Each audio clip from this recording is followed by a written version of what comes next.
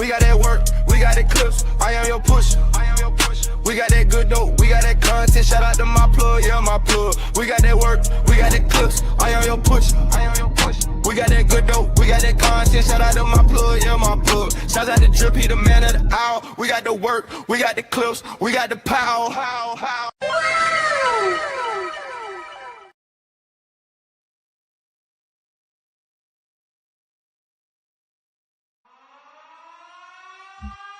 This is a certified hood classic, The Drip Show.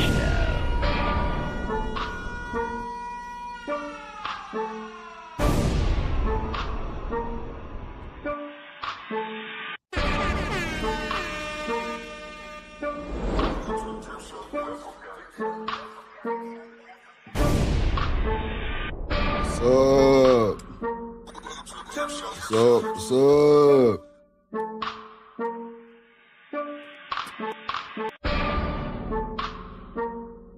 How y'all doing?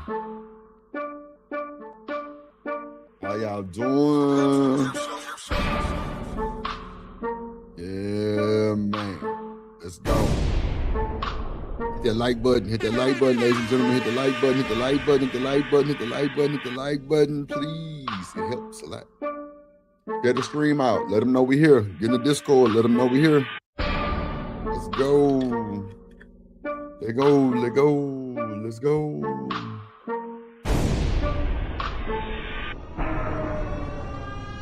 We got a hell of a show, ladies and gentlemen. Let's get it. This is a certified hood classic, The Drip Show.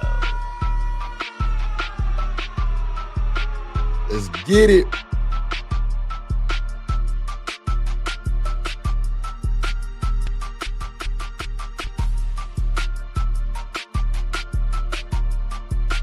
Hit that like button, ladies and gentlemen. Hit that like button. Let's go. Glad y'all here. Let's get it. Let's get it. Let's get it. Let's get it.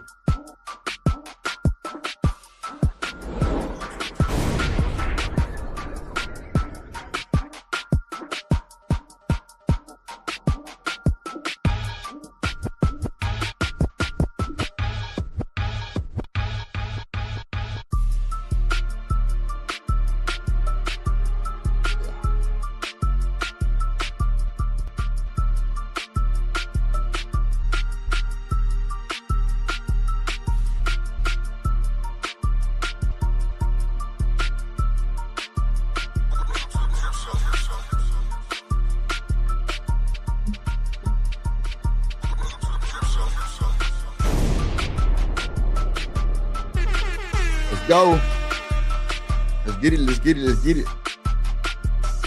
Let's get it. Let's get it. Let's get it. Shout out to the chat. Make sure y'all hit the like button on your way in. Hit the like button on your way in, please. Let's go. Hit that like button on your way in. Let's go. Hit that like button on the way in. Let's go.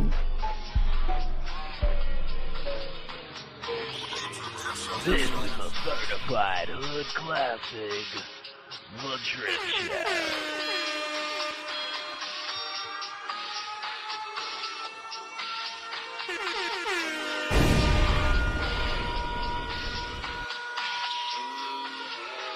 This is a certified hood classic. I'm in the dark. Oh damn. I ain't got my lights on, my bad.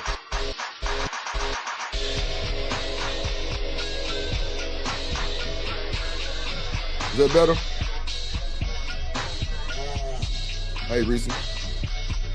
What's up, chocolate?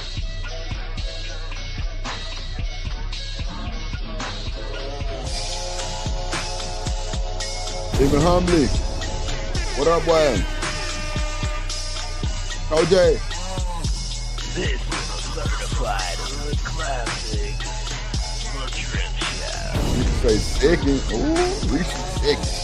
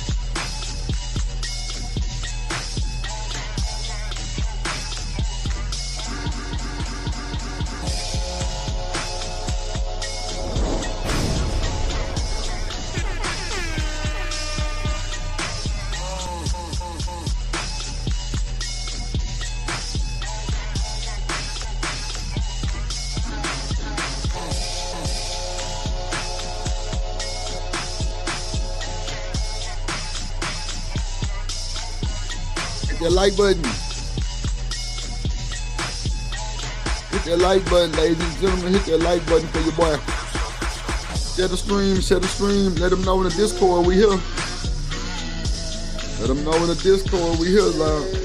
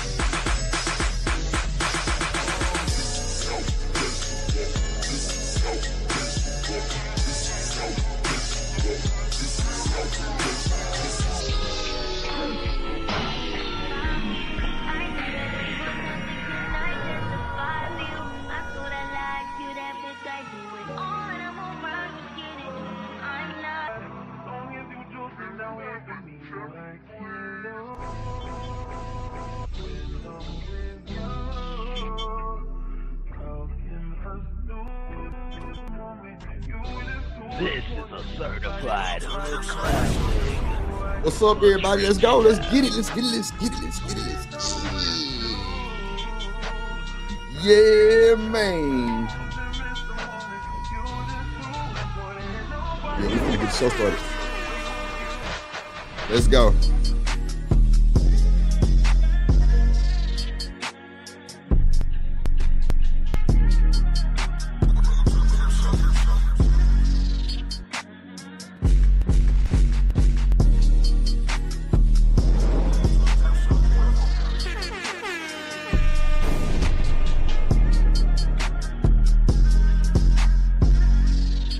This is a certified hood classic. The Trip Show.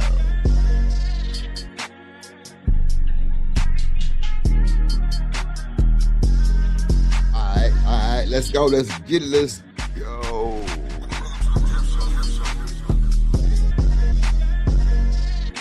We got a hell of a show today, ladies and gentlemen. Let's get to the bullshit.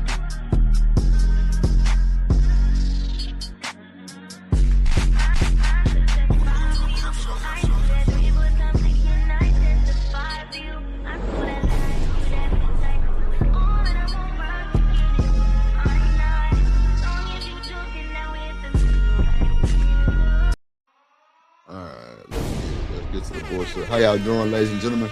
Welcome to the YouTube streets of Drip Nation. I'm your host, Himothy, aka Pick Me Drip, aka Drip on the Beach. Let's get it. Let's get it. Let's get it. Let's get it. How y'all doing today?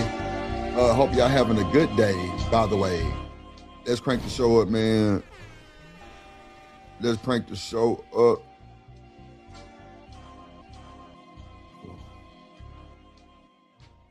Put it down, son. There we go. What's up, Shamami? You there? Hola. What's up?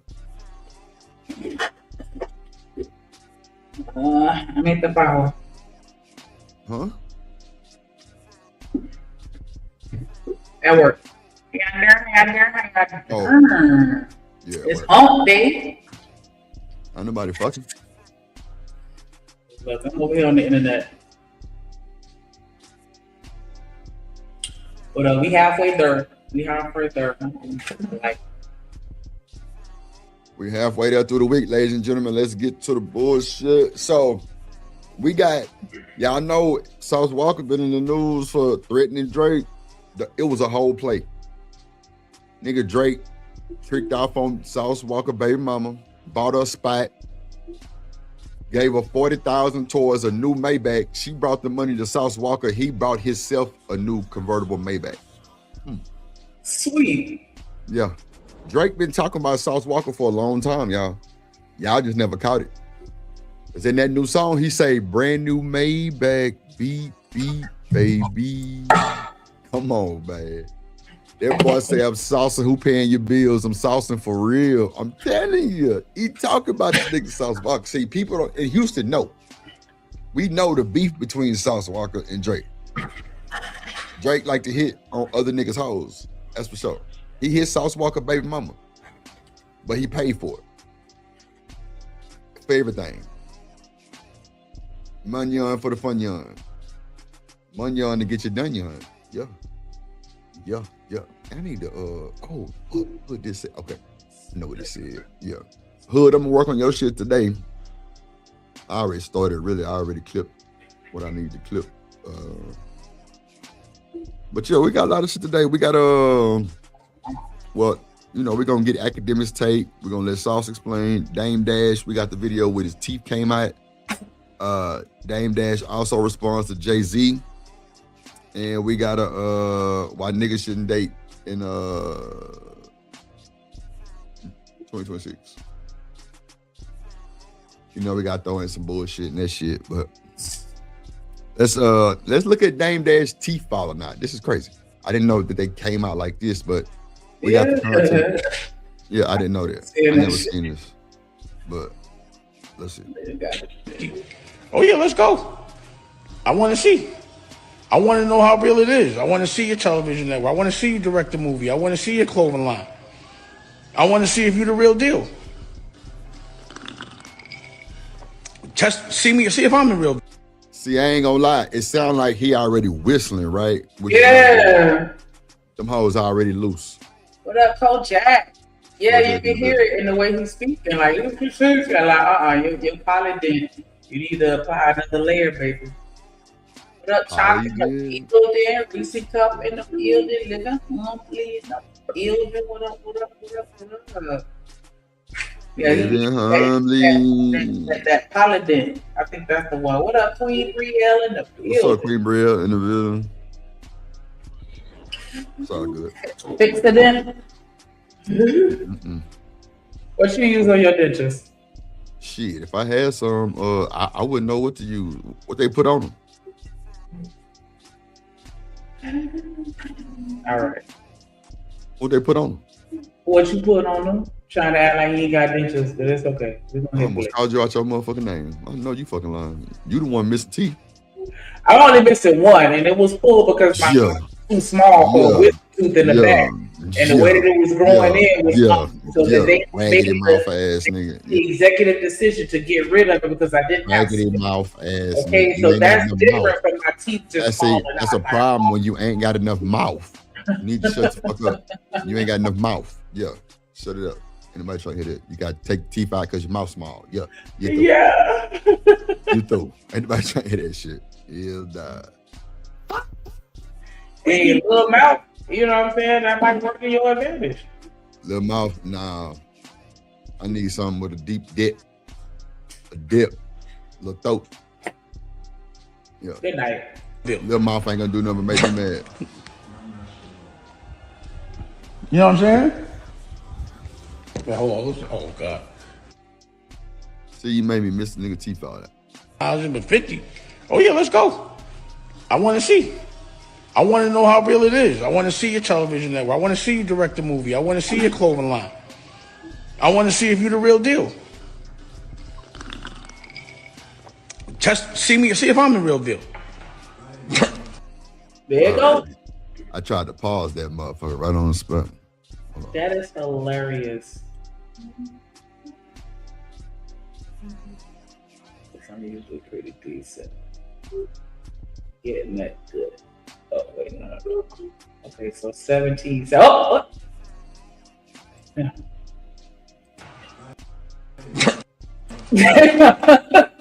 You trying to pause it while I'm trying to pause it.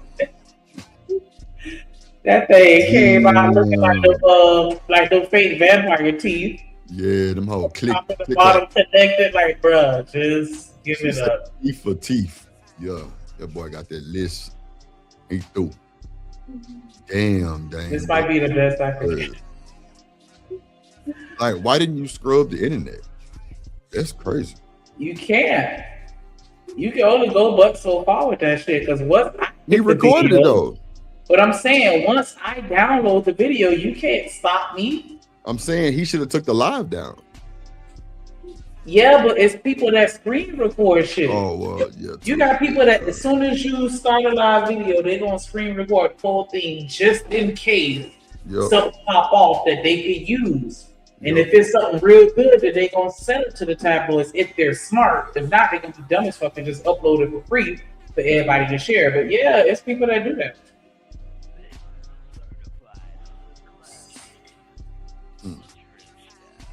Let's see this shit one more time. I want to know how real it is. I want to see your television network. I want to see. Yeah, see, when he drunk that juice, he should have sucked them hoes back in. Pause. He should have. Yeah. Back in. Ooh. Oh, gee. Direct the movie. I want to see your clothing line. I want to see if you're the real deal. See if I'm the real deal. What up, Amir?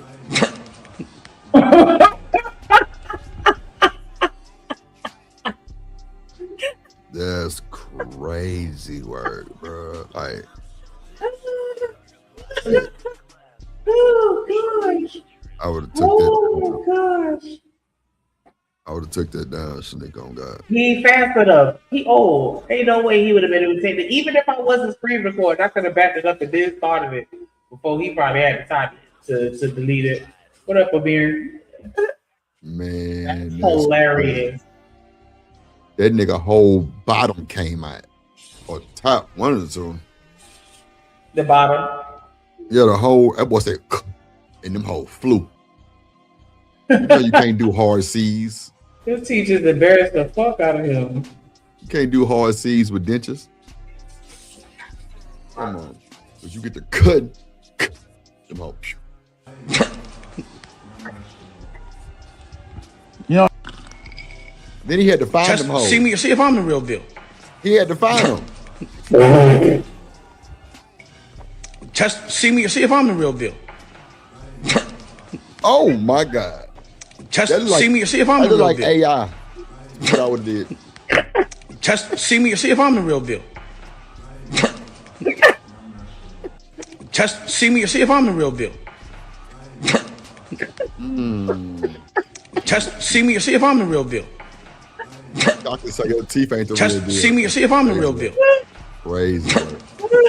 See if I'm the real deal. See if I'm the real deal. What's up, Riz? See if I'm the real deal. That nigga damn near on them hoes trying to find see if I'm the real deal. To grab him. They probably hit the floor. See if I'm the real deal. Oh my God. See if I'm the real deal. The whole 16 came out. The whole 16 piece came out. So now he gummy. Oh no. He gummy. He a little gummy. Like the whole 16 came out. That's crazy. So funny. Jeepers creepers. That ain't supposed to be that funny. And them hoes. Achoo. Oh my gosh. Hey man, he can't hold, man. He can't help it. He can't hold. No, so nigga, I thought niggas got veneers. It sound like he sneezed. Nah, he was getting ready to say something. Can't say hard C's. Hard C's is diabolical. That's gonna get you every time. His teeth flew out his mouth. Oh, bloop. He probably tried to catch him too. The whole bottom row. There ain't no lines in between them hoes. Them hoes. Oh my God, not one. Not one. You got the cheap teeth. I thought you would have got, damn. Right? Yeah, it sounded like he tried to sneeze. Oh my God. No, he was to say teach me, baby. Shebang. Okay, I'm gonna stop. I'm sorry. Oh gosh. His teeth escaping. That's funny as fuck. I ain't gonna. Oh god. Fucking hilarious. Oh gosh. You got a nice house though. Get ready to talk shit. Big ass house. That's Windows and shit. Talking shit. I wonder. What's up, Shonda? Hey. Damn, I got my good laugh in today. Jeez.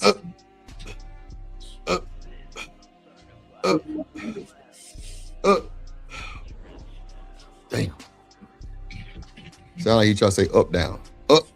Oh, and them hoes flew out. Probably hit the camera. They probably hit the camera. You gonna turn the camera off of them. Nigga, them hoes gone. They was escaped convicts. Yeah. The whole bottle came out. Them hoes was on the run. Them hoes was on the run, nigga.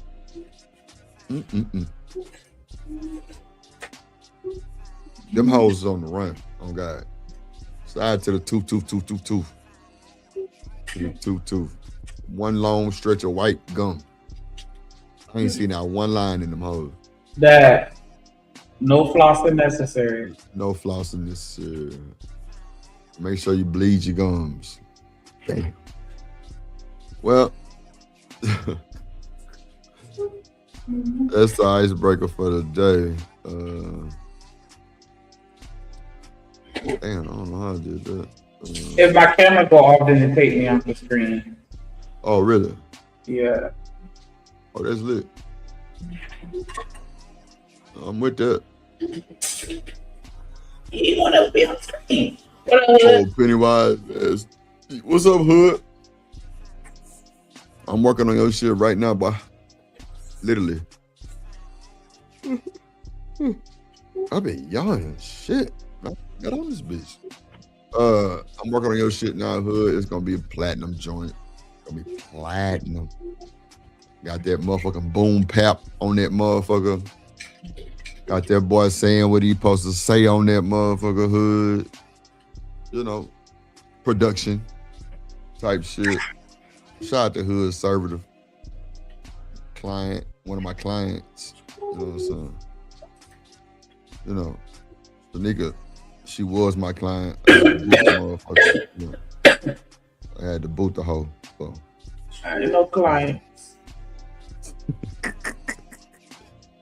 All right, so since we went with Dame Dash T falling out, let's go ahead and play the Dame Dash response to Jay-Z when he said what he said, the oops teeth.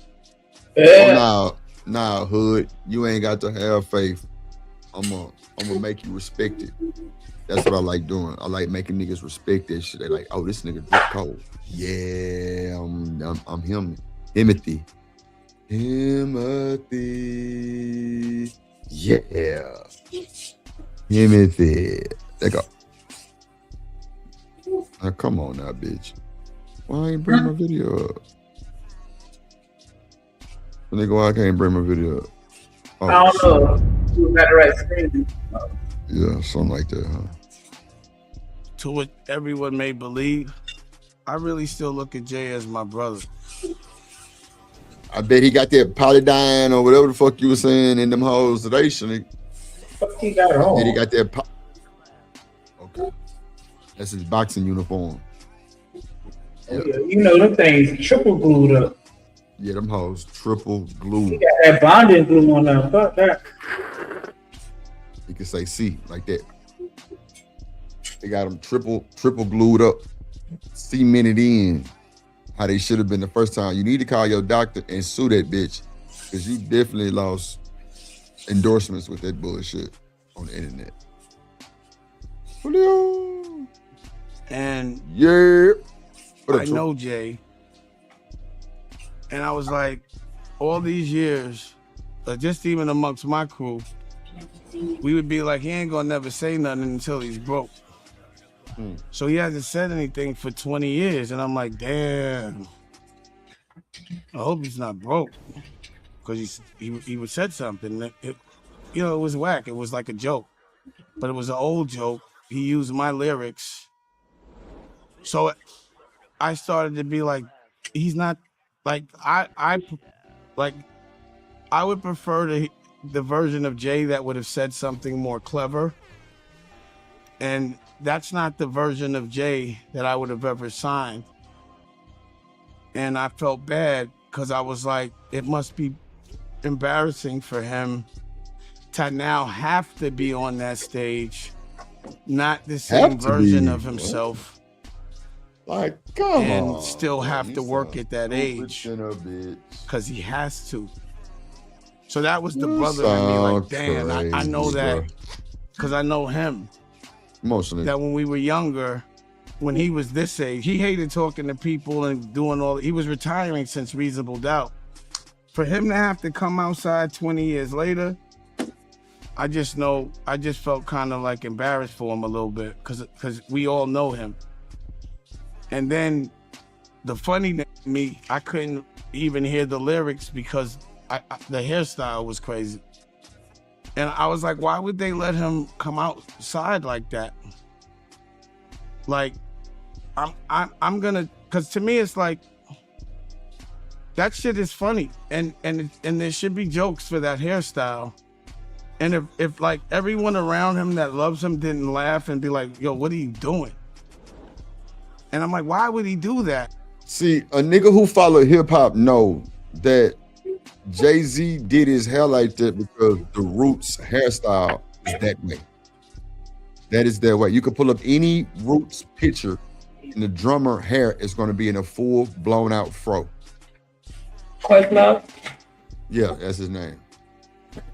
Real shit. So that's why he did that. Shout out to Jigga Man for knowing what time it was, understanding the assignment. Your damn dad's mad, pussy. Like, we want to see, and I'm gonna tell, because I still care about JJ. When you do Yankee Stadium, I need you to get a Caesar. I need you to put the Yankee hat on and do the thing to the side. That's what we want to see. We want to see chuckers. We want to see some jewelry. We don't want to see this version of you. I know Y'all don't think that was Jay-Z hair? Well, his shit was locked up, huh, Shanika? Mm-hmm. Yeah, some wigs. Can't you unlock them? You can uncomb them because, yeah, one of my friends want to take his out. So, why leave him to say he had a lace front on? Let's cover it. Huh? To be funny. Oh, okay. I thought he was for real. Reese said he combed the locks out. Okay. You can comb your locks out, yeah. It's gonna take a little minute, you know what I'm saying? But you can comb it out. That's what I was thinking, true. It wouldn't have looked like that, but okay. All right. don't. That version of The Rock was painful and hard to look at. That's what I thought too, Reese. It was a joke. It was a joke. Yeah, see, even Truth took it. See, Truth. Y'all taking Living Humbly serious. All the shit that Living Humbly be talking in the chat, y'all about a man wearing a lace front. Like, y'all didn't realize that was a joke. That's for y'all. Nah, well, I actually believed them a little bit because. OMG. No. You believe that Jay-Z would wear a lace front? I'm just saying, like, because I thought when your shit locked, it's locked. Like, you got to cut them. Nah. That's why I said that. But okay. Okay, I give you that. But no, you don't have to cut them.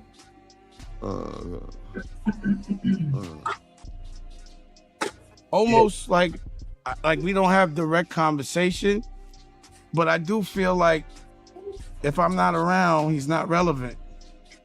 I feel like that's the reason why they have to bring my name up all the time.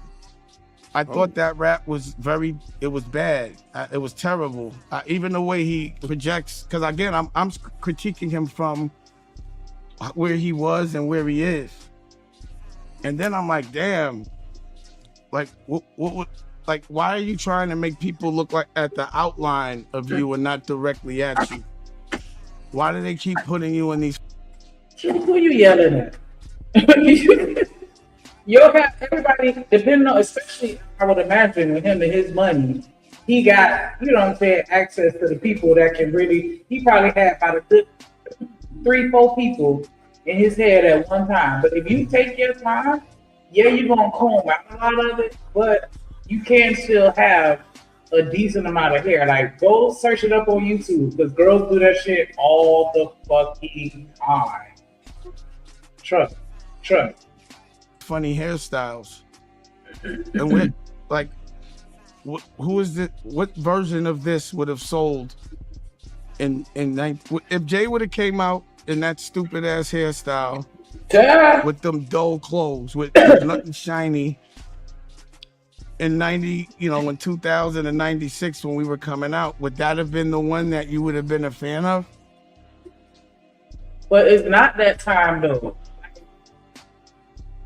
Can't Michael Jordan just show up and still get his flowers? He gotta always suit up and do some layups and shoot some threes and show that he's still the same person he was 20 years ago. Like, yeah. I mean, he ain't gotta do shit.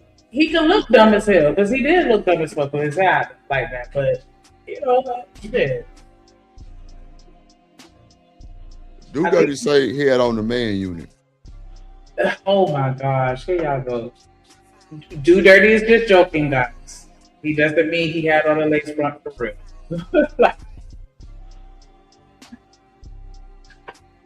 True. I don't know what the fuck shit nigga talking about. Jordan. Nigga, we know nigga Jordan stepping in the bitches sit down like Michael Jackson. No, but what I'm saying is he was like, imagine if he would have came out with that hairstyle and that same wrinkled ass outfit with no chains or whatever back in the 90s, you wouldn't have respected that.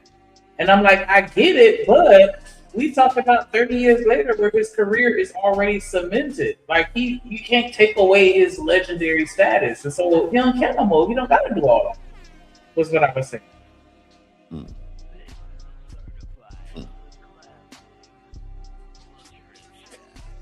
Because I think just like with Beyonce, she could come out in a muumuu, and I think she'll still sell records. Like, you know what I'm saying? Like, I don't think anybody gonna care because we've already seen so much to where it's like, I don't think that, you know what I'm saying? I don't know. Never mind. Go ahead. And then he's getting at Drake, and I don't think Drake can beat Kendrick, but I know Drake can beat Jay. I know that for a fact. And then I was like, damn, this thing ain't say nothing about 50. 50 been, where's 50? I wanted to, I guess he don't want no smoke with 50, but 50 been kind of quiet lately too, for some reason. And then I'm like, the businessman in me was like, oh shit, I got a TV show coming out that I licensed to BET. And I pivoted toward real estate and I have all these good things going on. This is the alley-oop. It really isn't too much I gotta say. I mean, I'm hearing everyone else's opinions. I don't have to say nothing. I feel like he has to deal with that backlash just for being that whack on the Roots stage. It's like, was he trying to look like the drummer from the Roots? Was that, what? See, that's what I was going with it. See, so he felt what I was going with it. I don't understand. And I don't know how he gets out of going from a dread to an afro in a day without patches and nothing. Like, was it to hide horns? Patches? So to me, that's what it looks like. Yeah, don't you comb some of that shit out? No, I mean, yes. Because your hair naturally sheds. And so there are going to be some strands of hair that you're going to have a ball of hair, but not all of your hair.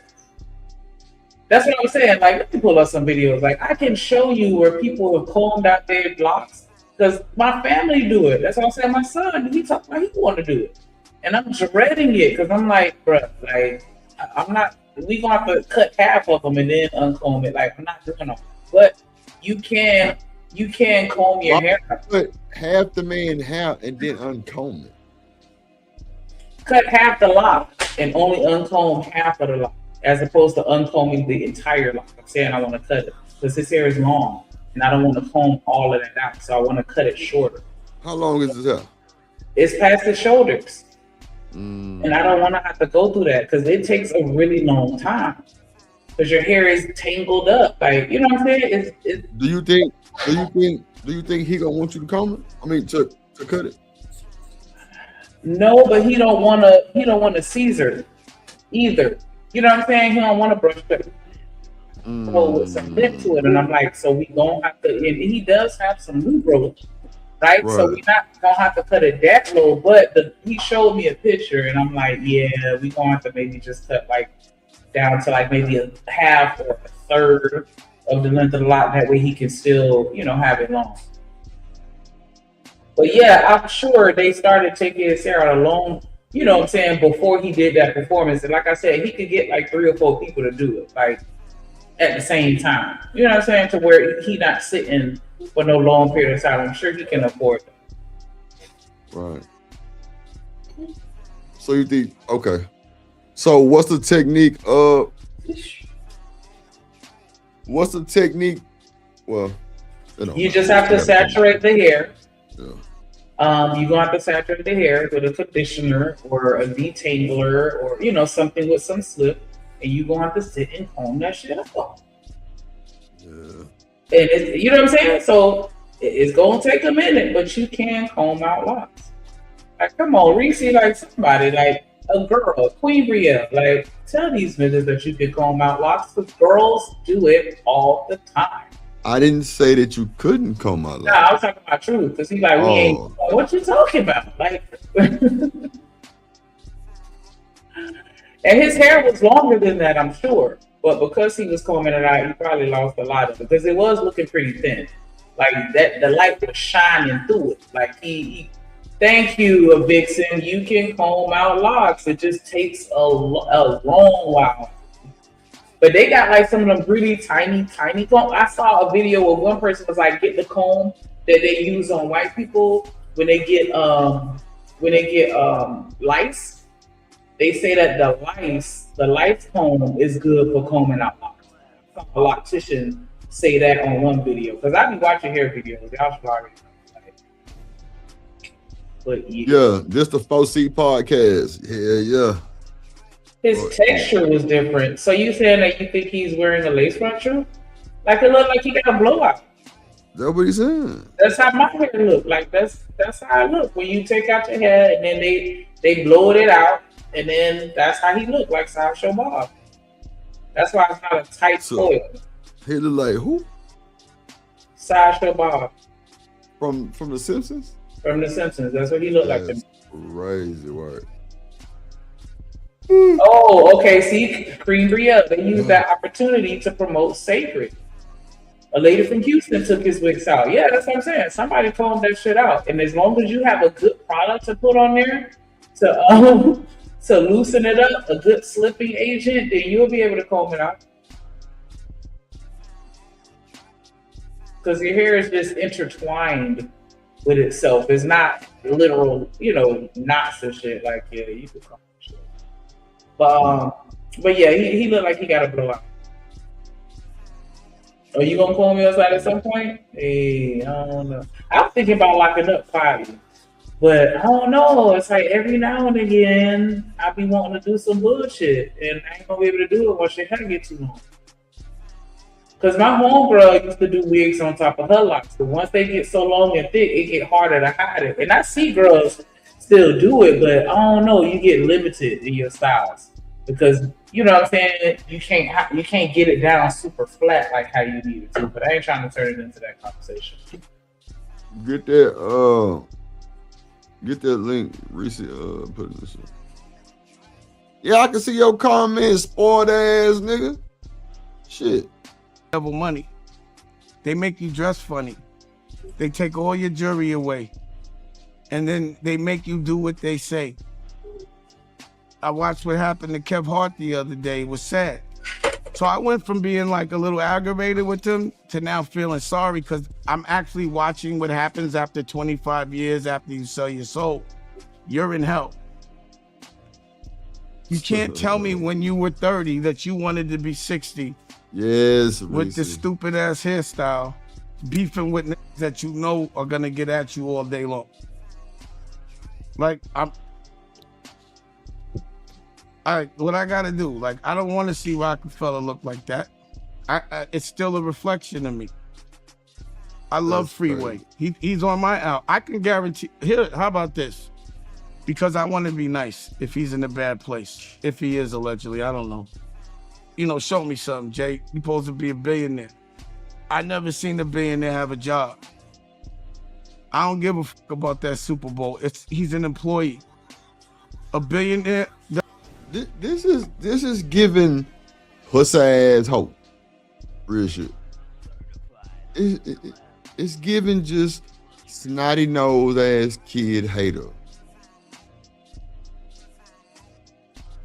I'm for real. That's what it's giving. Like this nigga, it ain't even funny.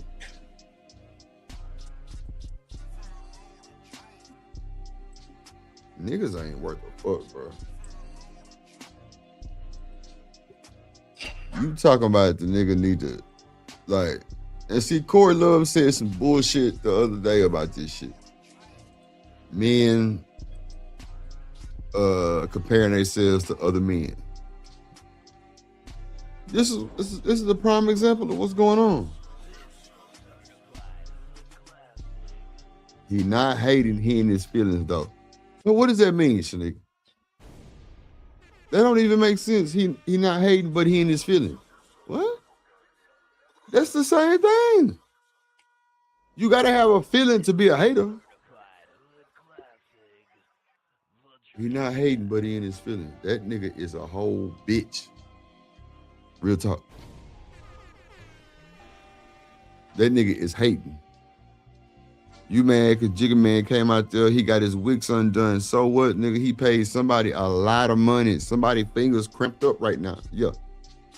Carpal tunnel. Yeah. They shit fucked up. Somebody, some African lady combed that boy shit out for sure. Africans always got the small hands. More than one did that. Yeah, they probably put a team on that nigga head. He had a team for sure.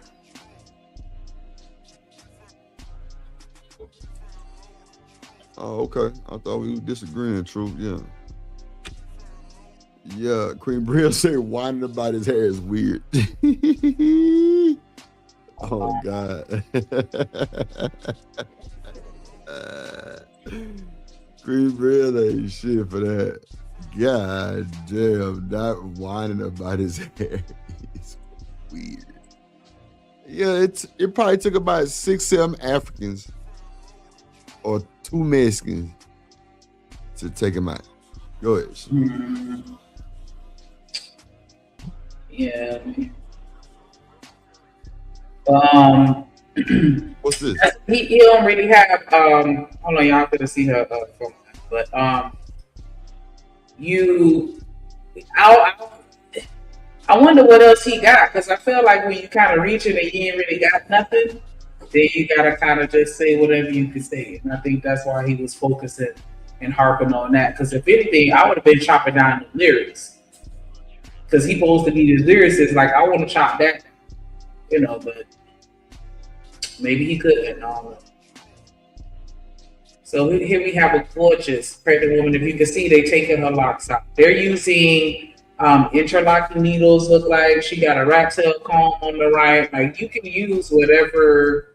And they don't even. I ain't even seen them putting the product on her. Look like they just, winking it. Or maybe they already did it and she just didn't do it on camera.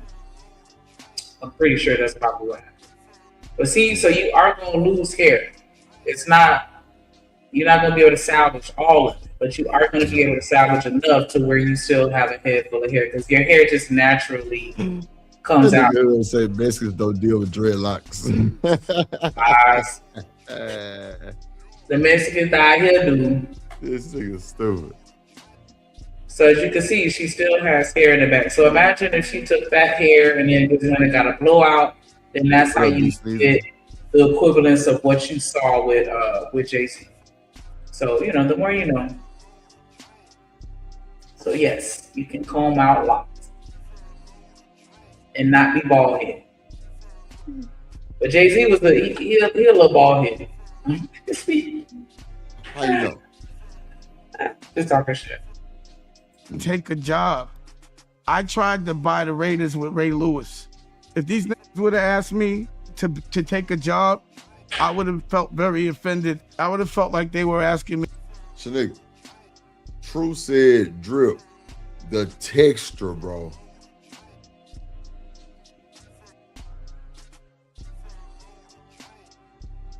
Is that a good argument for you to tell you that he had a wig on? He said his texture of his hair. So when you get wigs or locks, that does make your hair look nappy as fuck. But not you can have some real good hair, though, right?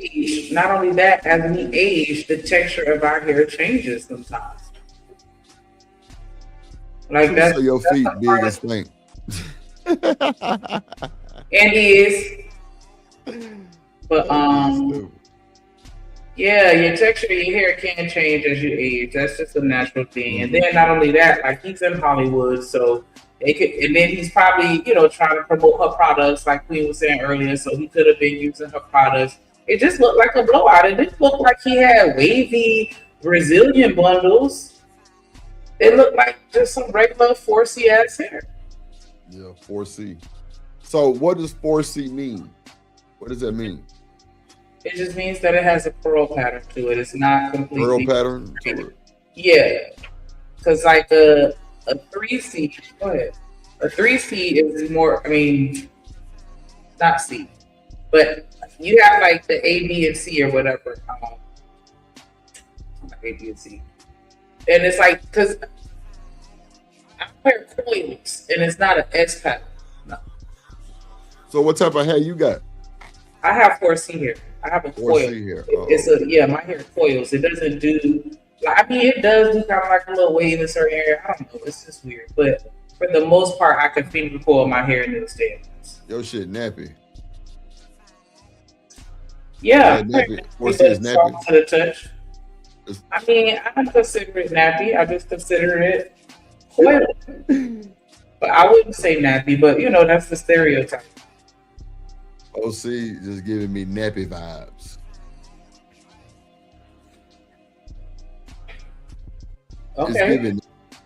I don't know. Let me stop talking shit, but because I don't want the sisterhood to attack me. But I'm just saying, like, oh wow, okay, yeah, I bet.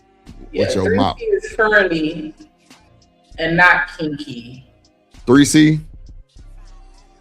So you said it's an A, B, and C. What's A and B? Because I think that's gonna get straighter.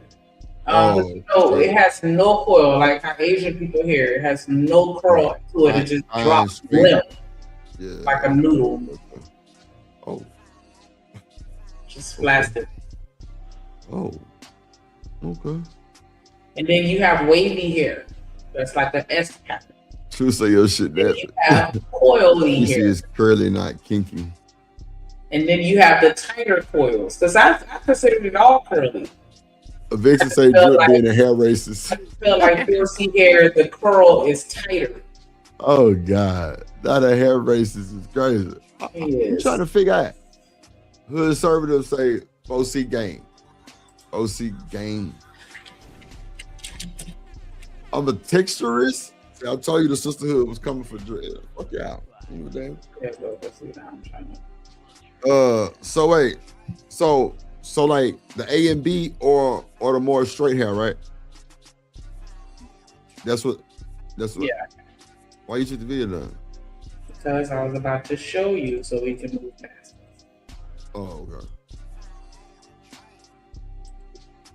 All right. So you see, you have the straight hair, which is 1A, 1B, and 1C. You see, it has 1A is completely straight, whereas 1C got a little something to it, but not really much. Then you got the 2, which is wavy. Right. Wavy, that's kind of like the 2C. That's the hair that we be buying. Is wave. Remember I was saying so that's where they get the wave, the body wave and the wavy. Okay. It's an S pattern. And then you have the curly hair that's more of a spiral type, right? But then once you get to the kinky hair, it kind of zigzags a little, and so it is a little different. So even though, like I said, I still consider it all curly, but it's technically not curly. It's more like but I don't think that it's as noticeable though. And so that's why I still just say curly or wavy or straight. You feel me? But it is technically considered kinky because as you can see, like the 4A is still like a curl, but then the 4B and the 4C, you see how that looks like a zigzag? It's not. Yeah, like a little. It ain't the S with the curve. It's more of the hard point. Yeah, I see it. Like you're doing the cursive letter I. Right. Like it's a weird. I ain't gonna say weird. I'm sorry, that's the wrong word. Wait, I typed it on here. Shush. It's the tightest, densest, and coiliest. See, they say coily instead of curly. That's how they define it. Coily. Right. So I'll take that. And you do. Yo, all right. Yes. Get back to the video, shit. We had our daily dose of hair. Yes. So when y'all helping y'all ladies with her hair, taking them braids out. Yeah, we want to be that nigga. Take the braids out. That was her. Would have been like, yo, man, get the fuck out of here. I just tried to buy a team, and you telling me to do the entertainment? That's just not me. That's not my perspective of boss, is when a white man gives me a big job, because that means that white man can fire me. But what I know about business, that nigga hating, bro, is real hard. It doesn't matter how much money you make. It's how much bills you have at the end of the month. So if you make $1 billion a month and you and your bills are $1 billion, 10 million, you're 10 million in the hole every month. You live well, but you got to work really hard. And I know too much. Ooh. Yeah. You know, it's funny because I know they got double agents all over. They play like. Yeah, so what he's trying to say, that's why they still working so hard? Because Beyonce damn sure still working. I thought she would have sat out by now. I mean, she don't have to work. Man, she is not working hard. Stop the cap. She got kids that she raising. She doing her thing. Beyonce chilling. She might drop an album every 3-4 fucking years. And it be stupid dumb. And then she go on tour and make $1 billion. Quick. Come on. She ain't motherfucking working hard. That motherfucker's chilling. Like she need to be. What's up, Relentless? What's up? I spoke to you, Queen Bria. Yeah, I did speak to Queen Bria. Coach Jack say he back. Be easy. Yeah, be sneezy. What's up, boy? Who else? All right. True say his daughter. You never know though, because a lot of times, you know what I'm saying, people be covered apparently rich, but I would think that they straight though, because you know Beyonce's Beyonce, and she be charging like $10,000 for one ticket. Yeah, that's what I'm saying. Like, yeah, and she's selling that. She doing it's Beyonce, so yeah. Man, don't ever put Beyonce name in your mouth the wrong way again, my nigga. Real shit, like real shit. I ain't gonna tell you that no more. What? I say what I want. Real deal spill. 8-9 nigga. Like that. To me, bitch ass niggas unite. What I didn't like is that he paused. I thought it was disrespectful to call me a nut ass nigga. Like, even though that's what they say in Philly, pause. Don't play with me like that, Jay. Don't do the nut thing. That's nasty. You know we don't do that. Keep it jokes. Just keep it jokes. But if we want to battle, anytime Jay wants to battle on the stage, I will personally destroy him.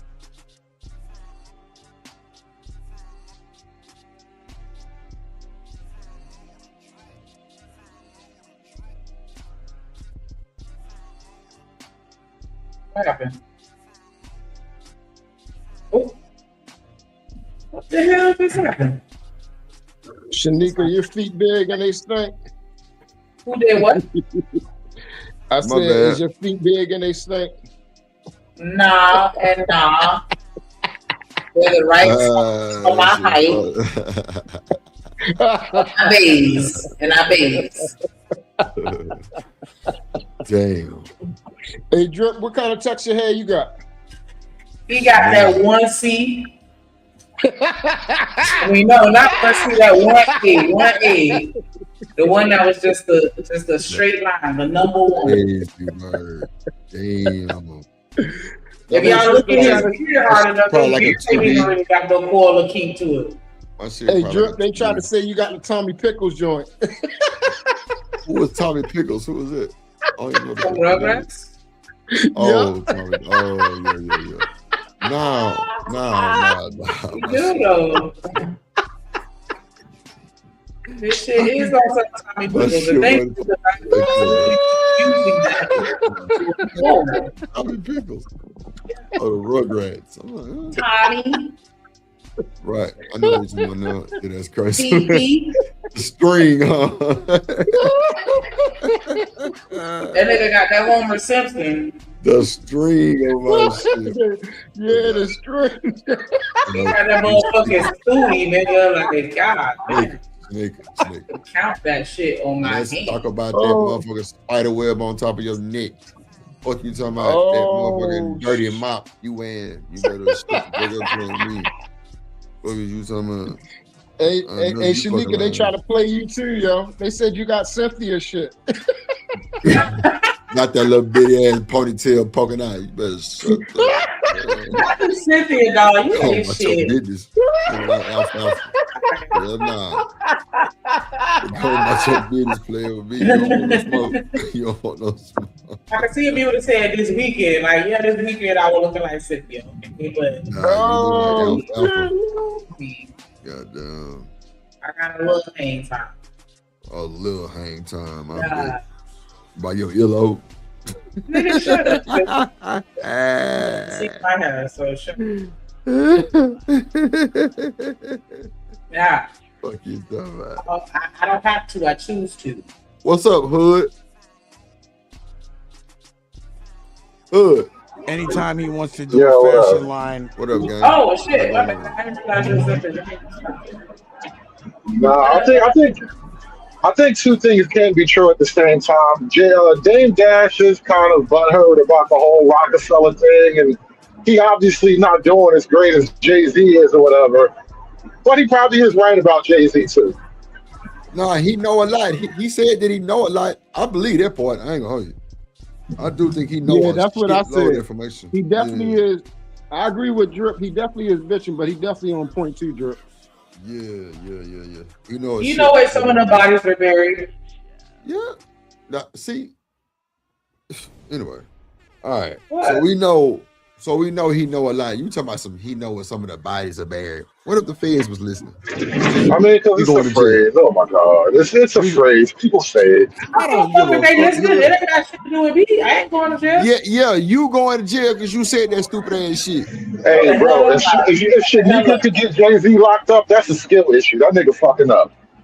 Damn. Like, don't listen to this dumbass shit. He just trying to say anything he can to insult me, and it's not gonna work. It's all good. What's up, Hood? What's up, you? What you got going on, brother? You know what, man? I heard a little bit of that whole thing because I just be scrolling by on my social media. That shit popping up on my Twitter or whatever. And they roasting the fuck out of Jay-Z right now. And in all of my years, I never thought I would see the day. But the internet really turned hard against Hov. And you know something else? This is something you learn as you grow up and you travel the world. Jay-Z is mostly loved in that northeastern pocket.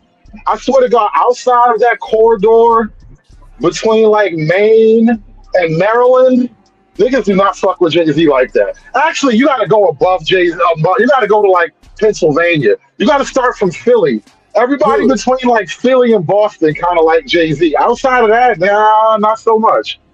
Hood, do you think Jay-Z had on a man wig?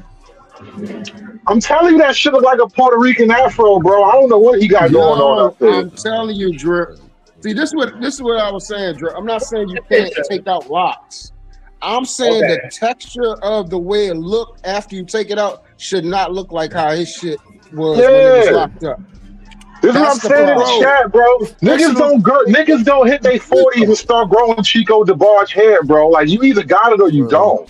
Nah, Hood. Come on. It was Chico DeBarge hair. Okay. This nigga said Chico DeBarge hair. You know what? I should have said El DeBarge. Everybody knows El DeBarge better. Everybody know who El DeBarge is. He got the El DeBarge afro right now. That shit look crazy. Shit. It's the same folks. They really is the same niggas. So it's like 5 of them niggas. This nigga crazy. Nah, I feel you though. Yeah, I don't think that nigga hair was that straight, bro. I don't give a fuck. It wasn't. It looks like a braid out. Yo, please pull up a picture. Please, I'm begging. A what? A braid out. What's that? When you take you have your hair in braids, when you take the braids out. Look at that shit. Now look. That's how my shit look. Now, Drip, when I pull braids out, that's how my shit look. Now pull up his picture with his dreads in. Come on, man. What? Bring up Rilla. I'm doing something. I'm trying to put this paper in this motherfucking shit. Rilla. So nigga, bring up Rilla. He is up, nigga. Rilla. Fucking tinky ass eyes. Well, I'm not looking at the screen. Oh, my bad. I want to smoke some too. Roll one up for me. I don't need smoke. That's what I'm trying to put the paper in this motherfucker, Rilla. This blockhead asshole. What up, gun butt Nika? Hey, what up? It's the same texture. It's the same texture. Hey man, y'all losing me. When did come masculine for men to be sitting up here talking about men's hair? Man, come on. I'm asking the question. I cut my hair off so I can stop worrying about it so much. Goddamn, right. That's a fact. I still push up on one of these niggas, goddamn, with the Debo. Yeah, I'm just curious, like, talking about his hair. You know, the loctician that came out and said, well, I ain't even that interested in this hair. I just think it's funny. That's all. That man, 56-year-old. I mean, you know what? Yeah, you know what? His craft. Respectable 56-year-old niggas don't have the Florida locks neither. I didn't like when he did that Florida lock bullshit neither. Like, stop trying to look like a young hoodlum. You too old to be looking like a young hoodlum, bro. He said the Kodak those are Florida niggas, bro. Florida niggas. Hold on now. Florida niggas did that shit, man. That's that Opalaka lock. He got the Opalaka locks, man. I'm not with that shit. What I know Opalaka, my nigga. What's the nigga name? From Maybach Music. What's his name? Gunplay. Gunplay. Yeah. Got the gun. God, dog. I think it's crazy, man. I think it's crazy that all this conversation around 3-minute freestyle. There's a reason why that's happening. Come on, Rilla. It was epic, Go ahead. bro. It was epic. It was epic. He shot the right shots at the right people, bro. Nah. You guys remember, like 2 weeks ago, there was a fight at some fast food place. This old black lady got in some little young teenage girl's face, and the little girl just pushed her, and the old lady died, right? Stop fucking with these young people, hoes. I don't know what's wrong with you. You're too old to be fucking with these young people. Tweaking. Stop it. You tweaking. Which that one of these young 70 people years you think old. is finna come for Jay-Z? You saying Drake? You think Drake is young? Hood? I'm just saying that rap is a young man's game in general. And so for Hova to come now at all of his big years to be out here wrestling with these little niggas, you look stupid. You really do. You need to go back. Go fuck. You got Beyonce. Like, you out here wrestling with these little niggas. Like, nigga, go find a hobby. No, go look, and a lot of y'all. You know what? Rich white guys learn how to sail boats and shit. What are you doing besides picking on young niggas? No. I don't know if you trolling or what, because I can tell a lot of cats ain't been raised in the hood, right? Because the hood, the old heads in the hood, they ain't provoked, but most certainly if you said something about them, they definitely gonna chastise you. Not chastise, chastise. This ain't the 70s, my nigga. Old heads are getting smoked. Yeah, okay. Well, which one of the young people that he addressed, and the only person that you could really say is young, is Drake, and Drake is 40. Drake is not 40, sir. What is he, 39? What is he, 30? No, Drip want to be specific. Is he 39? Yeah, he's 38. Going on 39, correct? Yeah. November. Yeah, this October. Yeah, November. So 40. Yeah. So he's 40.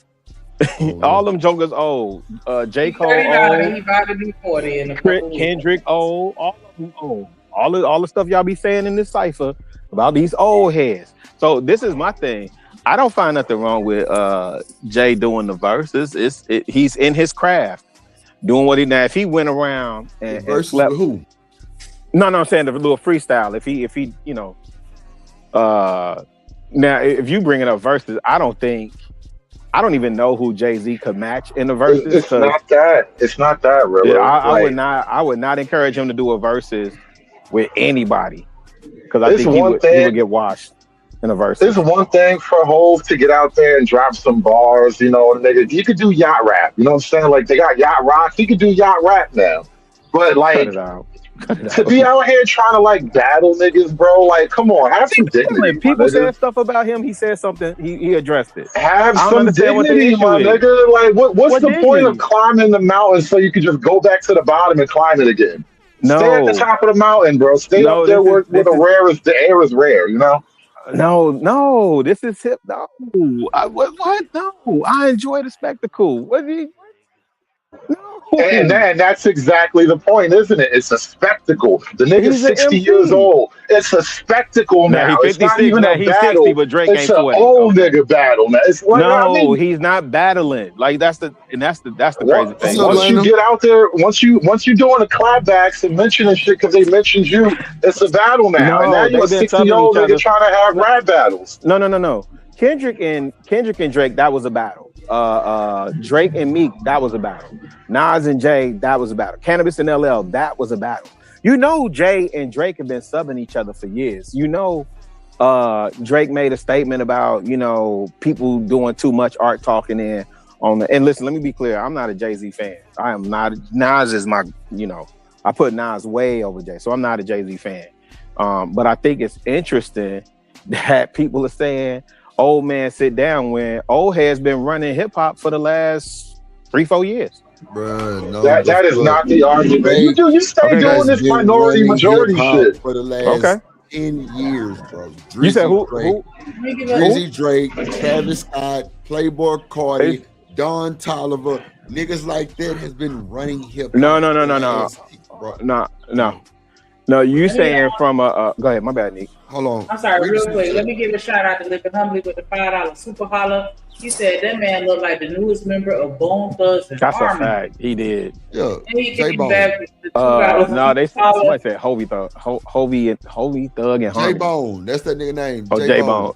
He came back with that $2 super holler saying, nah, they ain't old like J though. That mean he like 60. God. Really? The nigga about to be AARP? No, he's all. Who my player partner shout? Sat that guy from Milwaukee living humbly. My dog living humbly. Pimp player partner, my dog living humbly. Late trip, do it shout out. Let really do it shout out. Hey, really do it shout out. Healing humbly. Hey, oppression, I support the biggest in the game. Living humbly, who my dog? He gon' shout it.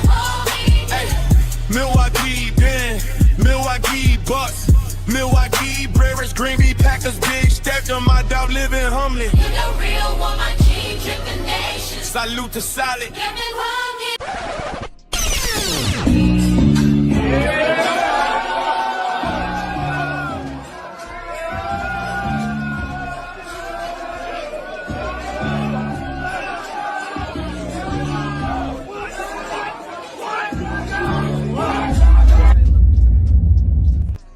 What up, OG Dope Dirty in the building.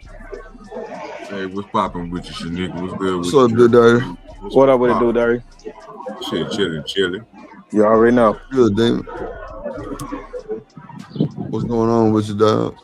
You think that nigga had on the motherfucking a man unit, bro?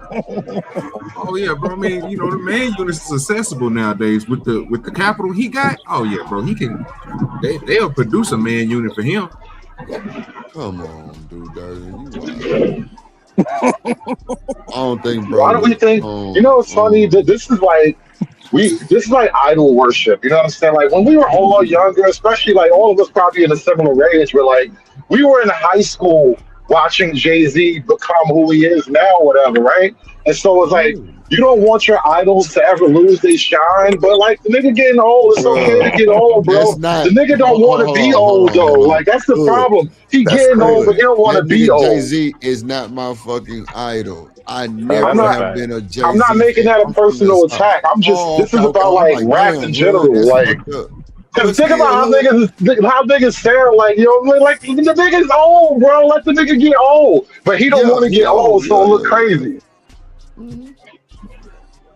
I'm with all that shit. I got you for sure. You absolutely right. The nigga is old. Let him get old, do his thing. It's a. I hear it's a privilege to get old. So you know what I'm is saying? What? What is he? Nobody told Quincy Jones, "Hey, you old, stop producing." Nobody told Miles Davis, "Hey, you old, stop playing." Nobody telling you old, stop singing R&B. But for some reason, when it comes to rapping, you old, so stop rapping. A fun fact, real shit, no captivity. Quincy Jones is my cousin. Like down I'll say word. Nah, shout out to that. On my bro. So that's your genetics. I feel you. Nah, I feel you. It's genetic skill. With Shaq and Quincy Jones from like 20 fucking years ago, nigga, when Shaq was fucking like a kid, nigga. I was like, what the fuck? She was like, yeah, that's your cousin. I'm like, what? I really do wonder if y'all related to the Jones brothers, man. That's dope. I ain't never seen, met the nigga, none of that shit. You know what I'm saying? But no, not that. The reason why they left Chicago was because there was Quincy Jones' daddy used to do work for the Jones brothers, who was doing the numbers, which became what we know today as the lottery. The Jones brothers literally was running the south side of Chicago, and they're on record saying, "Oh, no relation." But I'm just curious. But go ahead, you got it. That's dope. That's dope info, though. Yeah. But nobody told Quincy Jones, "Hey, man, you too old. Stop producing." You know, you need to do what old niggas do. What do old niggas do? I think rap is unique, though. That's kind of why it's a totally homegrown creation, created by the youth of literally created by the youth. Yeah, but only 50-year-old niggas listen to jazz right now. You see, like it's not the same. No, rap right now is the culture of young people. No, but I know you know this, Hood. When you look at the early days of jazz, that was created by young people. What did the Zoots do? Right? I get and so that. when they got older, nobody forced them out. Nobody forced them out and say, you too old to be doing jazz music. Now, the concept that we think hip-hop is young, again, there's a hip-hop bar for everything, right? Harris once said, the reason why I say, what do you say? The reason why I say like all on the whole, because rap isn't even 20 years old. 50 years down the line, you can start this, because we'll be the old school artists. And even in that time, I'll say a rhyme, brand new style, ruthless and wild. Running around spending money, having fun, because even then, I'm still number one, right? That's that should sound lame when you're 65. No, it don't. That's what I mean. Like, bro, at some point, the party over, bro. Like, you sick. How you gonna be rapping about bitches and hoes and you got like grandchildren and shit? Like it don't work to say no more, bro. Like, what 60-year-old rapper you see doing that, bro? I didn't say anyone did. I'm making a point about age and places in life, and rap is not for the place in your life when you're 60 years old. Like, it just don't match no more. So let me ask you this, Drip. So now they can only rap about bitches and hoes? Hold on, Rilla. I wouldn't say that it's not in your life when you're 60, bro, because like a lot of people really find a lot of gems and, you know, a lot of shit that they work with that experience plays a big part in that type of shit then. You know what I'm saying? Because everybody don't want the new engineer. Everybody don't want the new producer. So Scott Storch might be 60 years old and then they can still making hits.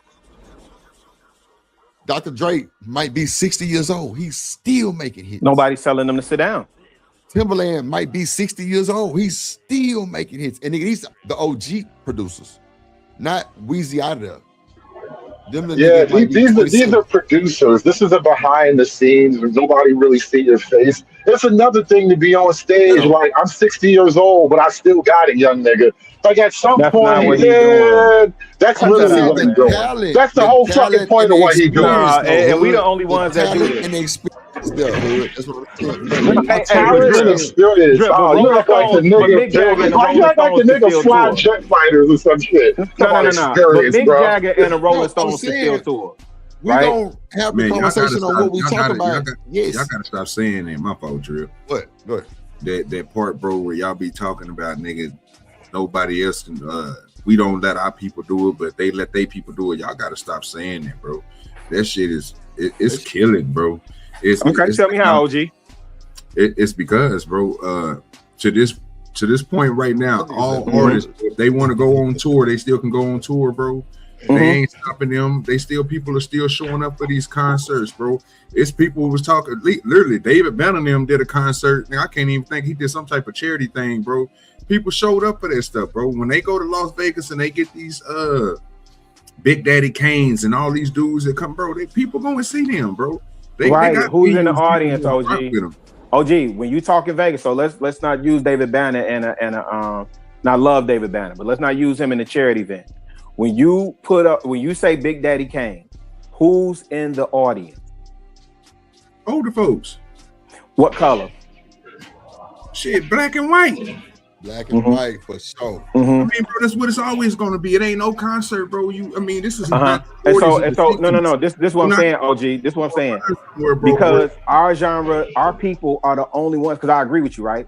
Big Daddy Kane still on tour. Wu-Tang still on tour. Nas still on tour. LL got Rock the Bells, which is literally all old school acts, right? Nobody trying to compete with these young bloods, man. So wait, who you think? What did you say, Real? What did you say? Nobody trying to compete with these young bloods. Nobody trying to compete with these young bloods. Wait. I'm gonna mute in a second. I don't want this to go too far left. Come on now. Don't make me pull out the panel rules. When I talk, don't nobody cut me out. This shit. So wait, who do y'all think Prince's audience was? Everybody, bro. His core fan base. I've worked soundboard ethnicity wise. I would say like his core fan it was base. white people, bro. On my mama. His core. It's almost always white people once you hit a certain plateau. Like that's just the way it is. That's what they call a crossover artist. Like once you get past a certain level of popularity, that means white people like you too. I want to hear what the white Drip people was gonna say about was out Prince. there with but Jay-Z. Do you think Jay-Z audience white too? Who do you think Jay-Z been talking to for the last 20 years since fucking Blueprint came out? No. Hold on. Yes. No. Why do you think I called? Why do you think I said he should do yacht rap? Ever since that nigga hair started looking funny, he been trying to cater to that yuppie white liberal image. He don't give a shit about the streets like that no more. He's not trying to be on the streets like that, which I'm not saying you should, but that's my whole point. Like, you don't get to come back now and be like the gangster dope dealer. Nigga, you've been hanging out with that. That's my fight, punk! Yeah, you got knocked the fuck out! Oh God, you got 5 minutes in the back, Hood. Shout out to a Vixen Forever. She say drop Hood funk ass. Baby, shut the fuck up. Oh my God. Well, let's get back to the video. I just don't see everybody, bro. I don't see us getting hearing about nobody, bro. I literally just seen them snatch Patti LaBelle off the goddamn stage doing her concert run with her and her folks, with the one with her and Stephanie Wills. I can't think of the old women. There's a lot of them on there. Shaka Khan. No, I'm talking about Patti LaBelle and them. I just seen her old self get snatched off because of a bomb threat. But when it comes to Prince, I understand what you're saying, Drip. His core people might have been black in the beginning, but once he got that notoriety and he started going overseas and stuff, he became everybody's favorite, bro. Rush Hour, you got to think about it. When Rush Hour came out, bro, he resurged himself. Everybody loved him again because, you know, it's the only thing they was doing, Michael Jackson and Prince songs on the movie.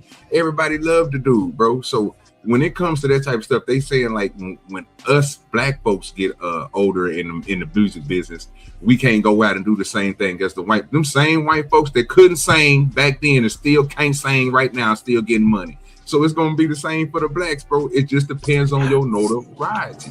Where you sitting at on I'm specifically talking hip hop. I'm not talking about R&B. I'm not talking about R&B. If you talk about R&B or jazz, I'm talking about hip hop specifically. So you telling me ain't no hip hop artists? So people with that was in T.I.'s era, Boosie era, You talk about people that was living before that, LL and all these dudes. T.I. still active. Okay, but Bruce is still active, bro. What I'm saying is Jay-Z is obviously still active. So what I'm saying is, bro, we saying that our people can't go out there and people ain't gonna support them. That we just gotta stop saying that.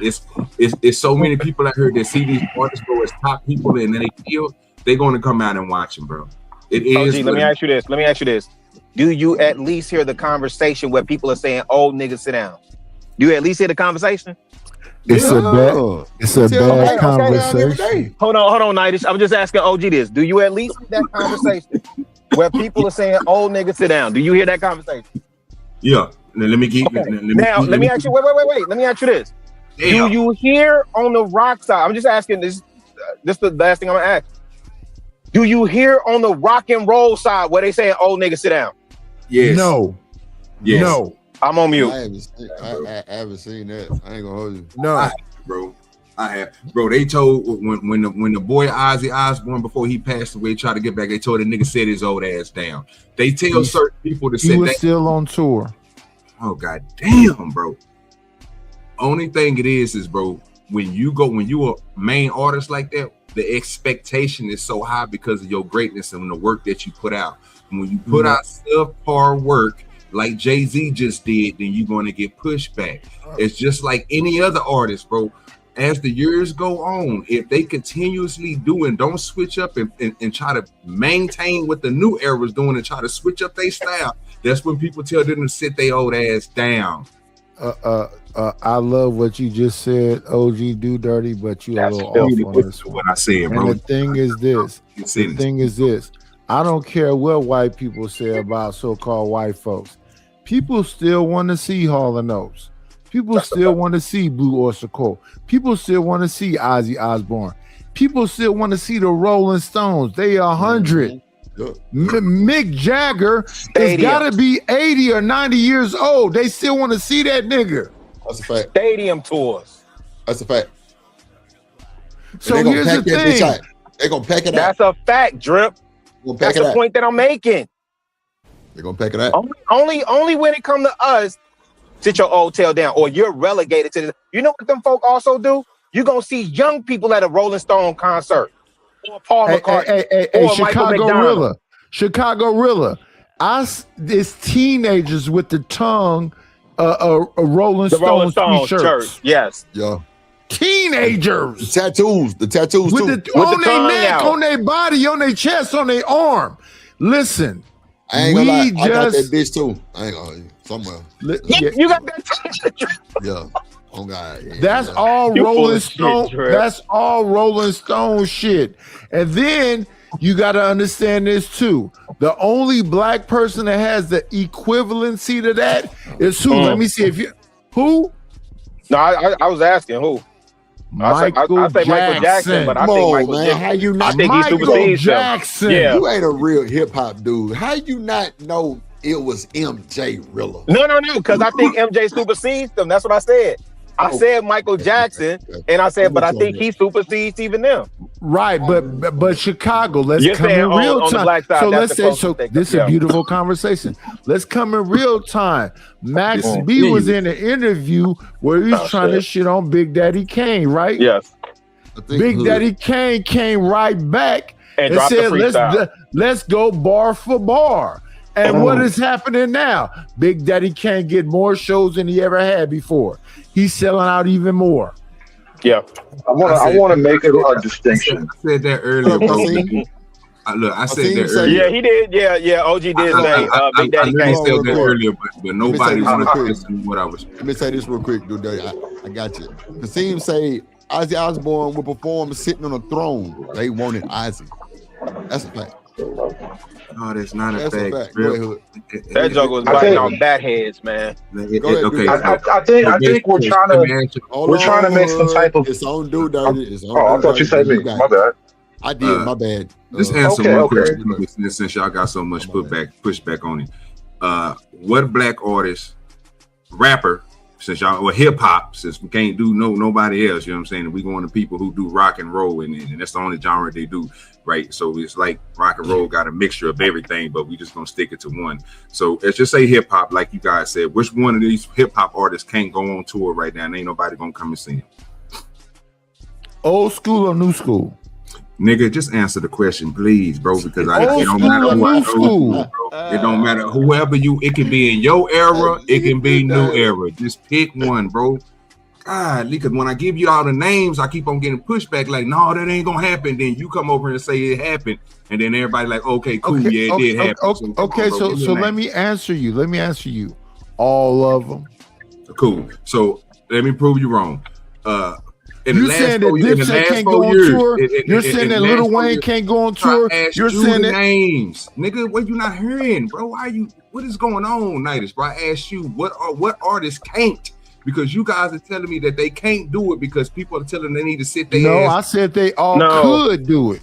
Yeah, that's not the argument, OG. The argument was that in other genres, you don't hear people saying sit your old tail down. It's only in rap music where we say you too old to rap. Sit your old tail down. Can I offer another That's what the conversation part to the conversation? I think we're leaving out the very nature of rap itself. It's about young street niggas rapping about violent street nigga experience. And at some point, bro, shit, bad. That's why nigga like Big Daddy Kane can still tour, because he's not saying shit that's a little bit weird, but it's not the same as a 60-year-old nigga rapping about cocaine and shit. Is Jay-Z really gonna talk about money, cash, hoes? Let me ask you this, Hood. Are you familiar with Little Brother? Who's Little Brother? And tell me why I should be familiar with him. No. It's a musical group. Don't worry about it. You're not. I just want to hit on who you're familiar with. What about De La Soul? You familiar with De La Soul? Yeah, I'm familiar with De La Soul. De La Soul, and this is why I say, Drip, in the last 3 years, the old heads actually been running the game, my opinion, because you have had these for now. Look at the Grammy list from last year, right? Now, I get it, Kendrick took top rap album or whatever, but who else was in there? Clips, who was also nominated for Album of the Year. Y'all consider them old niggas, right?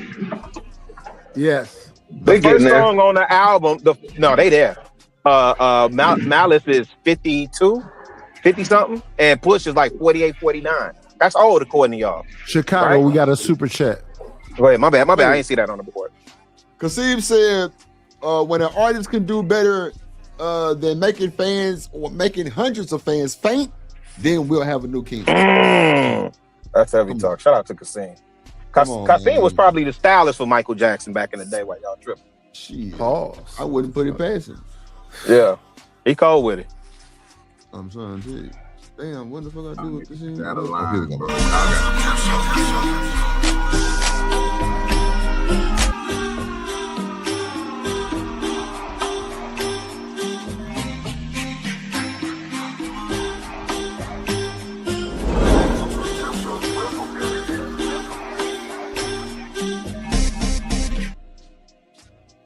Hey, though, shout out to my boy Kasim. Appreciate you, my boy. Do your that's thing. a perfect song for him. Come on. There's a lot of disingenuousness going on. That's that drip on the beat remix. That's dope. It's a lot of disingenuousness going on. Go ahead, OG. My bad. I'm gonna say this, bro. I wouldn't even put that bag on Kasim about dressing Mike. The boy couldn't dress, bro. I don't know what the hell y'all niggas are looking at this nigga. Wait a minute. We're not finna allow OG do dirty and bring his ass up here. Listen, it's something.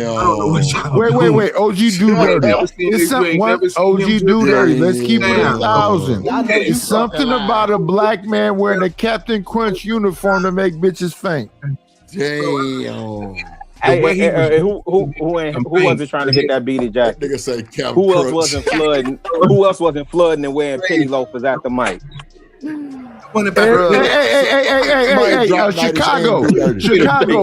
Chicago. Real niggas had a Michael Jackson jacket. Hold on, beat it and a Billie Jean jacket. The zipper Somebody jacket. Nightish and do dirty immediately, bro. These niggas talking crazy. Say, fam. Y'all trying to tell me that this boy had an ensemble? Mm-hmm. What? Boy had a whole presentation, a whole production of unit of just presence. Yes. Wait. OG Do Dirty. You don't understand that so-called gangsters went out here and got an S curl and then faded the side and pulled the front down. Nigga, stop talking about the man's speech. I don't care about the glove. They did how they edges laid. Me, man. You over here. That dude that he dressing like these niggas out. He dressing like these niggas. Excuse me, OG Do Dirty. Full Force was a bunch of buff, dark-skinned niggas with S curls with the point full force like Michael Jackson. With the Let's keep it 1,000. Bro, I just did. Go back and watch House Party, nigga. Go back and watch. Nigga, go watch a concert from this nigga. He got on Little Nas X clothes, nigga. Oh. And listen, white women was fainting. I don't care about that, nigga. It's still sassy. Black one was too. Hey, wait. Chinese, OG, Prince, do you think Prince could dress? Hell no. Okay, you consistent at least. I'll give you your consistent. And even Prince had an S curl with the shit pulled down with Prince a blouse on. Too. That was a Clark Kent. Bro had that Clark Kent. That was Michael Jackson shit. Hey, Drip. Prince had them trying to purify themselves in the waters of Lake Minnetonka. Yeah. Hey, Chicago. Prince, hey, listen. I understand it was a competition between the two of them, but that man said Darling Nikki with a Michael Jackson hairstyle. Shout out to Darling Nikki. Real quick. Shout out to JD 1975 for the Cash App. Liz. Welcome to the show. Take me through the wire with JD 1975. Thank you for your support. Thank you. We want to thank you for the Cash App. Support the show with a donation to the Cash App. Thanks for the wire podcast.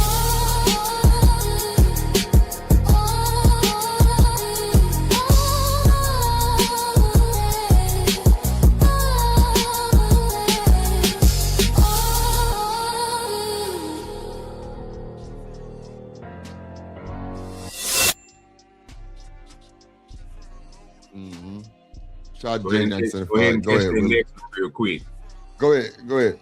No, you go ahead and catch that next one real quick. Go ahead. I ain't even see that motherfucker. Okay, shout out to that Bucket Seam. He say, damn. Yeah, 7 boom. I've been the back. OG Do Dirty. God damn, that's a bad Do Dirty.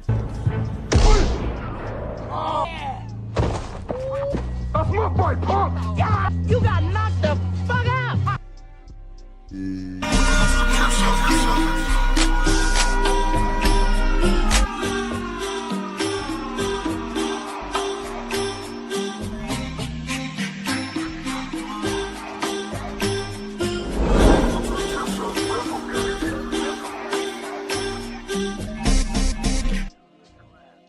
Damn it, Kasim, I was arguing with OG.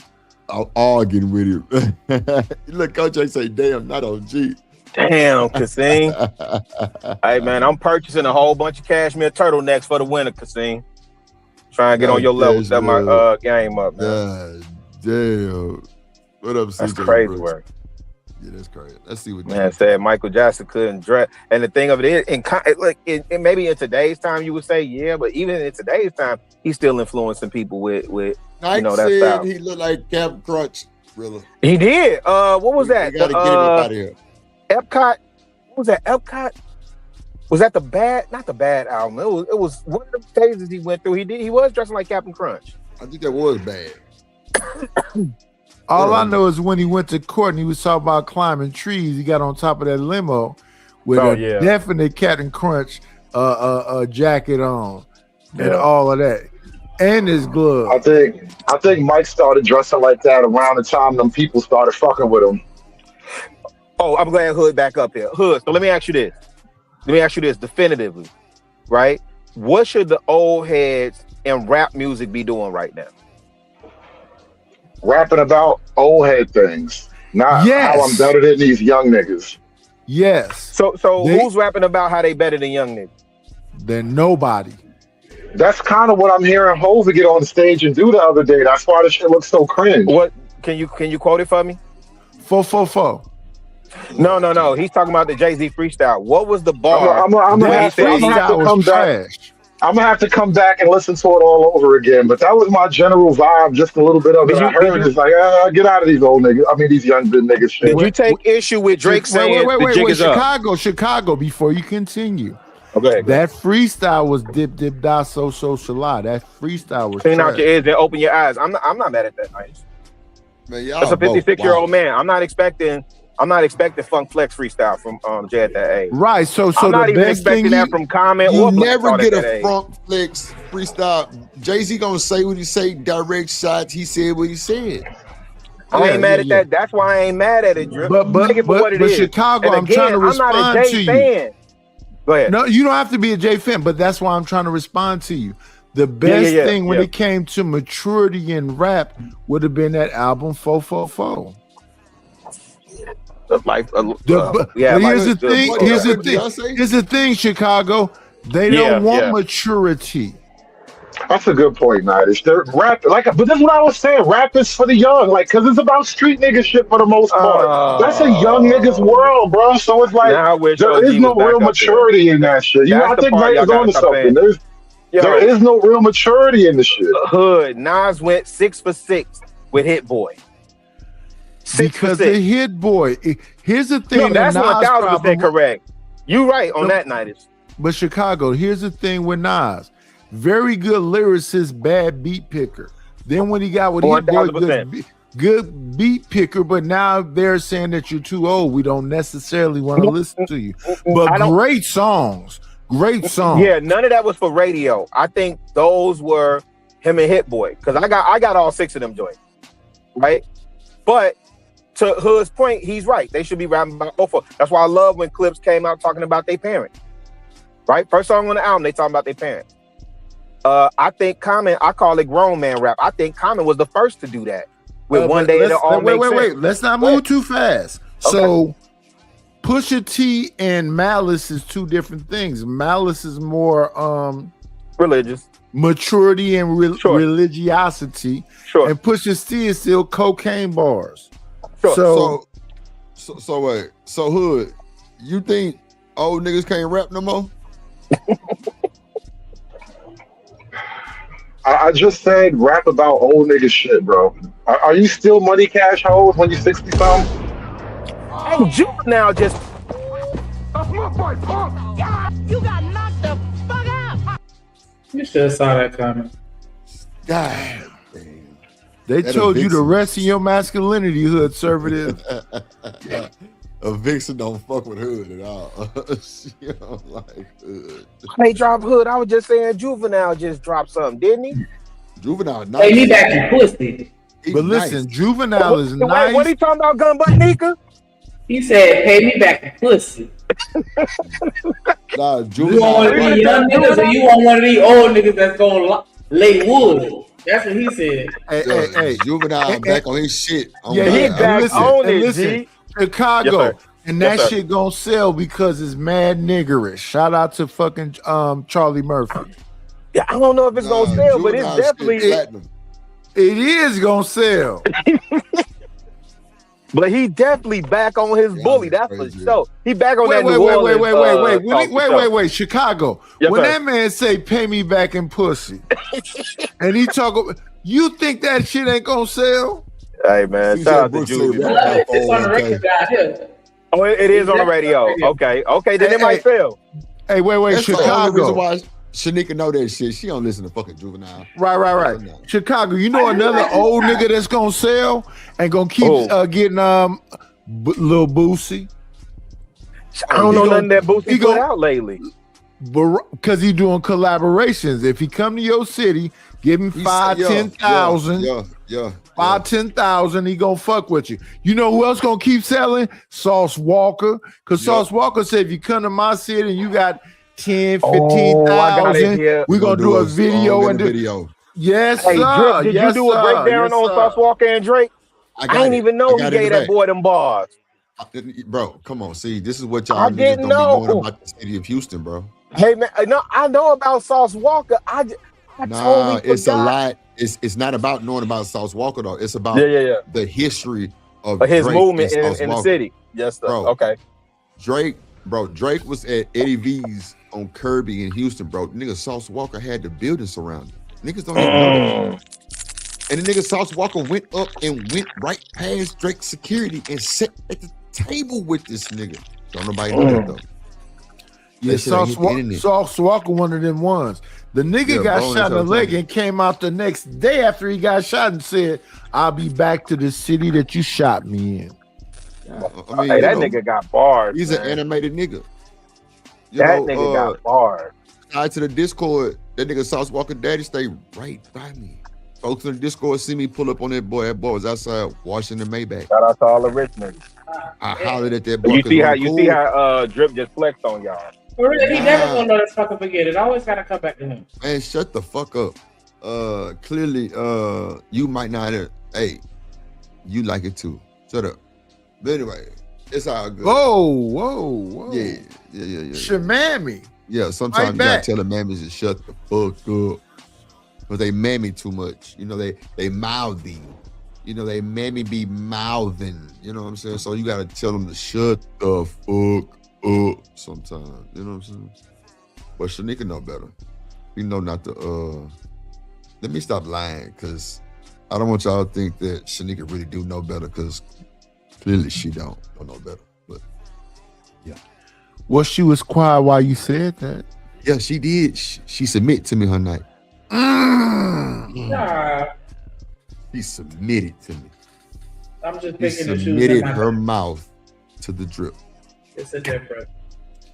Damn, that's crazy. Submitted the mouth to the drip. That's wild.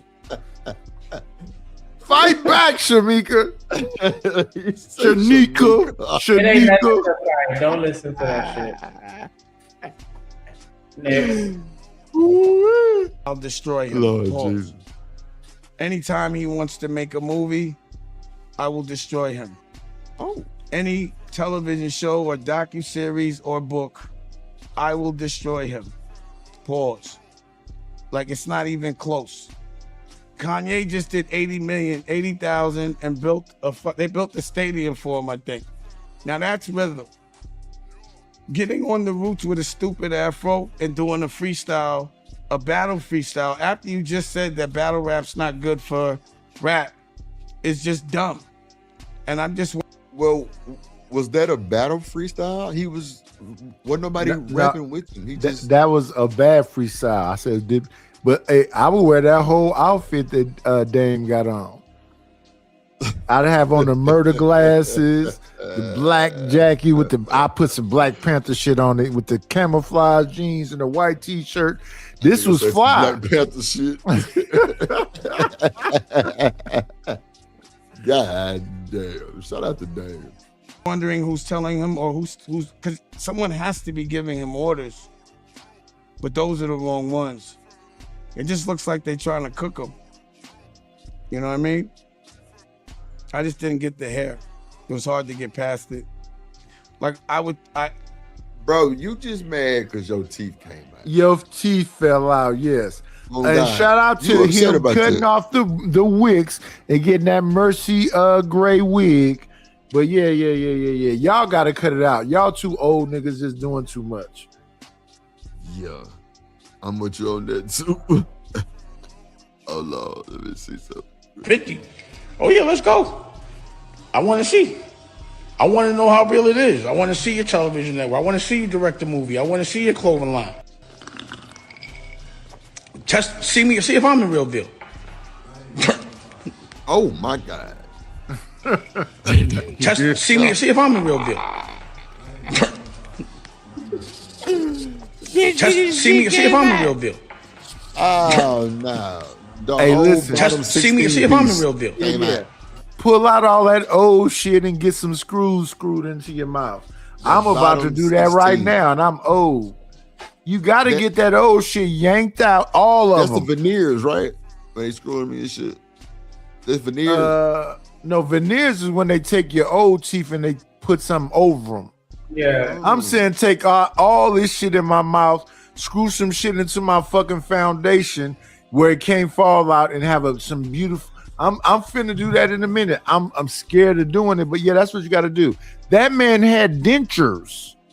Dentures are some shit you put in your mouth, and you put the little glue shit up on it, and you push it up.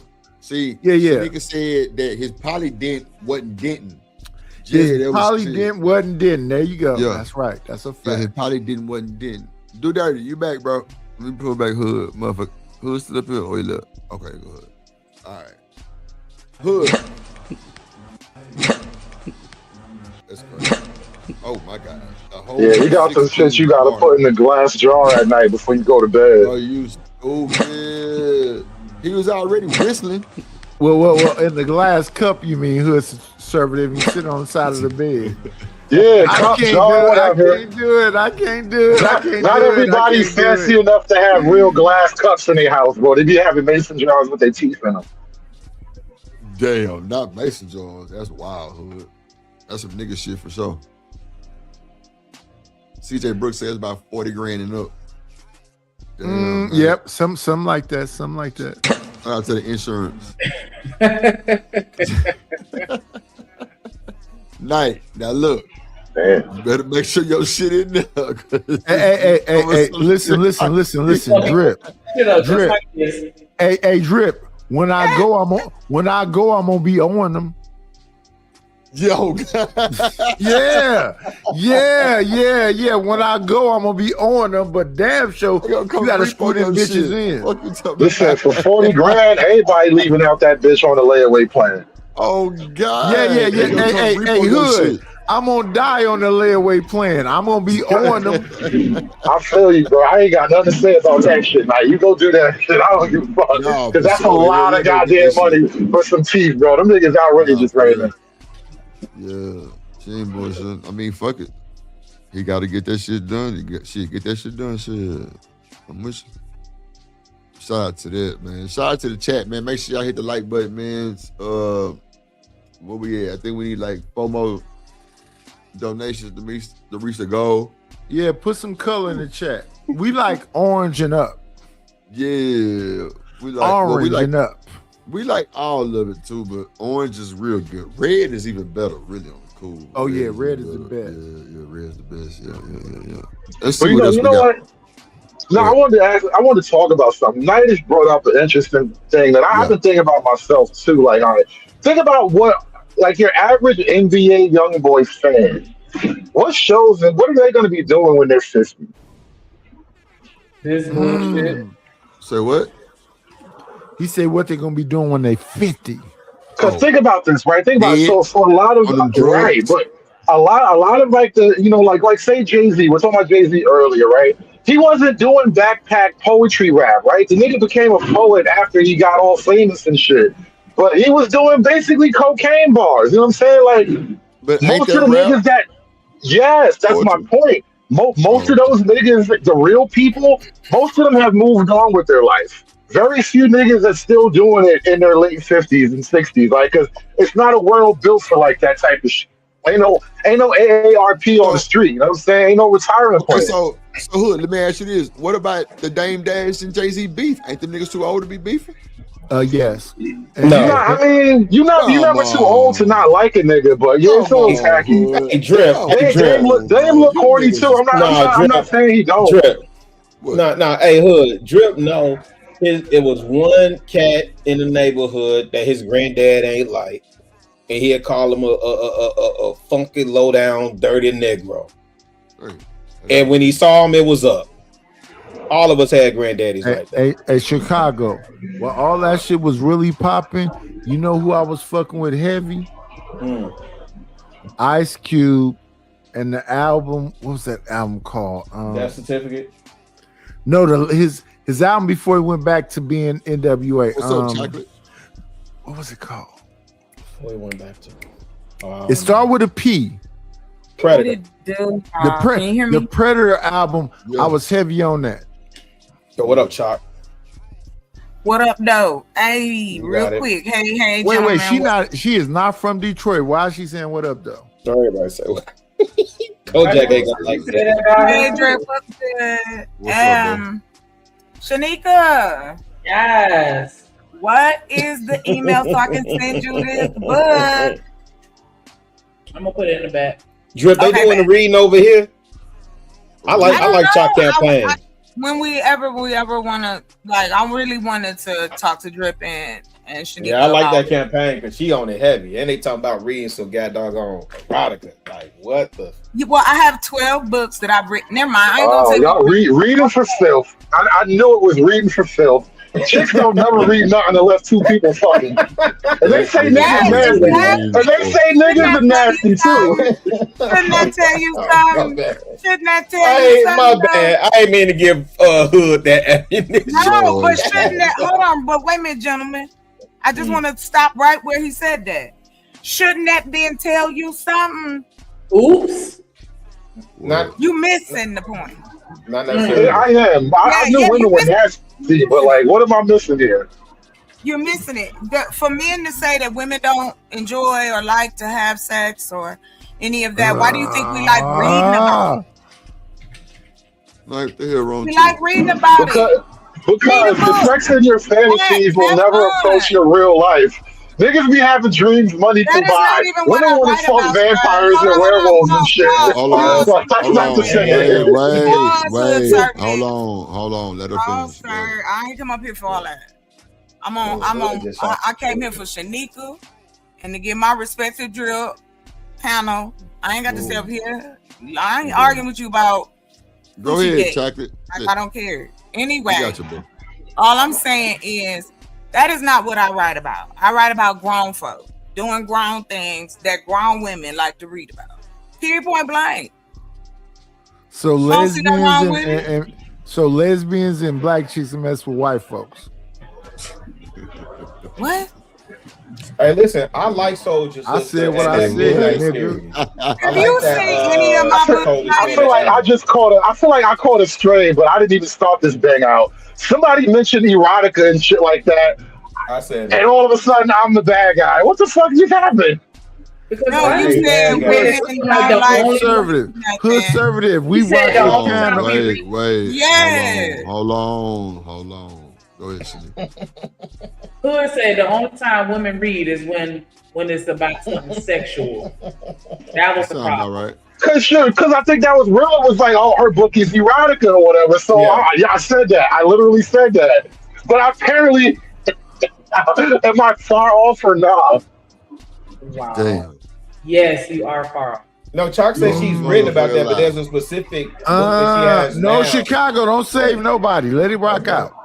I know she said that before. I didn't just pull that shit out of nowhere. But anyway, let me be the bad guy. It's okay. Disagree. I just said, do you see why? Wouldn't that be a like something that maybe you should interest yourself in because women like that kind of stuff? No. What?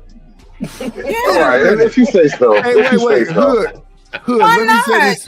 That's what I mean. Like I was on the other panel, and men on that panel telling me how, oh no, we like romance, we like stuff like that. No, you don't.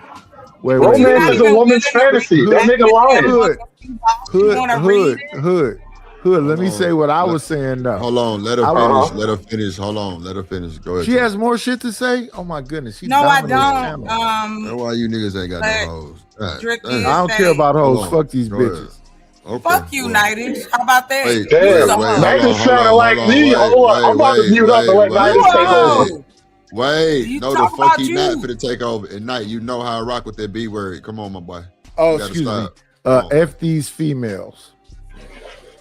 Hold up, Drip. The nigga said hoes. Are you mad about the B word? I'm so fucking confused. So you gotta say unstable creatures. Night is my motherfucking show. Okay, I apologize. No, Night, you good. You already said you. But he said H word. Hold on. I said that.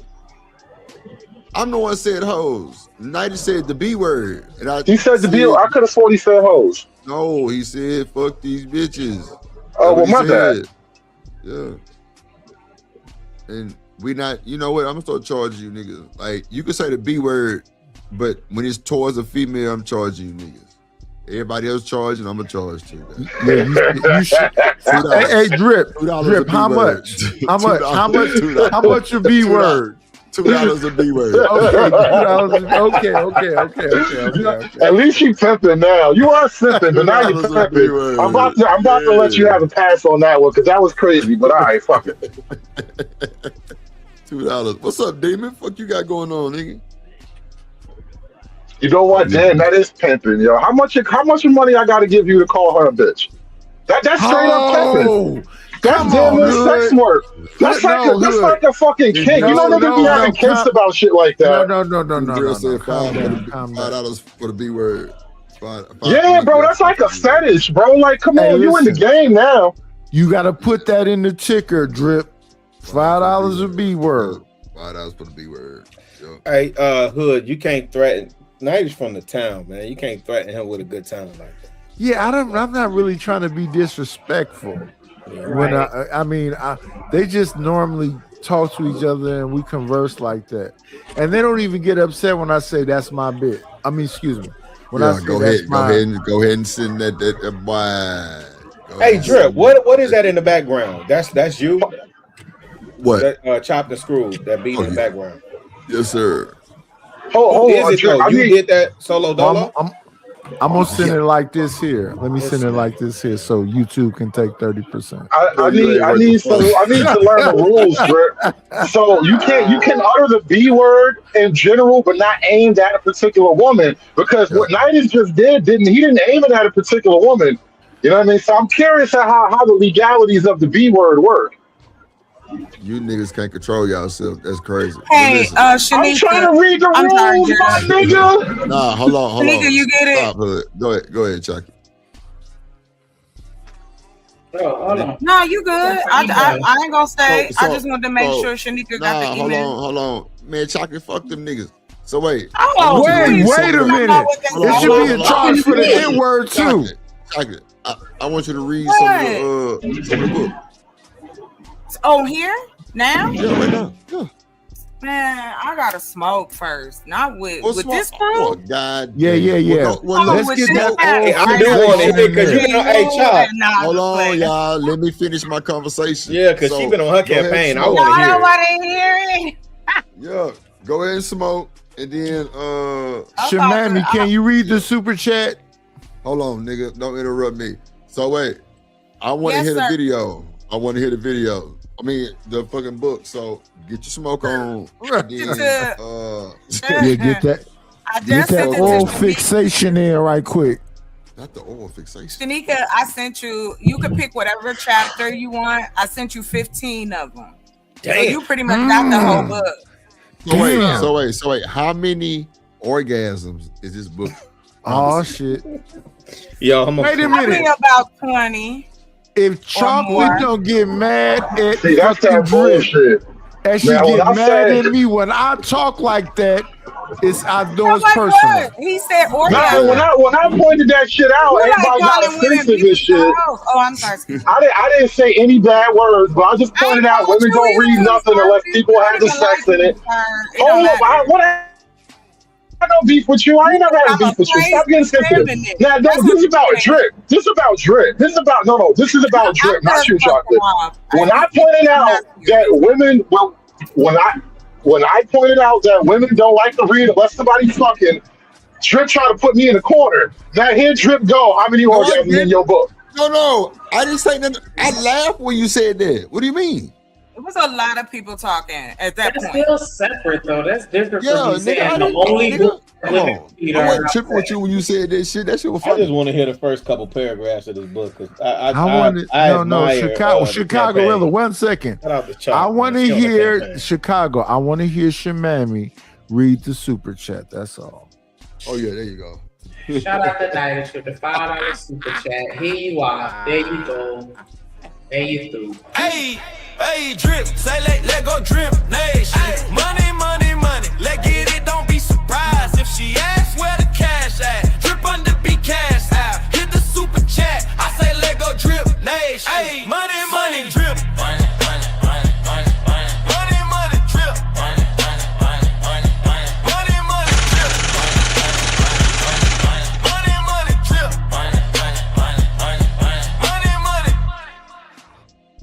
I'm gonna clip that up and put it in my spank bank. Damn. Wait a minute, you got a spank bank too? Lord Jesus. Hey, I heard somebody else say they had a spank bank. I can show you guys the cover of the one that I sent. Probably a black woman with a white man. Let's go. Damn. You assuming a lot. Don't get my sister riled up. Okay, hold on, y'all. Yeah. Hey, sister. Nah. What was the video you was watching? Because I only want to watch videos talk about sex. Whoa, hey. So that's all we want to see or read according to Hood. Oh, I don't have a video. I just see what is the highest grossing book? What book sold more than the Bible? Damn. Well, you got a point. I don't know that that's fair. Is it the Kama Sutra? Yeah, because it's only Bible study, Reverend. Today ain't Sunday, okay? So. No, Hood Conservative. I'm just trying to tell you. Wait, Hood Conservative. Was it the Kama Sutra?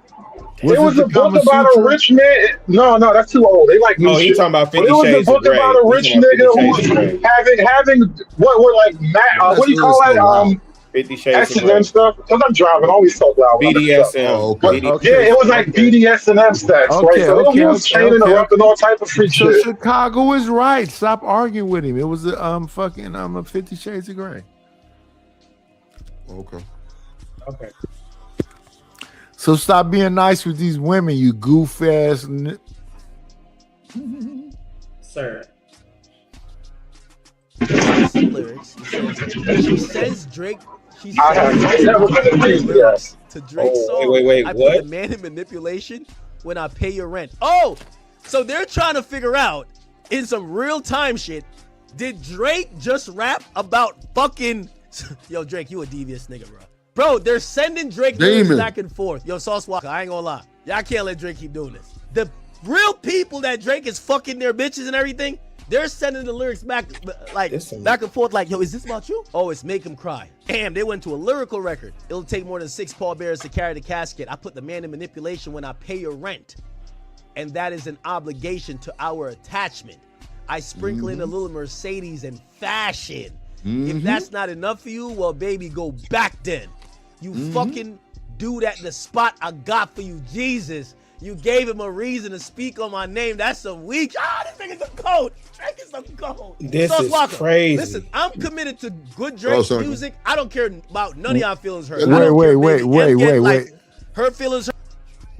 Paul, so let's understand the lyrics and let's understand the two people in this argument. You got one dude talking about tricking, which would be Drake, and you got another dude that's a corn star with a stable, and that's Sauce WALKA. That just sounds crazy. Yeah, hey, Drip. No, Chicago. This is a perfect conversation I have right here with Drip. Drip, which one are you riding with? Are you riding with the super trick by the name of Drake? Are you riding with the corn star who got a stable, which will go by the name of Sauce WALKA? Let me show you something. Because, y'all be just talking. That's all. Let's go. Everybody went on my mother.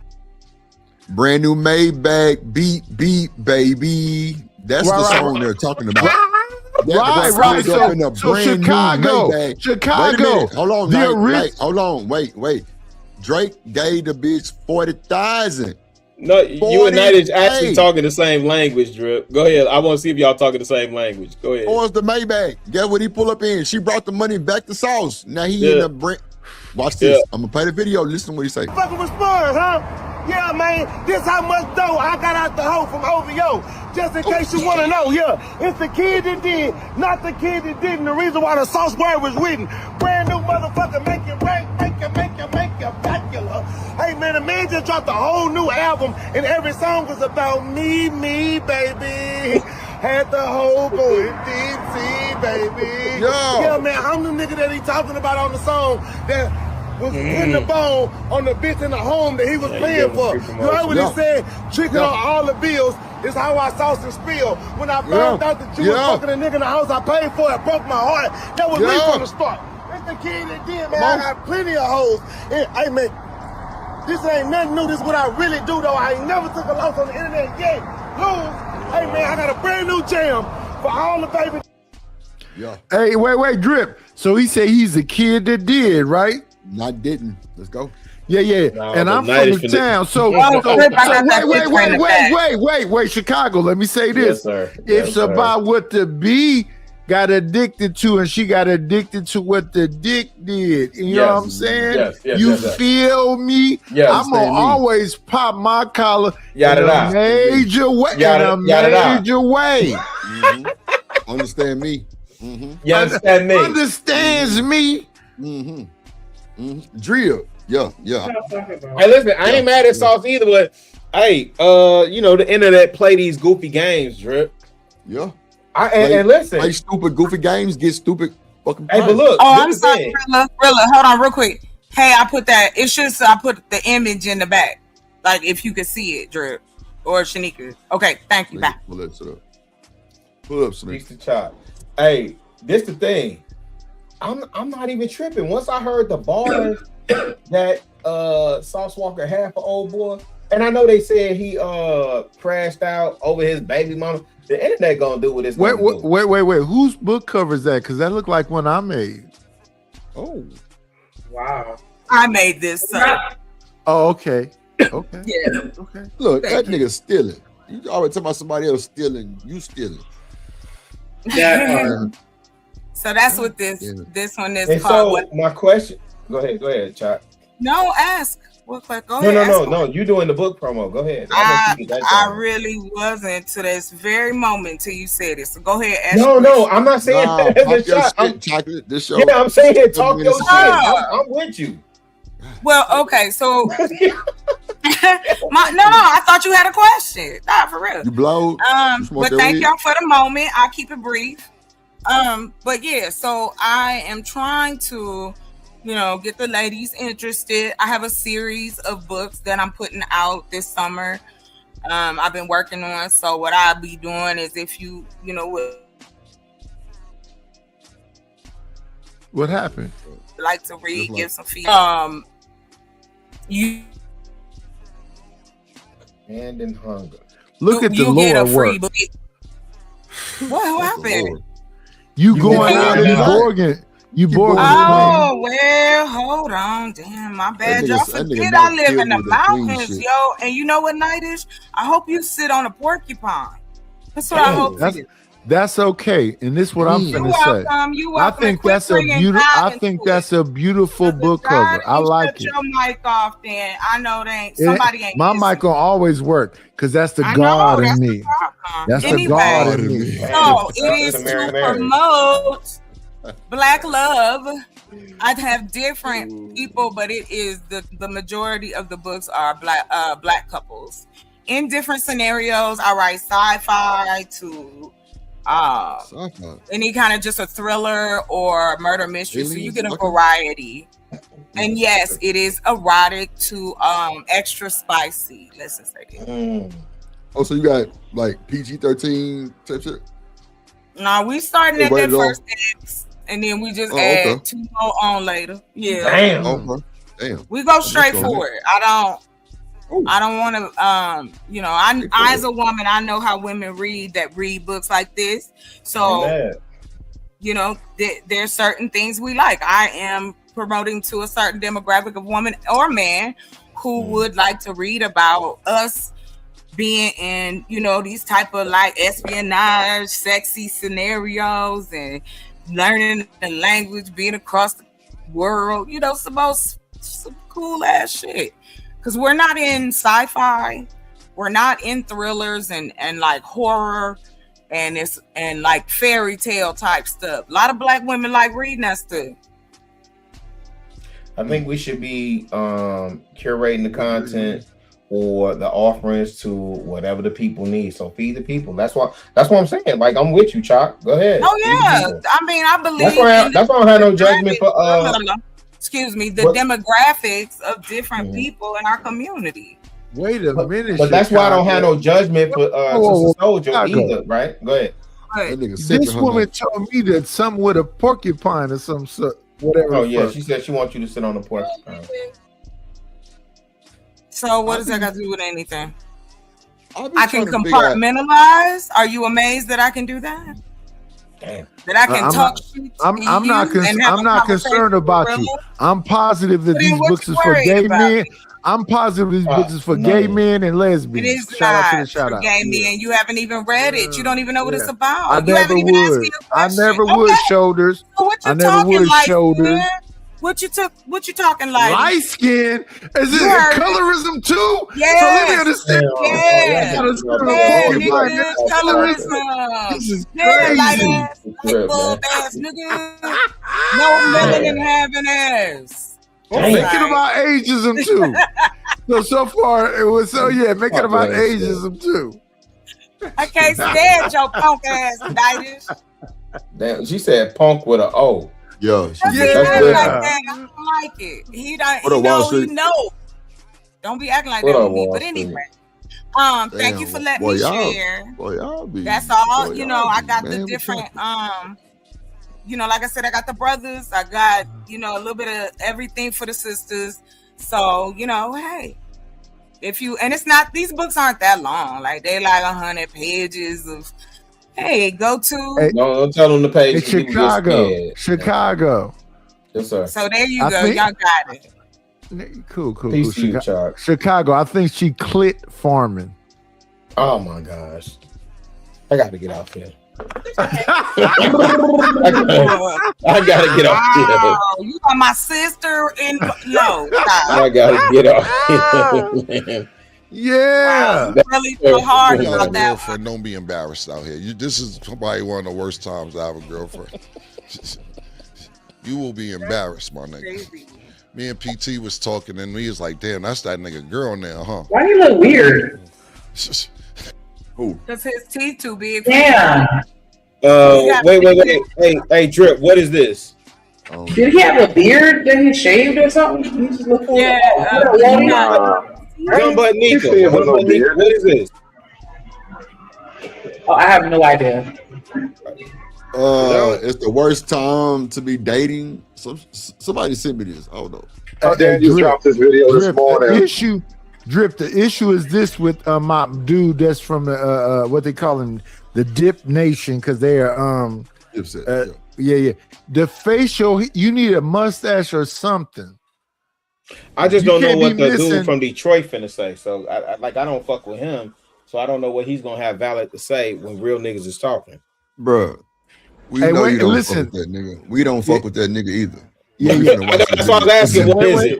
We just want a little clip on the left-hand side. Wait a minute, is this New Jack City?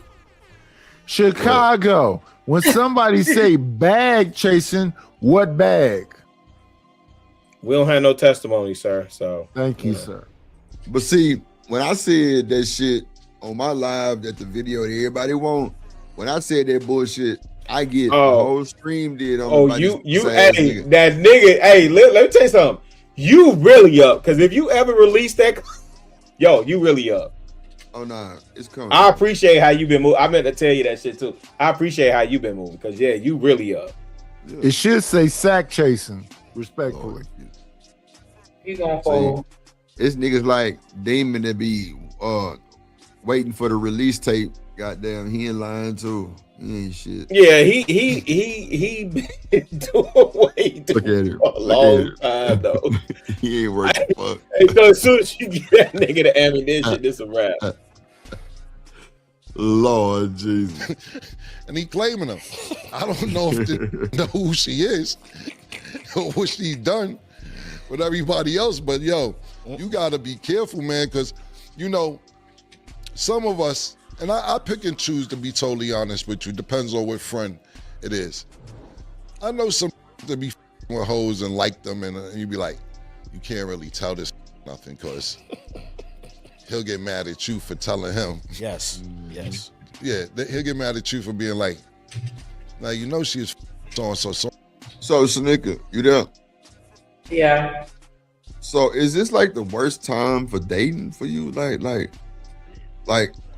are you getting approached just randomly by just wild shit you've never heard before, like lately, or it's been the same song?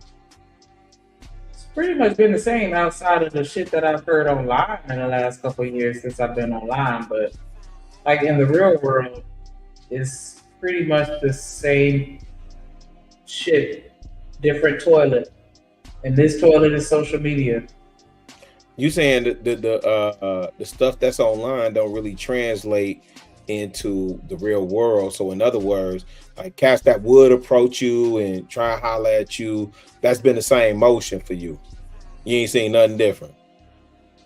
Yeah, I think that people are still trying to holler at people in person. Like, I don't know, and that's why it's weird when I see girls say like dudes ain't hollering at me, and I'm like, I don't know. Like, I No, still most dudes don't holler at females. y'all not hollering at females no more.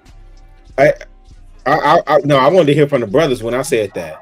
Most dudes, most most dudes do not holler at females. You crazy. Not only that, Rilla, I think the niggas that do great are trying all the time. Like, you know how you got that one homie that's always in the bitch face? Yeah. That's how that works, bro. Most niggas is not trying to hear that many no's and keep pushing.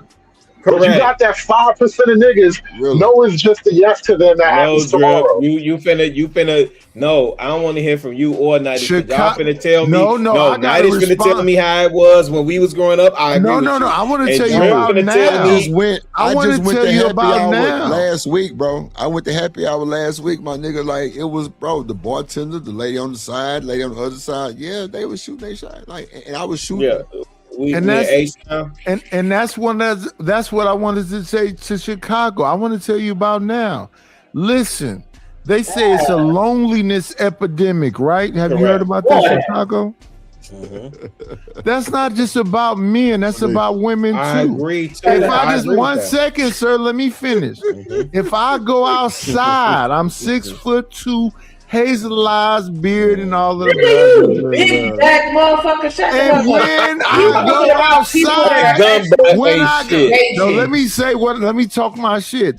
When I go outside Chicago, women literally grab me physically and go, "What's that cologne you got on?" No. We know. Nighties. And that's anecdotal. I get you. Now let's scale that out. Let's scale that across Houston and Oakland. Right now, scale that from Houston to Oakland and scale that across the United States. These young niggas, hey man, y'all ain't listen. We ain't gay. We don't have to make it. We don't have to be long-winded. All they want to do is be banged good, and they'll tell you that. Just F me hard. Oh, that's what's happening, nice, and they scared. They scared to go up and have an honest conversation with the females. Which people? The men or the women? The young bloods. Oh, so young bloods, let me help y'all out. Just be direct and actually had an energy, but they ready. Shit, I'm on mute. On something like, how you know? Yeah. You always like that. You a hater. So, Rilla, let me ask you something. How do you feel when niggas say you can't give me no advice because you've been married all your life? How do you feel about that? That part. Can I speak on the first comment real quick? Hold on. Let me just answer his question. Then you absolutely got it after me. That part I have to concede, right? And that's why I listen more than I speak, because my wife is same age as me. And my experience, anecdotal, does not apply. So the way that I talk to my sons is way different, fam. Yeah, I've been out the game for a minute. I think the nature of a female is still the same, regardless of what era you in. So I think I have a little bit, to put some paint where it ain't. But man, really, you gotta it's 1000% hype yourself up, bro. But you gotta hype yourself up because now you playing like you trying to downplay yourself. No, bro, you got to keep your woman happy. Nigga, you still got to have game. You still got to have skill. You still got to have performance. You still got to be consistent, bro. And niggas don't see that shit. They just think, oh, well, I am married. So they finna tell you a simp and a can suck my dick. I've been embraced that. No, I've been embraced that. So that's no question. He right though, Chicago. No, I agree with him, Nightish. I'm not tripping. Listen, my woman upstairs, we good. You know what I mean? Do you think I give a fuck if these motherfuckers call me a simp? Yeah. Let me point it. Motherfucking word. Like I had all these raggedy bitches running around. Hey, Drip, your woman happy? Nigga, you a simp. I think these are two different conversations. Like the game for keeping your wife that you had for 20 years ain't the same game you're gonna play to get a new bitch right now. Like these are two different conversations. And I feel like we be conflating that shit for brownie points or some shit. I disagree. Hey, who wants a new bitch? Don't nobody want a new nigga bitch. ain't got one right now. A nigga who ain't got one right now can only want a new bitch. What do you mean? Let me ask her this. There, I know you gotta get in there after that. Yeah, David was respectfully. Hey, pause. Who wants a bitch? My woman ain't no bitch. I don't want a bitch. I know, listen, I lusted after a bitch. It sounds like you ain't said the B word in a long time the way you saying that shit. For sure. You saying it wrong. You saying the way it wrong, nigga. The way I'm saying it. Yeah, you saying it wrong. Damn. I definitely haven't you said chose hey, listen, the language and now you upset. I did. No. Don't back on the word that you know. So like don't try to hang it out there like it's all listen, y'all point it out. Listen, it's out of my vocabulary. I don't want a bitch. I don't want a bitch. I don't want a new bitch, an old bitch, any type of bitch. I want a grown ass woman that can add value to what I'm building over here. That's what I want. I don't got enough money to drop you Chicago, but you sounding goofy. Shit, I don't know what that is.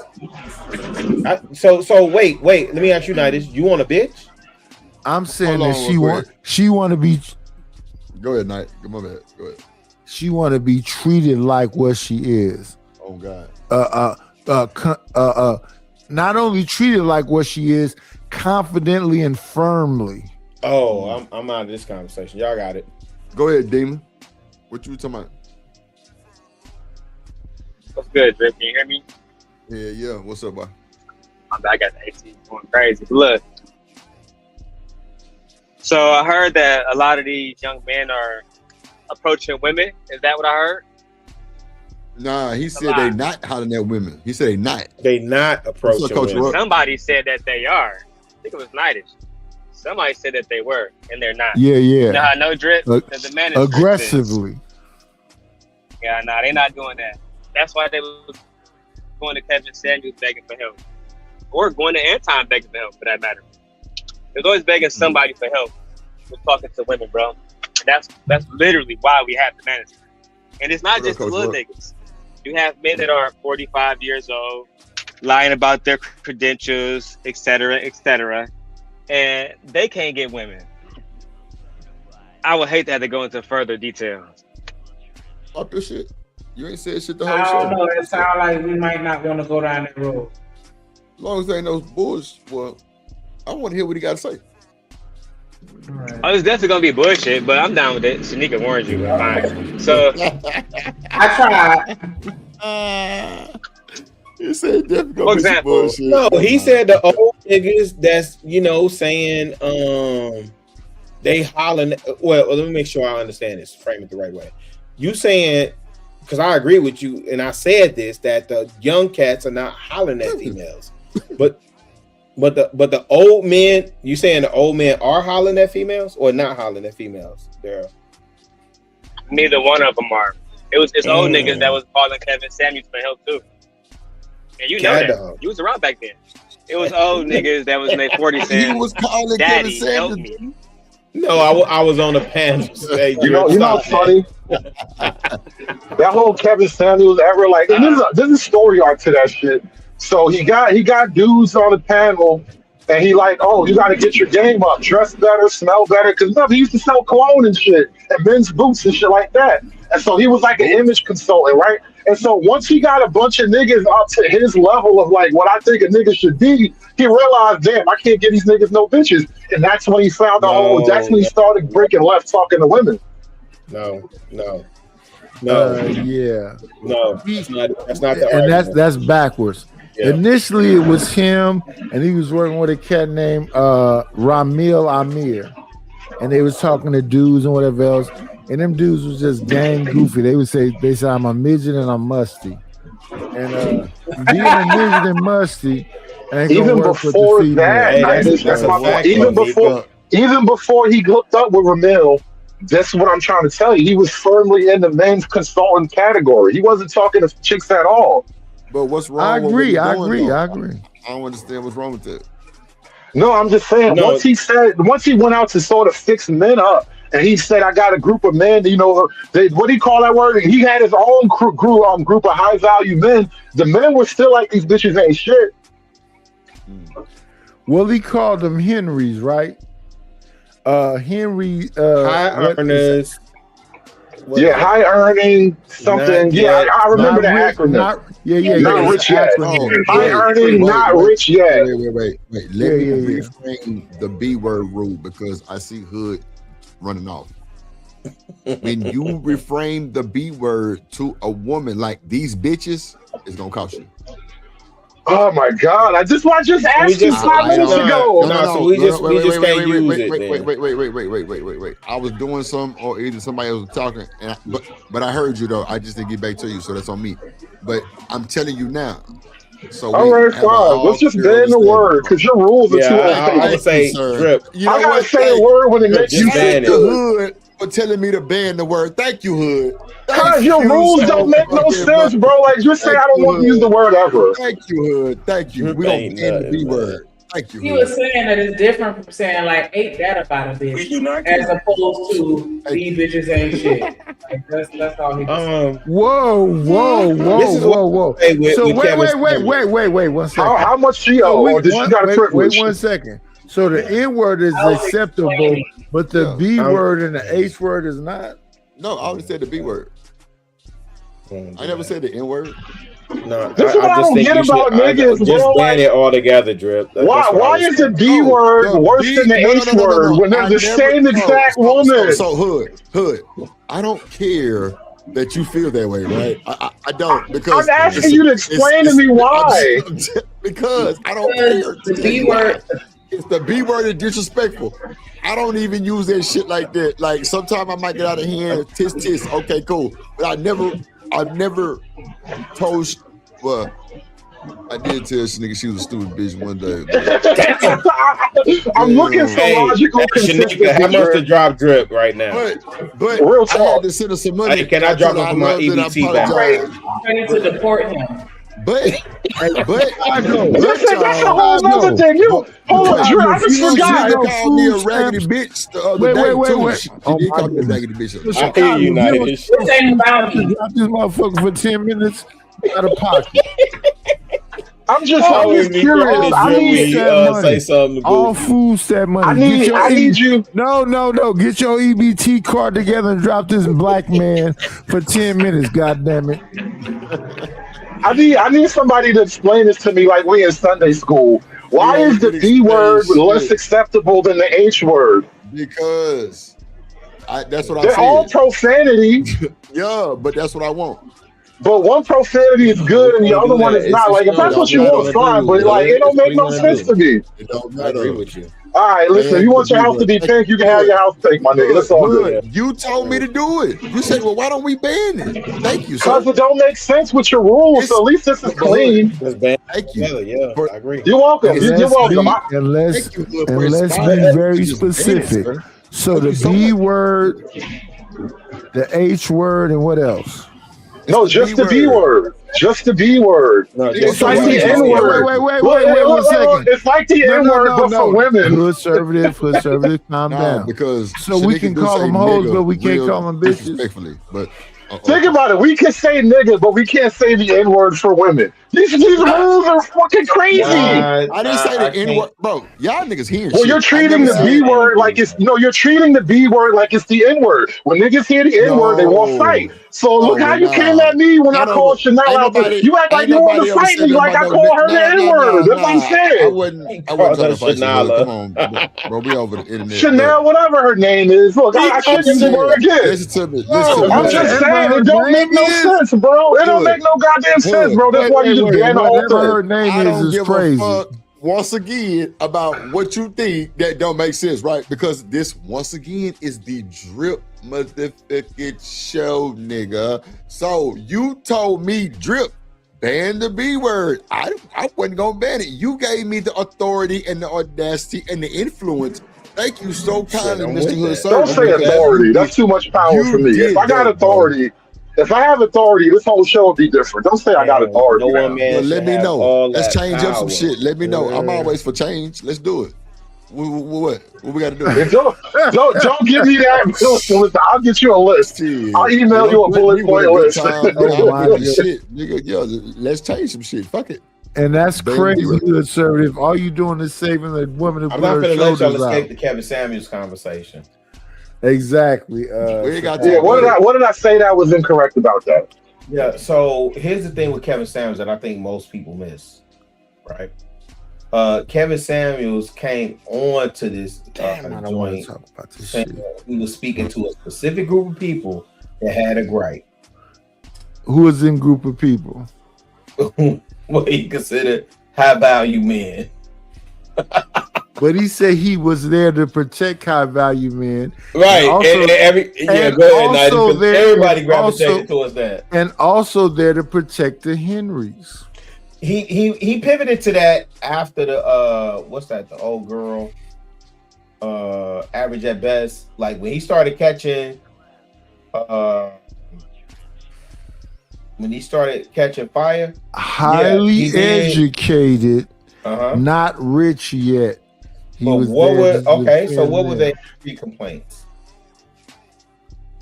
Their complaints would be, if I'm on the road to excellence, the individual that is connected with me should be a muse, an inspiration, or highly intelligent to help me to get to that position. Which would still be...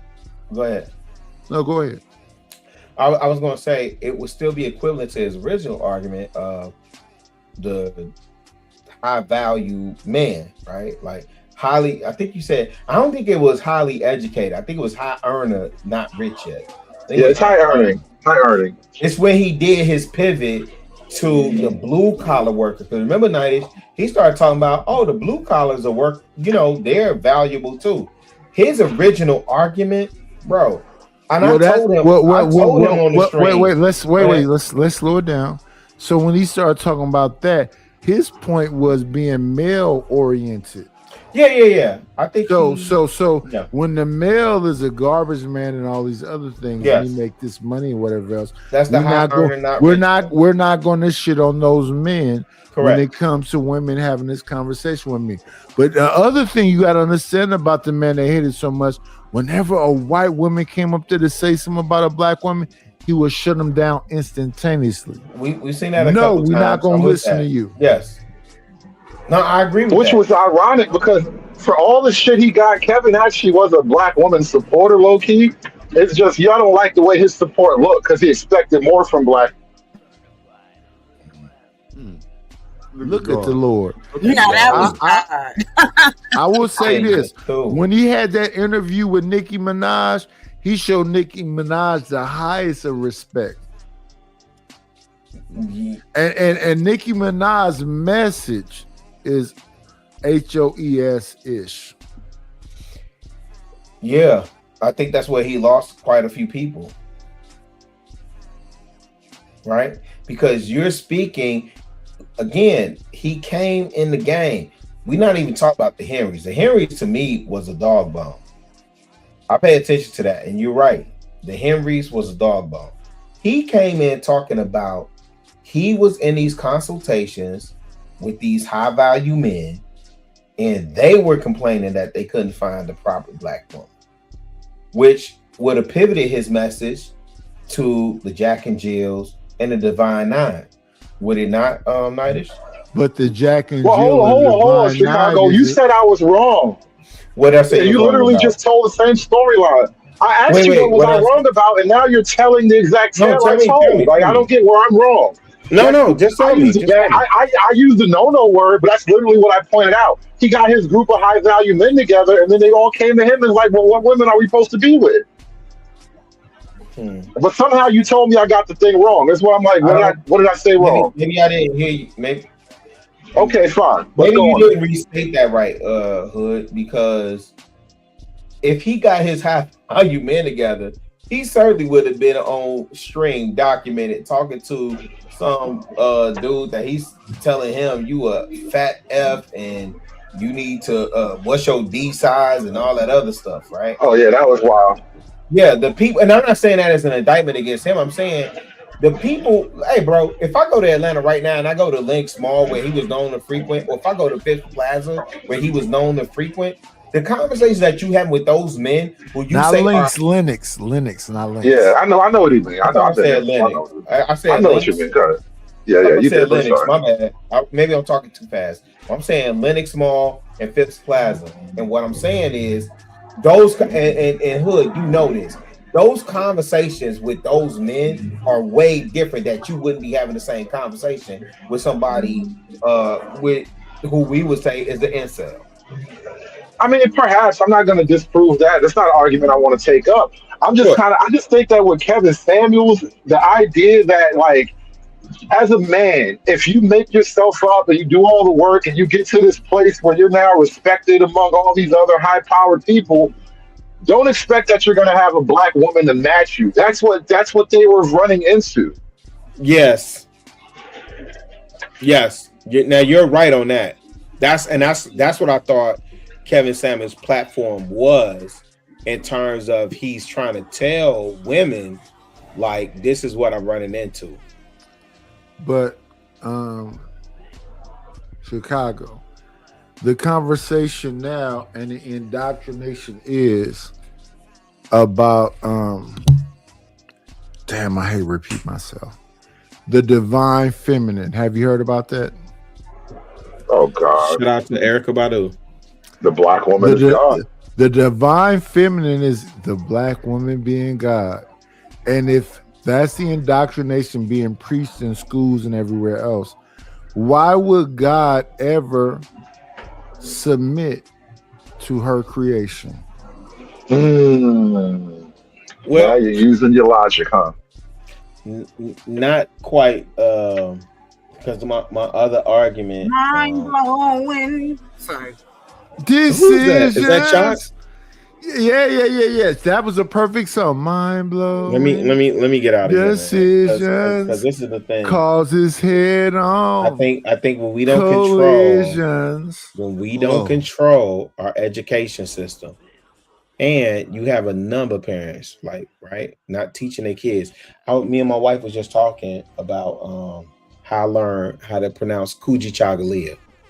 And I just know I'm big on Kwanzaa, right? But Kuji Chagalia is a big thing for me. Yeah, Kuji Chagalia. Kuji Chagalia. Yes.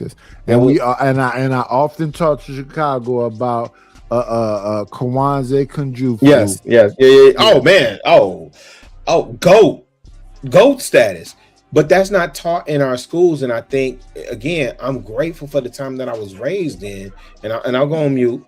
But I'm grateful for the time. Don't go on mute. Don't go on mute, because what you're saying is very important.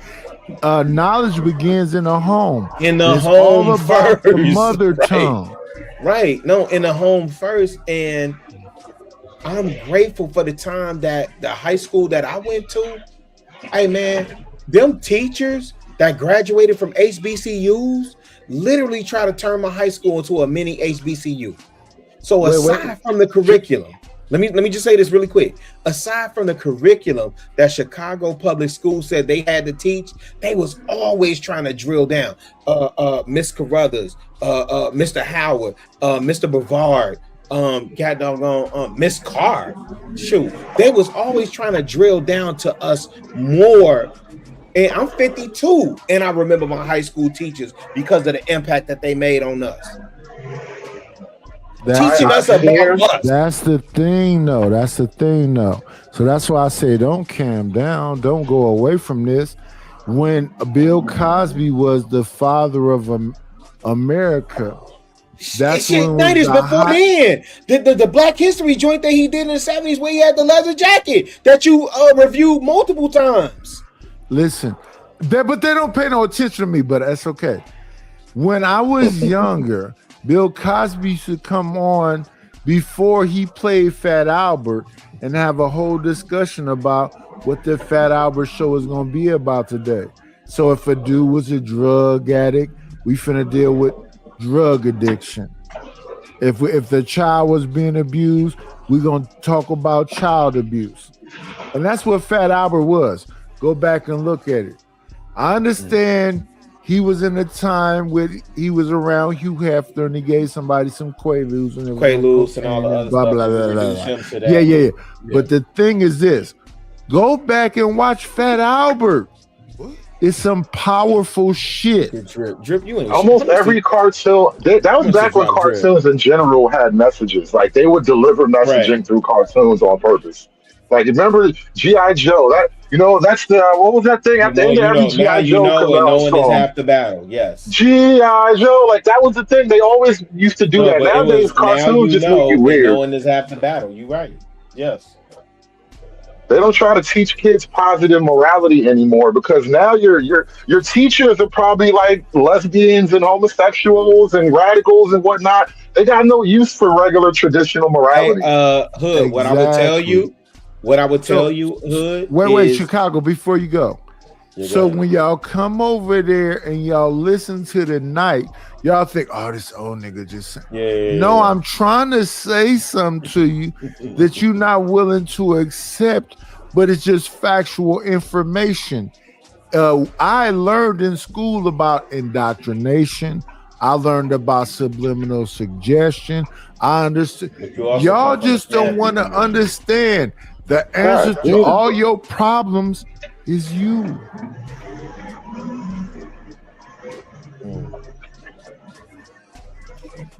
Dang, I forgot my point. I was gonna say something when you were saying that, Hood, and I forgot my point. My bad.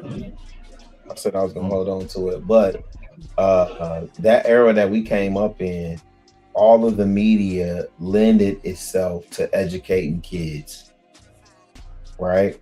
We also had a program for our parents that said it's 10 o'clock. Do you know where your kids are? Where's that program? Chicago. Let me say this. Let me see if the people know about this, Chicago, because this is my favorite thing to say always over and over again. Chicago, let me ask you, do you remember dun, dun, dun, dun, dun, dun, dun, dun, dun, oh, that's when the TV going off. That's when the TV going off. That's when that's when the TV going off and you couldn't watch nothing at least until 6, maybe 7 a.m., 8 a.m. in the morning. Right. Until your parents got you some cable. Right. TV used to Hood. Hood. In the 80s and 90s, who could afford cable? Nobody had cable. Like cable came out in the 80s, I believe. No, sir. Wait. A minority of people could afford cable. Correct. A minority of people could afford cable, and also cable television is our age, bro. Yeah, I won't disagree with that. I'm just saying my people didn't have it like that. It was maybe 1 or 2 families on the block that had it like that, and then you go over there and watch whatever. But this is where you get Cinemax, HBO, so on and so forth. Everybody have that. He went old school with Cinemax. That's a fact. Yeah, that was the first cable package. Wait. When he say cable package, that's another thing that's old school. Right. And so how do we combat? My question is, so I think this is what Drip and them ultimately get into is, and I don't even know, is how do we combat that now? My thing is, because when I listen to Drip, I'm like, well, damn, how do we channel that in it? There's a ton of kids that want to produce. There's a ton of kids that have creative energy and don't know how to release that. So how do we release their creative energy other than the Casanets and the iShow Speed? I love iShow Speed. How do we release that? So that be my conversation about the social engineering. And they say, we can't listen to these old heads. So you literally are living out the Willie Lynch letter when that was a hoax. I was listening. I had this conversation with Mont earlier. Everybody hates Mont. He had a whole thing where he going back and forth with Angry Man, and he's saying that he made Angry Man dye his beard black so it can look young again. The issue is bigger than that, Mont. The issue is about black empowerment. Hey, Nightish, I would say this. The fact that the conversation is around angry man dying of beer. Again, for me, man, if I jumped on camera right now, hey, my grade, I embrace every bit of the grade It that shouldn't matter. I earned that grade though. You understand what I'm saying? Wait, Chicago, you are a library. Facts. Of all of the lived experience. No, let me say this because these goof ass niggas don't be understanding me. Yeah, tonight. that's a fact. You are a library of lived experience who has a lot to offer. If you goof ass niggas listen, all you got to do is listen. And when you listen, all you have to do is be able to eat the meat and spit out the bones. Chew the meat, spit the bones. Yes. So when motherfuckers come over there to holler at me and whatever else, I'm talking some real shit. But you just a goof ass nigga that don't understand how to eat the meat and spit out the bones. I don't give a fuck how tired I am, how drunk I am, how old I am, how gray my hair is, how bald I am. And this is the thing, is my point. When I listen to Mont, you a young boy. You just coming into this game. But son, understand when you fucking talking to the gods. Sometimes you gotta slow your ass down and listen.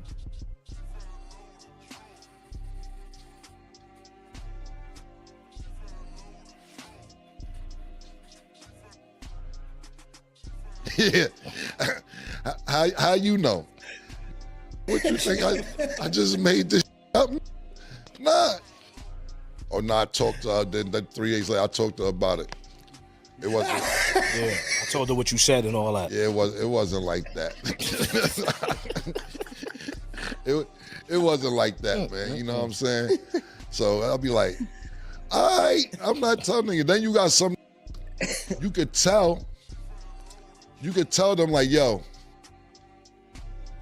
shorty a hoe. And you be like, oh, she a hoe? Word? And then they'll make the choice. Either, see, like me, right? I'll give you me, for example, right? I'm very selective on who I say is my girlfriend or something like that. Now, I might come to me like, Kelly, she on so. I'll be like, all right, cool. I don't give a because it ain't my girl. I'm just hitting it, whatever. But if I'm taking that into consideration, then I want to know that information. Like, oh, that's what's up. It's girls that come to me, right? And they're probably going to see this show. Because I'm still cool with some females, right? And they'll say, Cam, you've been leading me on. I don't want to use the word lead me on. Like, yo, why we don't f around for real? Like, yo, we could be together. Like, and I'm like, yo, just have fun. Be together. Why wouldn't we be together when we getting older? Because you gave Sugar a hand job 8 years ago. I ain't forget about it. It's just...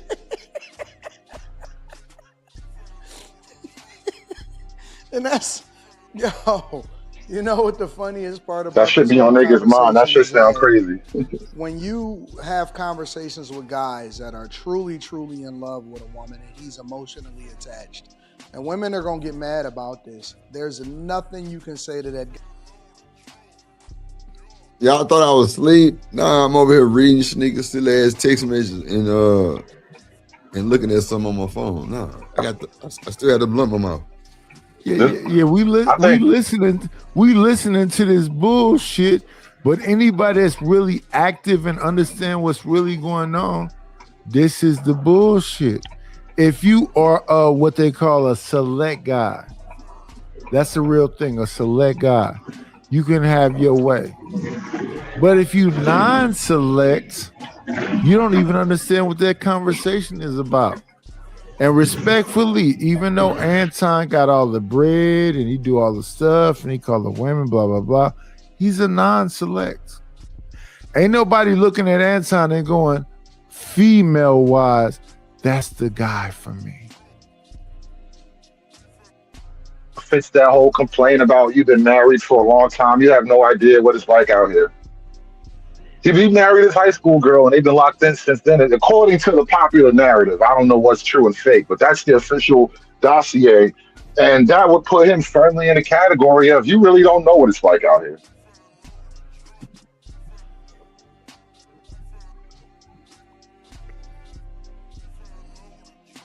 guy at all. And that works to the woman's benefit. And congratulations to the women that are able to, you know, finesse a guy into being with her and to ignore all of the things of her past, even when his homeboys tell him, hey, listen, I don't know if that makes the most sense with you. And that's how a lot of these NBA players, right? A lot of these NBA players are even familiar with the women that they're getting pregnant or the woman that they're messing with or that they're falling in love with.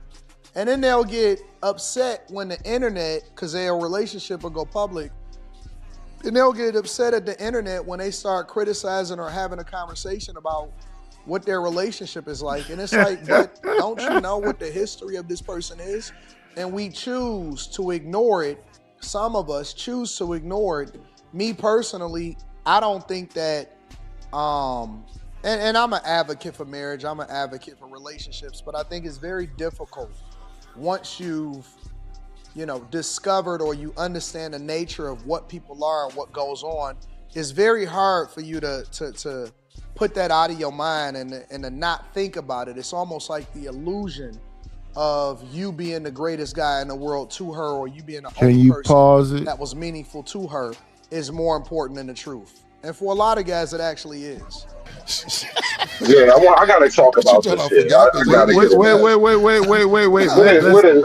If you call one of my friends, or if you give my friend a massage, never wifey, never. If you do anything with anybody I fuck with, I'm never wifing you. Now, can we be friends, cool, hang out? Yes, absolutely. Nigga, enjoy the ride. Pause. Let's have a good time. Yo, I've been thinking. Oh, don't start what I've been thinking. I've been thinking. Nah, that ain't gonna go your way. I've been thinking. So the point is this, and I hope everybody understand, based on what we just saw, that these people are not wifeable.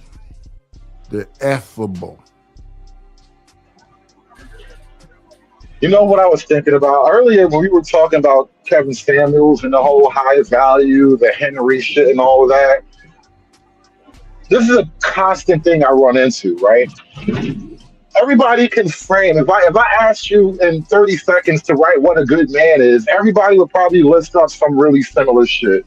Because we all have a general concept of what a man's supposed to do. When you ask them, like, what's a high value woman? It turns like the conversation starts to fall apart, because once you start saying, "Well, these are the things that men expect from women," who Kevin Samuels? They made it kind of clear. Who's they? The people in this space. They made it about youth and fertility. Yeah, that's a general concept, but that's actually considered misogynistic if you want those things from a woman. Well, but what you said is that you needed somebody to explain something about the men who have to be chaste and in a purpose and making money. They should be able to have young women that's in their virginity. When you put women in the room in that conversation, it falls apart. That's my whole point of saying that, is that, like, we all will agree, men and women, this is what women should get from men. But as soon as you say this is what men should get from women, it's the women really who take issue with the shit. Well, yes, because societally, our government and everything else is set up for liberal men, a part of the LGBT community, and women. So they'll say if EJ, who is Magic Johnson's son, says, if you call me son, that's a disrespect. You need to call me daughter, because I'm a woman, period. And I'm willing to fight and die for it. That's where we are now. So societally, the government and the things that we have in place is all about the alphabet community. And I was on a panel the other day when they was talking about Asians. Asians is even a smaller community, but they got an Asian crime bill passed. Why? because they have collectivism and they don't understand how to spend their money. And the community that we in already hate so-called black people. It is about the social constructs. It is about making sure you understand that you're 3/5 human being. It is about always putting you in your place. I think black women most likely, more than anybody, more than the Constitution, you're 3/5 of a man in her eyes. Like that, the shit's really stark. I don't know if you can, we use this like race argument to distract niggas from the blue pill, red pill arguments. Like I find that very common tactic. We bring up, those white people don't like you as a way to get the niggas to stop talking about what's really happening between men and women, black men and black women. So that's the thing. You have to understand that when you give some people an inch, they'll always take a mile. So in school, feministic indoctrination, and I'll go along with first wave feminism because that's just about being educated. What up, OG Sigma? What up, Dark Savage? My bad, night. I'll go along with first wave feminism because that's about them being able to testing. Y'all hear me okay? Yeah. What's up, Chop? All right, then. Okay, going back on me. I'm here.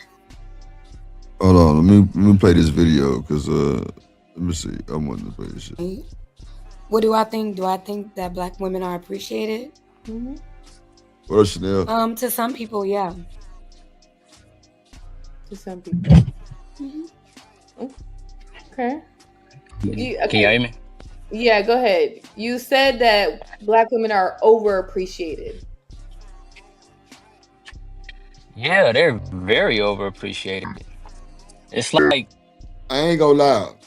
If you gonna pop your shit, make sure you not Borging, bro. Cause niggas is not taking you serious. Oh God. That nigga shit burping like a motherfucker. And he up there talking about black women are overappreciated. What y'all think about that statement? Those two things have nothing to do with each other. His burp and black women's appreciation level are two parallel concepts. You just hate women, bro. Stop. Anyway. No, you just a he-man woman hater. Tell me, how are we going to say, at the same time, niggas will say with their chest the black woman is God, but then you're going to laugh at the idea that black women are overappreciated? You deify these people. I never said the black woman is God. That's solely I never said you. Don't do that. I never said you. But that's a common thing for niggas to say. But now you, Drip, are going to act like that's not a real thing when he says black women are overappreciated. You have deified. You got knocked the fuck out. Ain't nobody get booted. I just needed y'all to be quiet real quick while I show some respect to the biggest, the baddest motherfucking bull in this space with that $5 super holler. He said, "What up, brother Drip and sister Neat? What rumors we clearing up, child? No." And then he came back and gifted 10. 1, 2, 3, 4, 5, 6, 7, 8, 9, 10 memberships.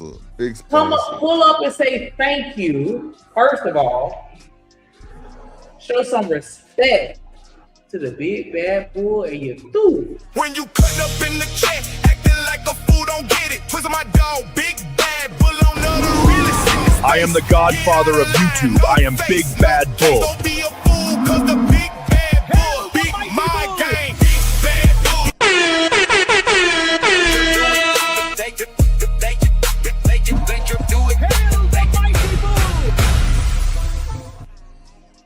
You see it. You see it. Hail the mighty bull. Yes, guys, we got all the big hitters in the house. You see Big Bad showing umbrage, showing love to Kojak. You know what I'm saying? Like, oh. Now that we got the business out the way, I want to point back out to Drip. How is it that? Hold on, Hood. Hold on. So what we not gonna do is address anybody else being live in my chat. That's a fact. We're not gonna do that. We're not gonna do that at all. Nah, y'all can text each other, y'all can email each other, do what the fuck you want to do, but we're not finna address that in my chat. Thank you. We got it. How is it that as men, you I'm gonna be crass, but like if you stick your dick in her, she's not your god. Yeah, No, you wait niggas for a call minute. women God, and then these same women will not call you God. At best, you're a king, but God is always above king. And so, like the idea that they're overappreciated, yeah, bro, I've been saying that for a long time. Y'all want to rebuttal Hood Server? Fuck Hood. Okay. What? No, I thought. Yeah. I mean, it Anybody is else? always fuck Hood and twice on Sundays, but that don't mean shit. That part. Oh God. I'm gonna tell you, Hood, I just What an can't OG get Sigma? none of that What? black lady energy you looking for tonight. Like, bro, I'm writing romance novels, yo. I ain't even on that. What the hell, So black lady energy I'm looking for? I just made an argument about black men there you worshiping go, the right people that there. they put their dicks in. Stop yourself. Why do men think it's appropriate to worship the woman that they having sex with?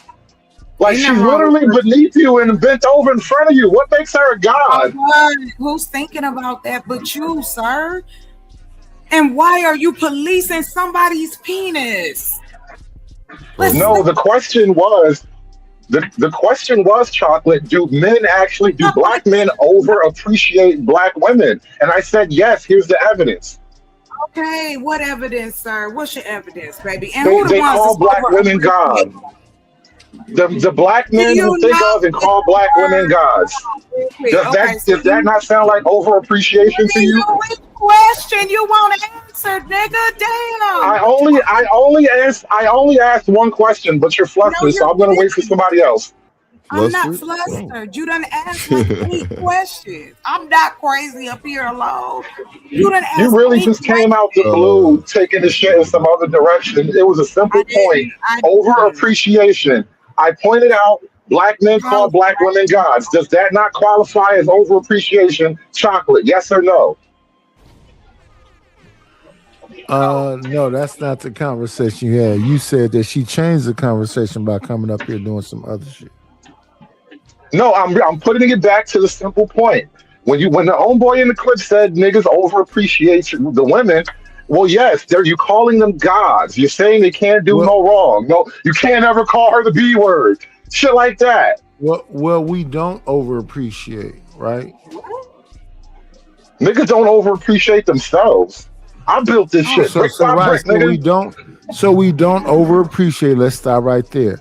But there are some people that would say that when they talk about black women protection and blah blah blah blah blah, that the black woman is X, Y, and Z.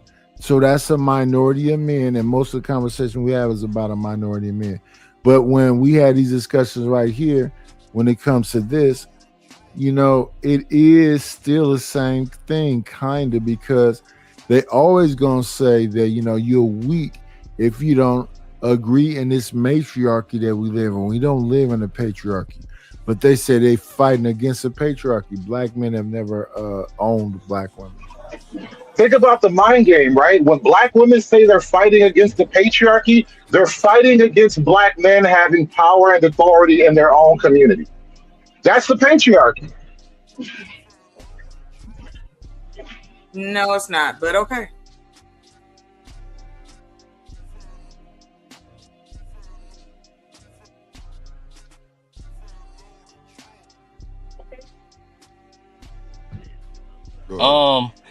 I want to say from my point of view, like when I see women, like they're appreciated in the comments by other women and stuff.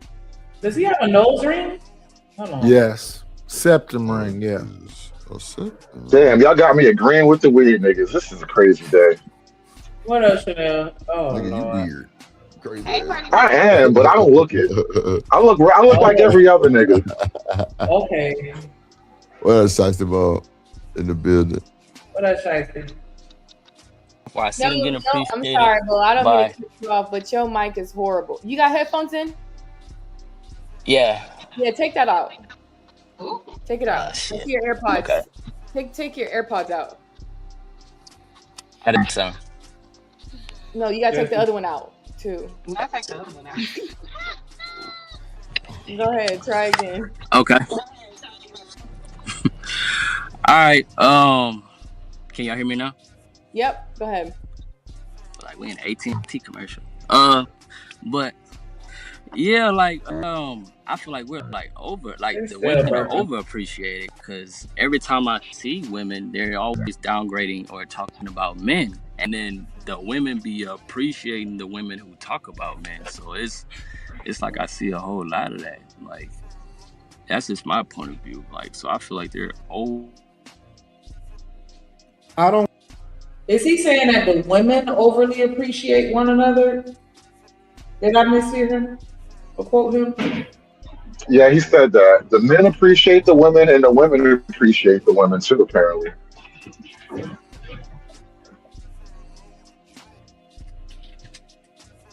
Okay. I think that women are looking for appreciation or visibility from men. I think that they're looking for it from other women. Right? That's what I believe is really happening. And so it doesn't really matter what y'all say. Y'all could be right, y'all could be wrong. I believe that women are looking for affirmation from other women. And I don't think that they're looking to kick it with men like that no more. The only thing that they're looking for from us is for resources. That's it. For resources. And the only reason why guys started asking y'all what y'all brought to the table, the only reason why that conversation became a thing is because y'all stopped caring about us. Y'all stopped loving us. Y'all stopped holding us down. Y'all stopped getting with us for the right reasons. If we just gonna really get to the brass tacks of it. That's the only reason why guys started asking what you brought to the table. We never really cared about what y'all brought. We never really cared about where the discrepancy was. If it was all the way 85-15, if it was 100-0 and all of that stuff. We never tripped off of y'all at all. But it wasn't until they started leveraging us, because we've always been leveraged as a resource, but it wasn't until they started overtly leveraging us, whether it was family court laws or whether it was even, if you look at the current state of things on social media, the narrative is get him to pay for stuff.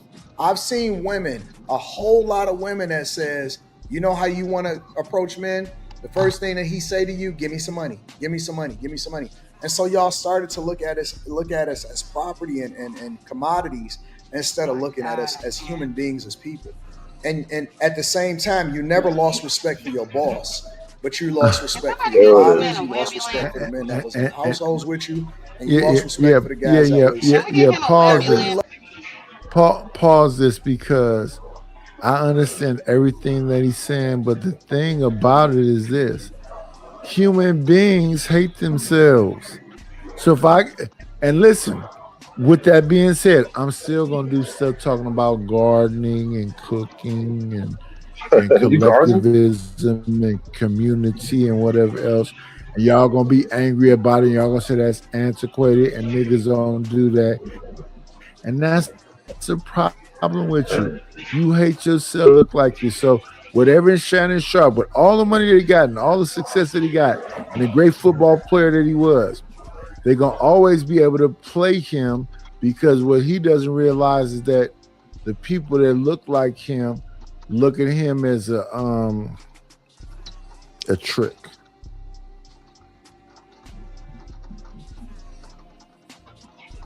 I don't even know if that's totally the problem. Tricks are part of the ecosystem. You know what I mean? Like a lot of older men, if your wife died, you're probably gonna be a trick, and it's fine, whatever. I'm not tripping.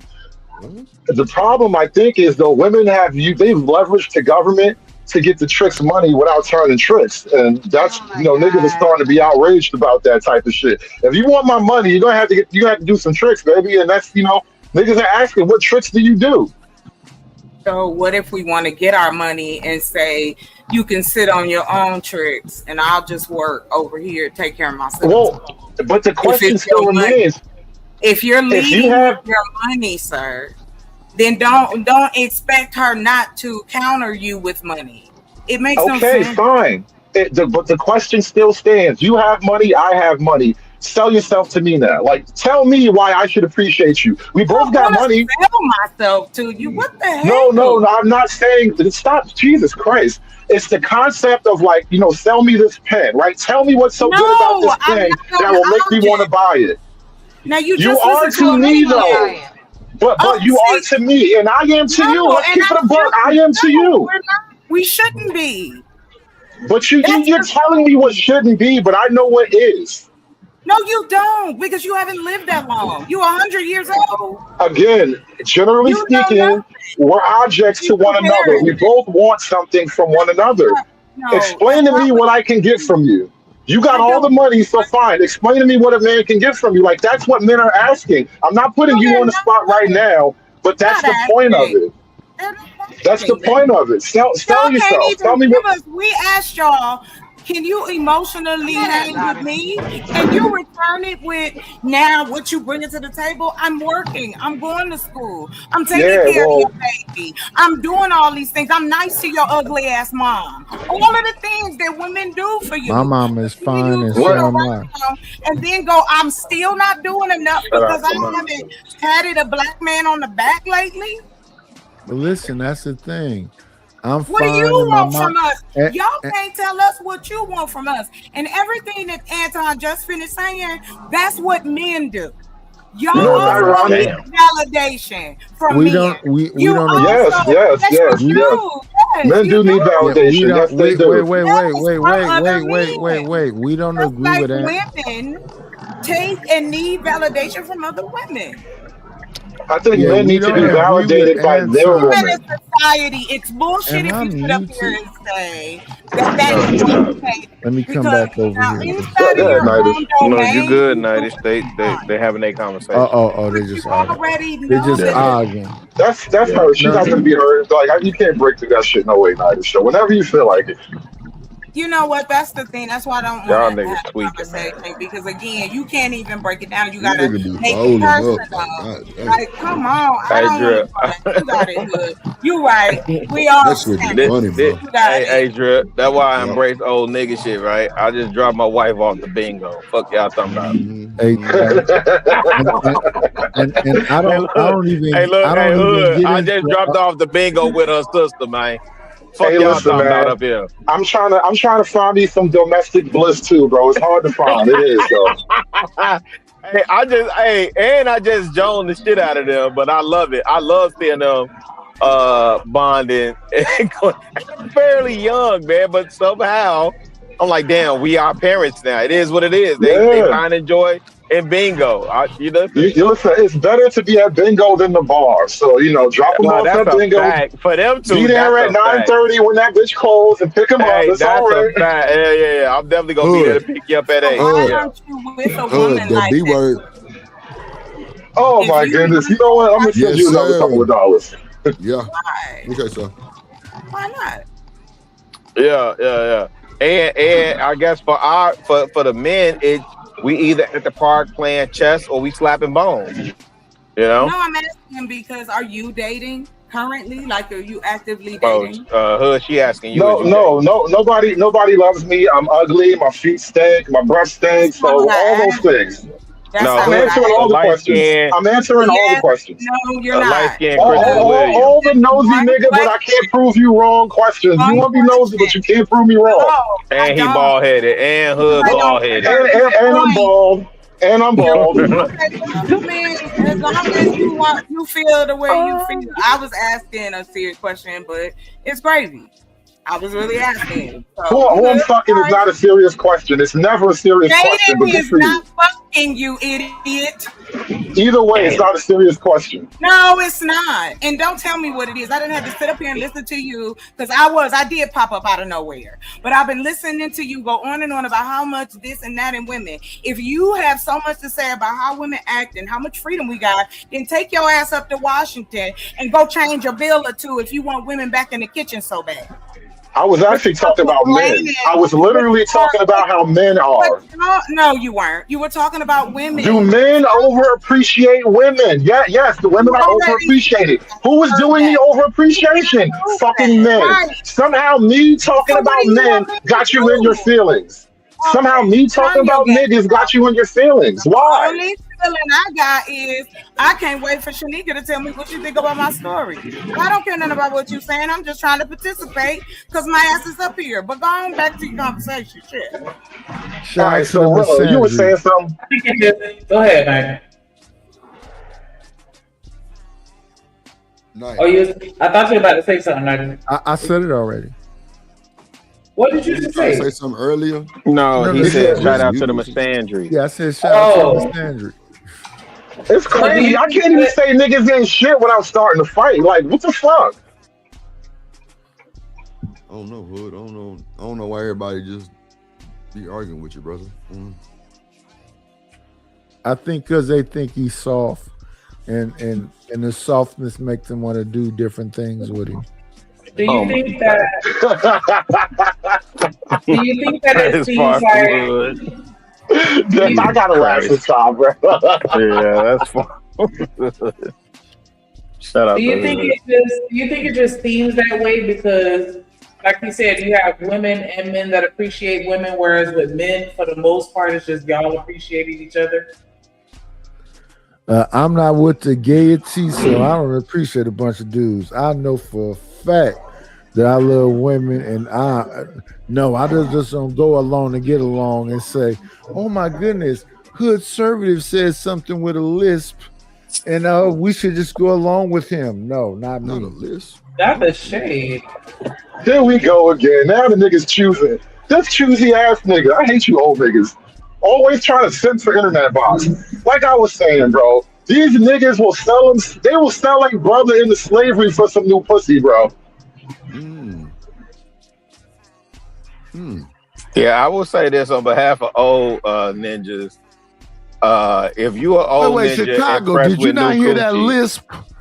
No, I ain't hear it. But if you that impressed with You the coochie only one that hear it because you gay, bro. Stop being gay, nigga. If you that impressed with coochie at this age, if you that impressed with coochie at this age, hey, go play freeze tag in traffic. Yeah, that's supposed to be the benefit of getting older, by the way. I done fucked enough. It's not that exciting as it used to be. Speak for yourself, nigga. Wow. That is the point. I'm not messing with 90s. That is the point. You're supposed to be looking for somebody that you can, get to the other side. Hold on. Exactly. Hey, let me say this. For you young niggas that say y'all not old niggas, you old niggas that are young niggas, you gonna hit 40 and 50 before you know it. So you better hope that you find some woman that could acquiesce and get on your quote unquote, y'all can't see my air quotes, program. That's crazy. We still talking about program. Again, I literally just dropped my wife and my sister off, my sister-in-law off, so they go do bingo. Oh, here's simp. Because I dropped my wife off to go do something she likes to do. In Chicago, the thing is this. It's not about finding somebody to be on your so-called program at that age. They already know what it is.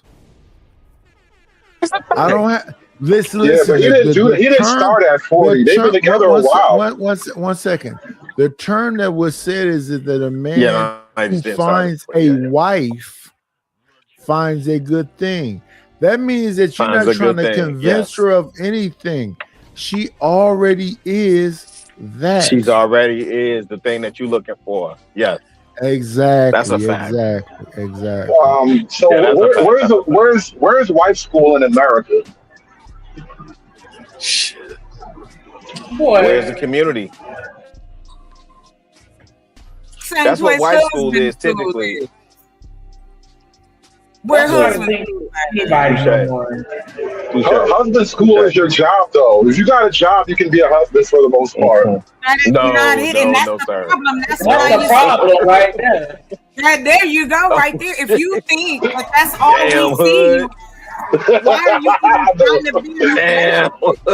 Next, I'm about to say housework ain't that hard either. I'm about to say housework ain't that hard either. I don't know why they be crying all the time.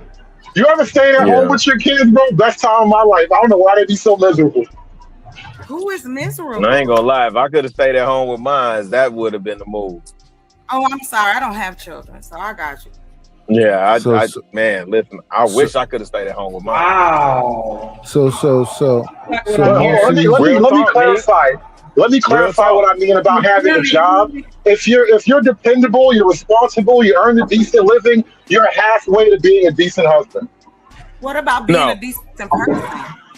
No. Chicks don't get excited about that kind of shit. That's tricky. Chicks don't get excited because you're a good man, though. That comes later. Yes, they do. That's an excuse. I agree with that. Is that Chanel? It as an excuse. Yes, this is Miss Chanel. What's up, Miss Chanel? Oh my goodness. Sis. Hi, Chanel. It's about to go left. It's gonna be respectful, but it's about to go left. No, it's not. No, it's not. It's been left for a little while. Listen. Okay. I'm just messing with Chanel. I'm just messing with Chanel. I'm glad she's up here, actually. Oh, okay. I've been talking No, with Chanel, because we're having conversation around marriage and husband and wife type activity. And I think we get it twisted. Yeah, and I think we get it twisted a lot of times. We really don't. There's some people up here that want to gender bang, and they do their thing, and respectfully, even though somebody could be married, they still want to, slap a big waterhead nigga upside his head and let him know that she's supposedly God. And maybe their name might be Miss Chanel. No. Even though she say, "Hi, Mr. Knight. Hi, Mr. Chicago." Yeah. She remind me of T Baby with that. Shout out to LL Unk, man. She remind me of T Baby with that. That's the upper middle class fuckery. I still get criticized. Shout out to the upper middle class, man. Hey, they trying to eradicate. I won't say us, but they trying to eradicate them too. But don't get it fucked up. I'm riding with Chanel, nigga. I punch you in your shit, fucking with her. Puss ass nigga. Fuck around and find out. Right? Hey, Rilla, what did I say earlier, bro? Over appreciation. Oh my God. Conservative, you love me too. Stop it. I maintain a respectful distance from every one of you internet women. I like Shanika though, but I maintain a respectful distance from all of y'all. Well, Nika will gun butt your ass through the damn Wi-Fi. Damn show Chicago, and the issue with, and here's the thing: when we have to have this discussion, we got to keep it a thigh while. Conservative, fix that motherfucking list before you talk about this woman right here. Bro, she ain't never fucking your old ass, bro. I hope you know that, right? You ain't never getting nigga. none. I'm not trying to fuck on her. So you just on a treadmill going nowhere. Oh gosh, y'all are wild. Why? Miss Chanel, how much of this conversation you that's caught? the only reason that you would ever talk to a woman. That's how hood see it. That you, and if sex is involved, if she has work, she's.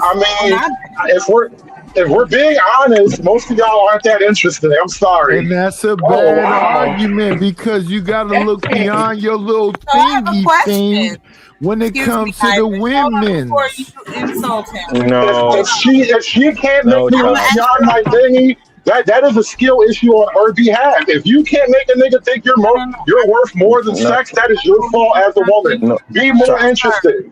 I don't want to get far away from what you said in the beginning. You said, I'm sorry, the majority or most of you aren't interesting. That's why most men only fall in love with one or two women ever. Most of y'all just ain't that interesting. Is that what you said, sir? Yes, most of y'all ain't that interesting. That's why you only need one. So I have to ask a question. How do you feel better because you got to say that to some women? I'm gonna mute up now. I think you feel worse. That makes me feel better. Since you want to ask. Oh, baby. No, he's been consistent with that assessment. That's not the question. Think about the whole friend zone. Historically, the person that a girl In his married assessment was the of dude women. that was her best friend. It was the dude that she grew up with. There was a guy that she was chasing her and all of that other shit. That was the one that the girl started, usually marry. But now it's like, bad boy, I want to talk to this guy. You know what I'm saying? It's like, y'all not the same. Y'all just not the same. Y'all don't have the same demeanor. Y'all don't have the same spirit. Y'all don't look the same as the women of yesteryear. Y'all don't carry yourselves the same. Ain't no patience. It's like, I'm gonna go and get it on my own, all of this other stuff. And so when I see women today, I don't believe that they are looking for affirmation from men. They're not even looking for the approval of men. They compromise themselves to settle for the approval of other women. That's what I see. But they're still miserable, Anton. This dude's so far off. Well, I mean, I can't. That's not even his story. Hey, that's not even. Like, he's trying to tell y'all, Chicago, and that's not even his story. What Chicago? You know what's funny? Let's just keep it 1,000. Can we rewind that just 5 seconds and play it one more time?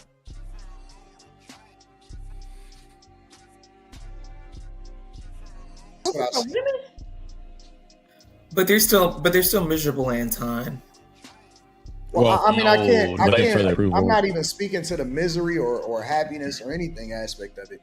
I'm just saying that the dynamics is that they are looking for communities within themselves. They're not looking for companionship with the person that they are supposed to be with. I love that. I love they don't want to be our friend. I love that part right there. Be close to you if you don't want us to be around. Chalk, consider the messenger. He ain't the only messenger though, Rilla. No, but what I'm saying is, been around a long time. So, go ahead, Nish, because this dude is. No, y'all got it. Nah, this dude is literally. Well, he isn't saying anything that's really off base, though. Like, women are. That's not his. That's not community in one another. What he said is off base. That's not the point, though. Like, okay. So tell me. Okay, wait. So Hood, tell me where his wife went looking for the bad dude. Respectfully. I know. He got astute observations about everybody else. Tell me where his wife went looking for the bad dude. I don't understand how that makes him wrong. She showed up to his house and said, "No, this your house? I can't believe you live here." What up, Keon? It's a great question. I think they were in high school, but so what are you talking about? How does that make him wrong about his broader point? How is he wrong about the broader argument? Man. Hood, break it down for the slow fuck in the front. So what's the broader argument that you think he's qualified to speak on? You're okay, really. Your wife, I'm assuming you would call your wife a good woman. No, I don't think you would call every single woman as good as your wife. So judging every woman by your good woman is not an effective way to look at the world. Look at what's actually happening outside of your wife. Fair enough. Well, he did ask me to explain it. And I'm saying, like, your wife is your wife. Saying one mic, so we ain't talking over each other. Go ahead, Hood. Your wife is your wife, right? But not every woman has the qualities of your wife. And now you're accusing him of expecting every other woman to have his wife's qualities. That's not how it works. Wait, hold on. Please don't nobody interrupt. Am I accusing him, or is that the standard that he stands on, that everybody should act like Rita? No, but they're not. And he's saying they're not. And so what's the problem? If everyone behaved the way he thought his wife was behaving, he would be saying women are actually okay. Women are doing well, whatever. But he's not saying that. He's saying like you women are not wifeable. what you just said is the problem.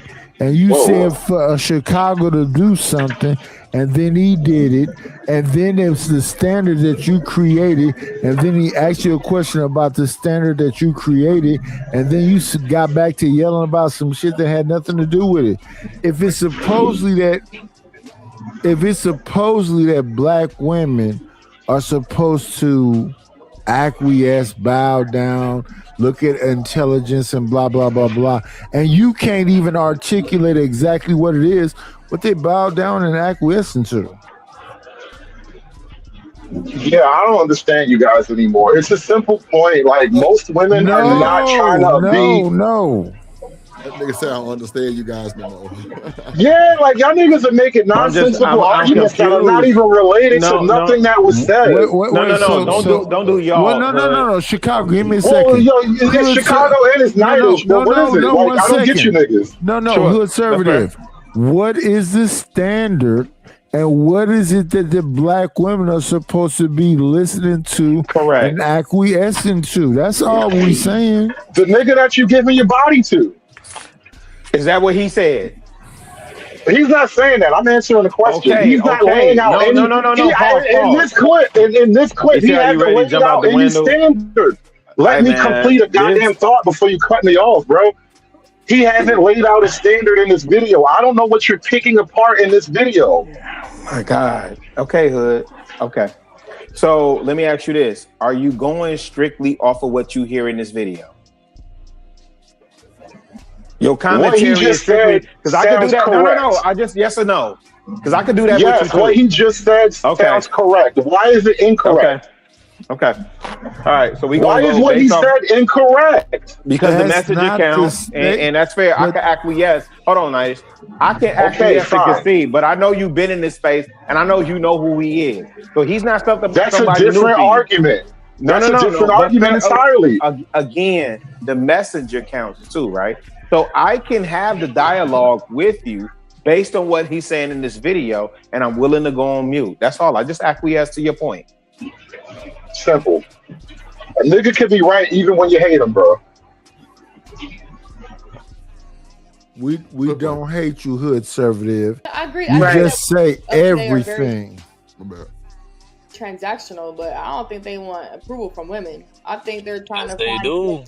Well, because Yeah. I think I don't know about them. Like they're competing with women. Yeah, but that's the dichotomy of it. That's the dichotomy of it. They're competing with the women, but they're also wanting their approval. Like, we that's the whole point. You know what I'm saying? That's the whole point of the competition.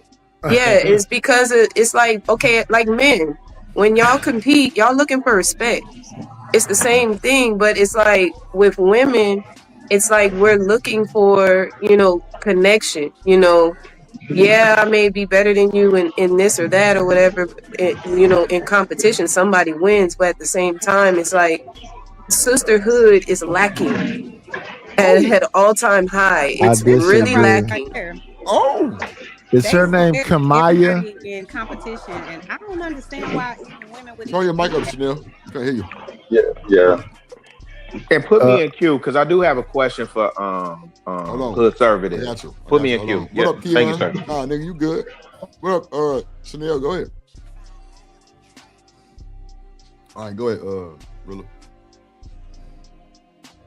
Rilla. I couldn't get on mute quick enough, man. I mean, here's the thing, right? We just had a whole conversation about old heads, right? Old heads who are out the game, this, that, and the third. So now, here's an individual that interjects their opinion on modern dating, which even for me, I've had to see. I've been talking to y'all and talking to my sons. I'm like, okay, you right, y'all right. I'm out of it. I'm whatever. I'm just curious from Hood Conservative. How does he not get the same scrutiny that you have for Jay-Z? It's not. I have no personal investment in this shit, so that's a big part of it. Second of all, if what he's saying is objectively provable, if you can demonstrate the veracity of his claim, I can give a shit about the other things because those are other things unrelated to the simple claim.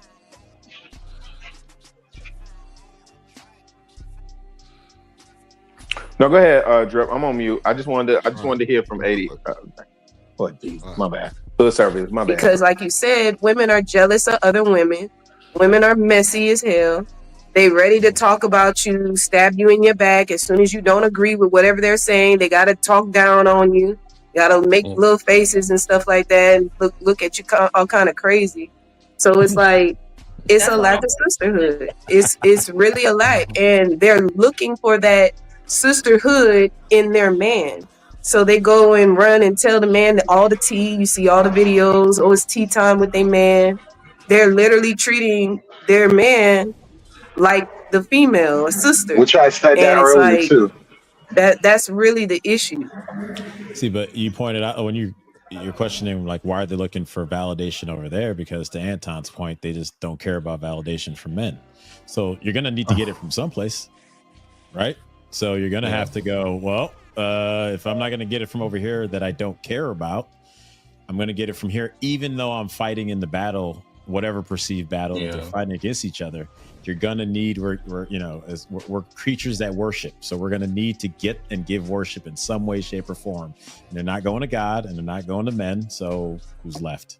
Usually they're dogs and cats, but Y'all want to hear the uncomfortable truth is that women are supposed to be servants, and I hate to put it to y'all that blunt, but women are supposed to be servants. That's really what it comes back down to. And it's like, I don't believe that a woman will ever get real happiness unless she's serving in the way that she's supposed to. I just don't. I agree. I mean, if you're... You know what's so funny about that? Most of the jobs women take are literally in what we call the service industry. I'll go on mute. You don't have to. And the services that we give are to children. Do you want to send your kid to an all-male daycare center? I know, it's hilarious. Like, it's a big joke when you think about it. So, like, no. You're fighting to do the shit that you would have been doing in your house, that's the wrong question. But they're doing it for strangers who will never love you.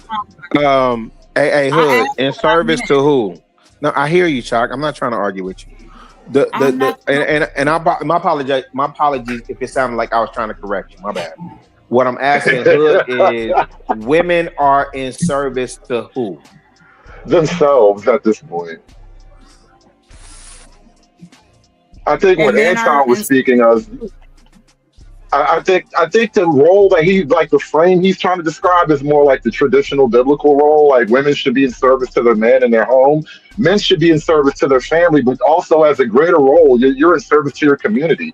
This is why most of men's work is out the home, and most of women's work is in and around the home. According to this model, to that model. So if we take what you think he's talking about, which I would agree with you, what should the women be in service to? If he's looking through a biblical lens, I just want Hood to answer that, and I'm going to mute permanently.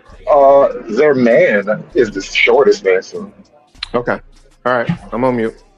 Wait. But what did the... It's crazy. If we talk... This shit is crazy. Listen.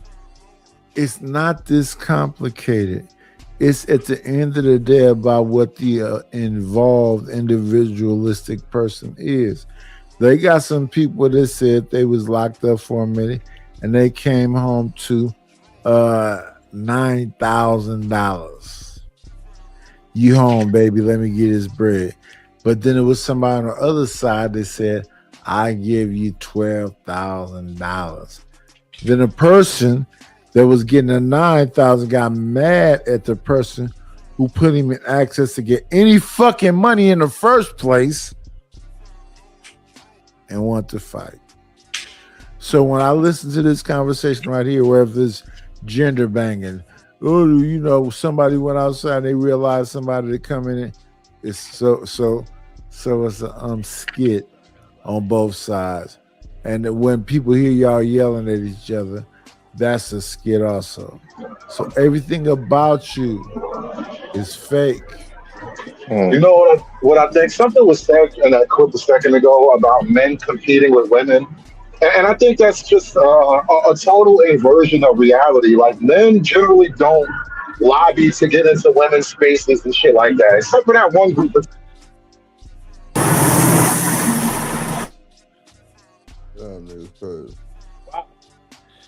Uh-oh. Let's play Snoop. I don't know what happened, but I appreciate the interruption. Mind frame is different, but biblically, women were created to be a helpmate. So I mean, and women, even with other women, look to serve other women by that appreciation. So again, like was mentioned, women are not seeking to look for God's appreciation or men's appreciation, and we do, as people, tend to worship something. So women will be in servitude of other women by gassing them up. No. They're not in servitude of other women per se. They are in servitude of everything. Listen, you have the same energy. You're just redirecting it, right? So I'll give you an example. You go and serve your pastor. Right? You go when you serve your boss. You go when you know what I'm saying, serve certain organizations and all of this other type of stuff. Where the ego kicks in is that they don't want to, it's almost like when you talk to a person and they don't want you to say it bluntly, they want you to say it gently to make themselves feel better, right? And so when you're talking about a woman's greatest moments, I think that the time that they get pure satisfaction is in serving and being nurturing, right? So if you don't have anybody to serve, you then redirect that energy, and that's why you see women are so not studs compete with men. That's crazy. What up, Cassandra Brown? What up, Kelvin in the building? Hey, can I drop drip for a penny? Yeah. I'll give you the penny. I'll give you the penny to drop it. Drip, you stupid. That's diabolical, G. That what the chat said. God, reading the comment. Oh, man. I was just reading the comment. Y'all don't see that comment in the chat? Hold on, let me see. Look, right here. Nah, yeah, I ain't looking at the chat. I can barely see this. Man. There you go. Studs competing with men. Oh, shout out to Kelvin. God, dog. No, Studs definitely not competing with men. I mean, yeah, Studs not competing with men. Yeah, I had a phone call. But I was saying, no, it's women who are trying to force themselves into everything that they think gives men power. And so it's really women competing with men. It's not men competing with women. What's up, Chuck? What's going on, party people? What up with a truck? Man, tired, man. My lady wore me out last night. Hey, and I yo. had to catch the flight, you know what I'm saying, to Kansas to pick up this new truck. And she said, stay. She said, you stay or lay? I said, oh, okay. 10-4. You gotta make sure you ain't picking up no lot lizards, man. Oh my God. Shout out to the missus. I'm tired, man. She beat me. Shout out to the missus. You won this battle, wife. You won this one. Well, you won this. Yeah, always do, Chuck. That's man. She right though, Drip. You right. Where's she at? Always do, bro. What the lady? I'm right here. So you think that's the competing with men, Trucker? What up, Dr. Corner? What up, Deucey? What up, Truck? What up? Hey, Drip, I hate to be the dead horse, but remember what I said about overly praising them. Hit the link, Keon. You say what? What happened? No, remember we started this whole part of the conversation about women being overly praised, and I'm like, look, there you go again. Wait, cause she kept Trucker. No. Go ahead. He can say that about his wife. He can say that about his wife, but the Drip came in. They always do win. I'm like, oh fuck, see, that's how it goes. I don't know, man. I mean, I had commentary too, but I think listen. You hear Trucker? He tired. I think it's dangerous to send your man on the road like that. But I think, hey, Hood, I don't know, fam. I just think anytime we say anything productive and positive towards women in this space, here come the that bit. See, there you go. You a simp. You a beta simp hoster. Black men. Then that file. And I said BIH, but I sent it. You know I'm good for sending it. Right. When are black men never being productive? Hood ain't send me my $5 shit. Hood, why you ain't send me the $5? I cut it off. I'm gonna take a break and send it to you right now. But let me just say this real quick. I'm gonna drop down to it. When are you niggas not supportive of black women in particular? You're always supportive. You always got a clit in your mouth. Not you, but I'm just saying.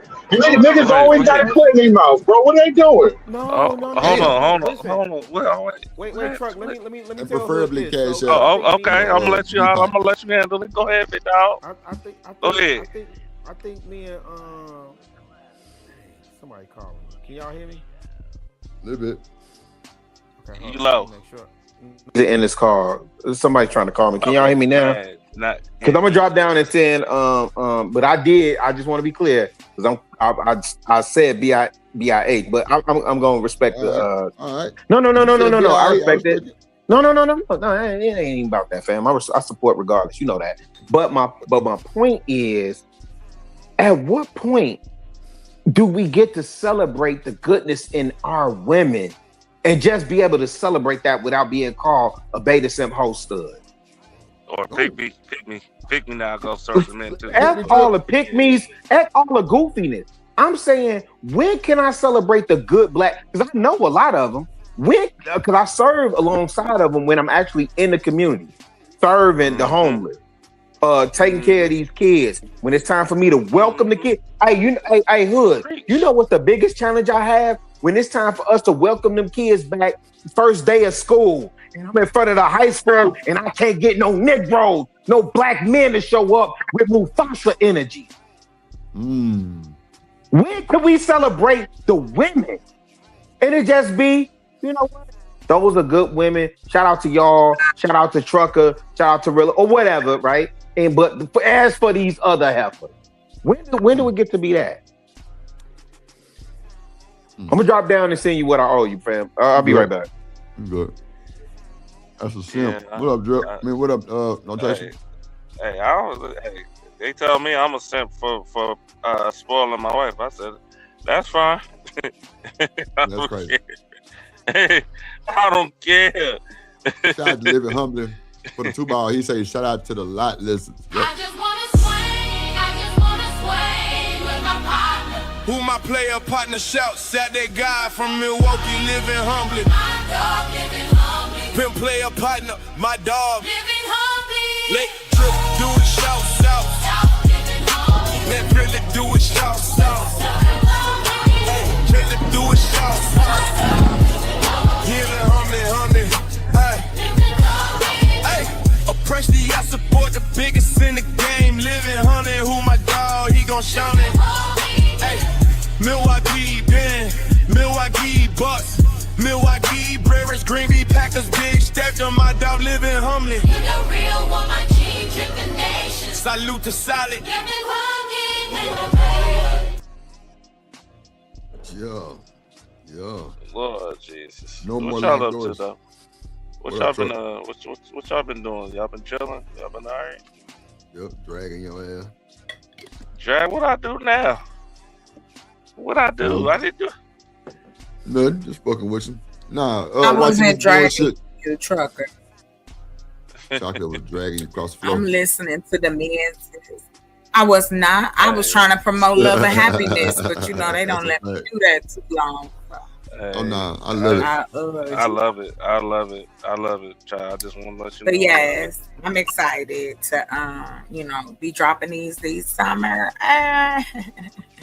It's gonna be just you gonna fun. upload it like on like Apple iTunes and shit like that? Yeah, so I'll be doing the audio for a few of them. I do have some men who have already put in their, cap for doing the the parts for the men and things like that. Because I also have an audio website, so it's nothing but like Black erotica and audio that goes with it. So we putting that on there. So yeah, I'm excited about it. I think it'll be cool. And then we have different themes, you know what I'm saying? Everybody like a little romance. Like for me, I specialize in thrillers, horror movies, detective, mystery. So you scared and horny. You scared and yeah. Okay. That's exciting. I ain't gonna lie. I was just about to chocolate. That does sound exciting. Yes, Scared and horny it's at the same time. Yes, hello. Hey, I got stories. Okay, hey. Okay, let me stop it. Okay, I put that in. I said my book. I wrote it in the book. Let me be quiet and go back. Who the hell making a phone call? What loud ass phone is that? Somebody about to catch somebody. Man, we about to hear some diabolical shit in a second. Who was that? Hello. Hi, this is Chanel. Hey, Chanel. Oh, Chanel, go on mute, Chanel. I'm muted her. She's so fucking crazy. Oh. Yeah, sometimes you gotta help somebody out. Oh. Appreciate it. Shanika, where you at, man? Appreciate you, Rilla. Where you at, Shanika? What's going on with you? Hey, Drip, just so we know, listen, I got money in the B word bank. Don't get mad at me if I use it aggressively. All right, so as long as you send enough credit, I got you. You said aggressively. He said as long as you send enough credit. Nah, listen, I told Drip, you pimping now. I get to disrespect them and say all kind of mean shit. As long as I give them money, this like a fetish, bro. I'm cool. Hey, listen. Women will do that for you too if you pay them. Same way. They'll do that. You see, I'm such a misogynist, though. I'm only putting the money in the man's hands because what you need money for, your girl. What the hell? Man, this is diabolical hell right there. Yeah.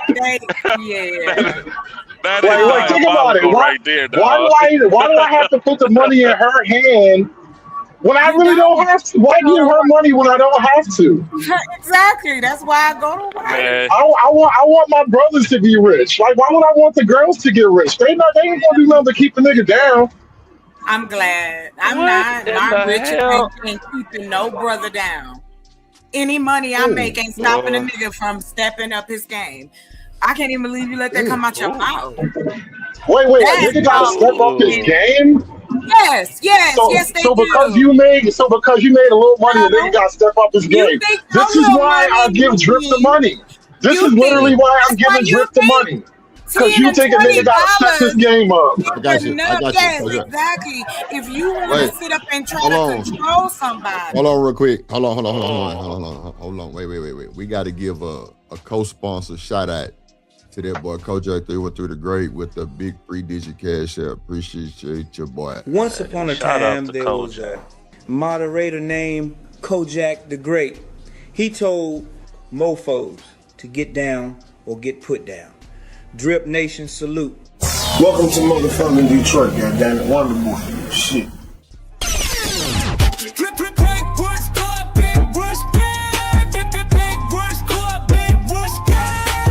Get down, no get put down on for them. Salute to the Motherfather, the Emperor. Project 313 the Great, the Motherfather. Shout out to the Motherfather, dripping Nation West Gang.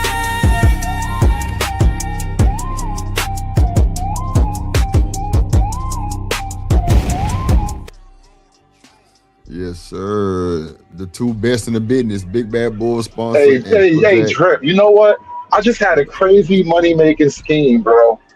And this is like something you can sell to, like, I don't know, the incels or whatever. Like for $50 an hour, no, for $150 an hour, because you got to charge you real money for this, right? You can say whatever you want to this broad, all right? You can call it a B word, you can anything but touch it, right? It's like.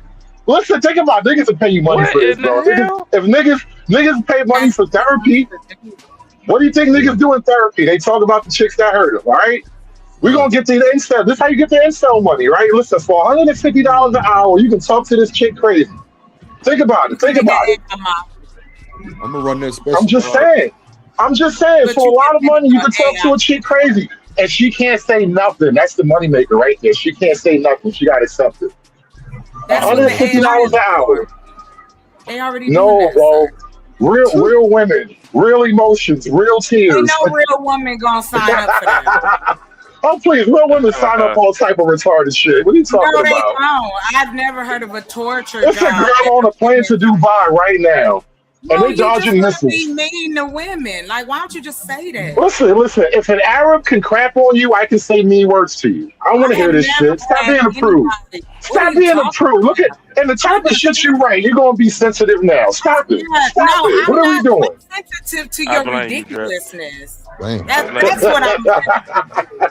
Your I blame disgusting, you, Drip. relentless drive that you want to have against women. Why don't Oh you my just go god. pay to get it out of your system? Drip, do you think niggas won't pay money for that? Shit, You're I not believe they gonna get will. that off the ground. And you think women will sign up to be No, my they not. emotional support, bro? You gotta be my emotional support, bro. Sometimes I just need to yell at a chick, bro. No, why can't you You yell ain't at a never, man? you Why ain't can't never you get yell at off a for work. man? If y'all so You ain't bad, never get off for work. You just want to crack a beer and tell a bitch how. Listen, that was my other one right there. You ain't. Okay. You All ain't. right. You There ain't you go, never get right off for there. work and tell her. You ain't even just want to tell her, bro. You know, if you don't just shut the hell up. Some niggas will You see pay what I'm money for that. You know what? You And she will shut the want to hell be up. with you, and this is what you think of them? You're not joking. Who said anything about being with me? Who said anything like that? Why do you No, think that I even didn't. matters right now? Why are Why do you you think so that's even what I silly? care about right now? Oh wait, Why do you think that I even blame you, matters? Drip.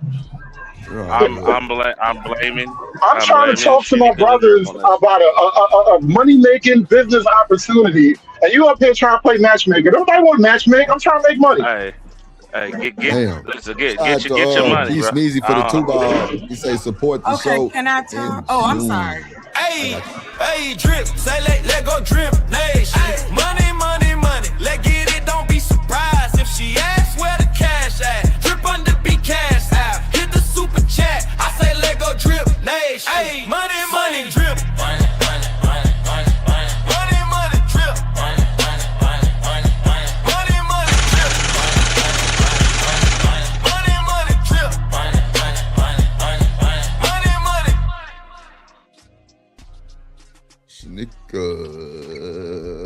Lord Snicker. Jesus. Appreciate you, B Sneezy. For the 2 ball. Appreciate you, my boy. Shanik, you there? Oh, man. I think she handling her kids, man. As I was saying, Drip, emotional support bras, bro. I'm coming up with a program about to work out a business model, about to, propose this to the bank, try to get me a loan set up. You know what I mean? Hey, OG Sigma say this brother here got he made good points. Either he got fire in his eyes, or he trolling, or he got burnt. Yeah. He got burnt. God. It's a healthy combination of all three. Damn. I knew it. A little from column A, a little from column B, a little from your mama. It's all types of things. Oh man. I already knew it. That's what they say. Career driven and all of this other type of stuff because they don't have that energy. You see women want to be Aunt TT and they want to give everything over into somebody else and all of this stuff. A woman's great, I believe that even a woman's greatest, I'm not going to say that. I'll say this. I believe that. Y'all know what be getting me? When these niggas think they can tell other niggas how women want things and what women do. Bro, you're not a fucking woman. Y'all answer more questions than the women do. Hey, Drip. Do you think the women are that? No. Let me just ask. Is it just me, or like, am I the only one that's tired of the dick and pussy conversations? Bro, you see, I be quiet. When y'all be going back and forth about that bullshit, I just sit there and moderate because I ain't got nothing for the conversation. I'm tired, bro. But Drip, why is that the majority of conversations on all the popping, like all these black channels? Well, it's That's just the space. mostly I what think. brings the joy like the people in. Well, I really think it's just this space that talk about all this relationship, so everybody kind of, loop together. So it is what it is. Like that's what you're getting. I mean, with you, I know you be on the, the politics side, so you don't really talk about a lot of dick and pussy. Well, I talk race and politics. I mostly talk gender war with y'all, but like I talk race and politics mostly on my channel. Right. But I noticed that niggas talk about this gender war shit. Like niggas be lonely, bro. I swear to God, niggas the loneliest people in the world. Yeah, niggas That's definitely a lonely. hot topic for content, though. Like that's one of the few topics that damn near every single person can relate to. So you're gonna have a larger audience. A lot of the other channels are very niche specific, and so you're not gonna have the larger audience like that. But everybody in a relationship, everybody likes somebody. Everybody got a boyfriend or a girlfriend or a wife or want one. Ooh, But everybody not into politics. No, I think niggas really are lonely, and not just niggas. I think the black community really is lonely. Everybody need a hug, but everybody mad at each other. Ain't nobody mad at each other, bro. Man, listen, ain't nobody mad at each other. It's just the fact that when it comes to push, and it's time for you to be a man or a woman, y'all niggas like to be little kids, and then y'all bring these children in, and then y'all teach them. Y'all teach them a bunch of bullshit. So it's just a bad cycle for the moment. Like that's the generation right now, right? It's a bunch of dudes. I think it's momentary, but it's gonna take a long time for it to pass. Because if we're gonna be honest, a lot of these children that's being brought up is raised by side chick individuals, side chick mama, side chick daddy.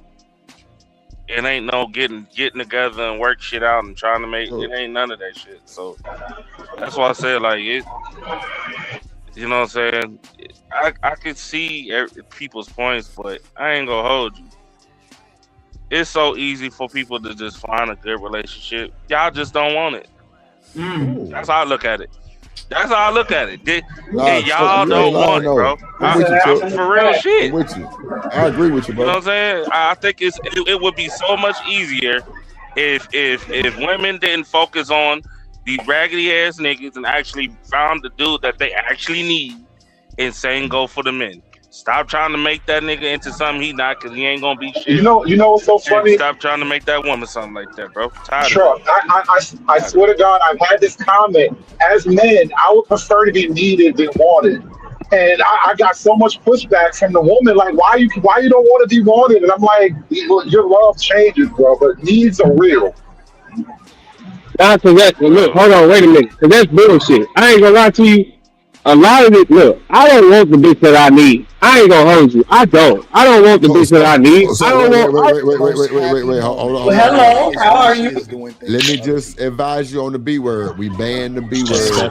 Oh man, damn, my fault. We banned the B word from the channel. My fault. Yeah. I don't want the girl that I need, bro. I ain't gonna lie to you, because that's just some BS that they made up to make you feel better about the woman that you settled for. Nah, bro, I'm shooting for the stars. I want Beyonce. I ain't gonna hold you. That's what I'm looking for. What's wrong with that, though, bro? You misheard me. As men, you need to be needed, though. That's the point. Not you need her. She needs to need you. Let me ask a question. Let me just ask a question. I don't got a problem with you reaching for the stars, right? As you should. Here's the thing, right? If you reaching for the stars and that star is going to blow up in your face and cause chaos and destruction that you already know, are you still gonna go, or are you gonna find somebody that's actually gonna bring some type of real validity and substance in your life, a good relationship? No, I'm not gonna go for the star that's gonna blow me up. I'm gonna go for the star that's gonna accept me for who I am. You know what I mean? I'm not gonna go for the star that's gonna blow me up. going for something that works. Hey, truck. Okay. I have to address my statements too. You should both need each other, honestly, bro. That's the thing. You gotta need each other. Those needs have to be interdependent. Like I need her to do a thing, and she need me to do a thing, and those needs meet the larger goal. But without need, it's just two people humping on each other. Yo, we be in such Disneyland. When somebody say, I'm going for the stars and I'm reaching for Beyonce, do you even know who Beyonce is and what she meant to Jay-Z? What that guy do? I don't care about no damn Jay-Z. What the hell? Why am I thinking about Jay-Z? So why would you want so again, what hey, hold on, fam. So why would you invoke Beyonce? Because of how she look and what she's done. Beyonce is achieving by herself. What has she done? Jay-Z. What has she done? I agree with you. No. I agree with you in how she looked. Cool. I understood that part. What has she done? What do you mean? What has she done? No, I'm not about to know. What do you look it up? Google it. I'm not about to why I gotta Google what Beyonce done when you could easily tell me what she's done?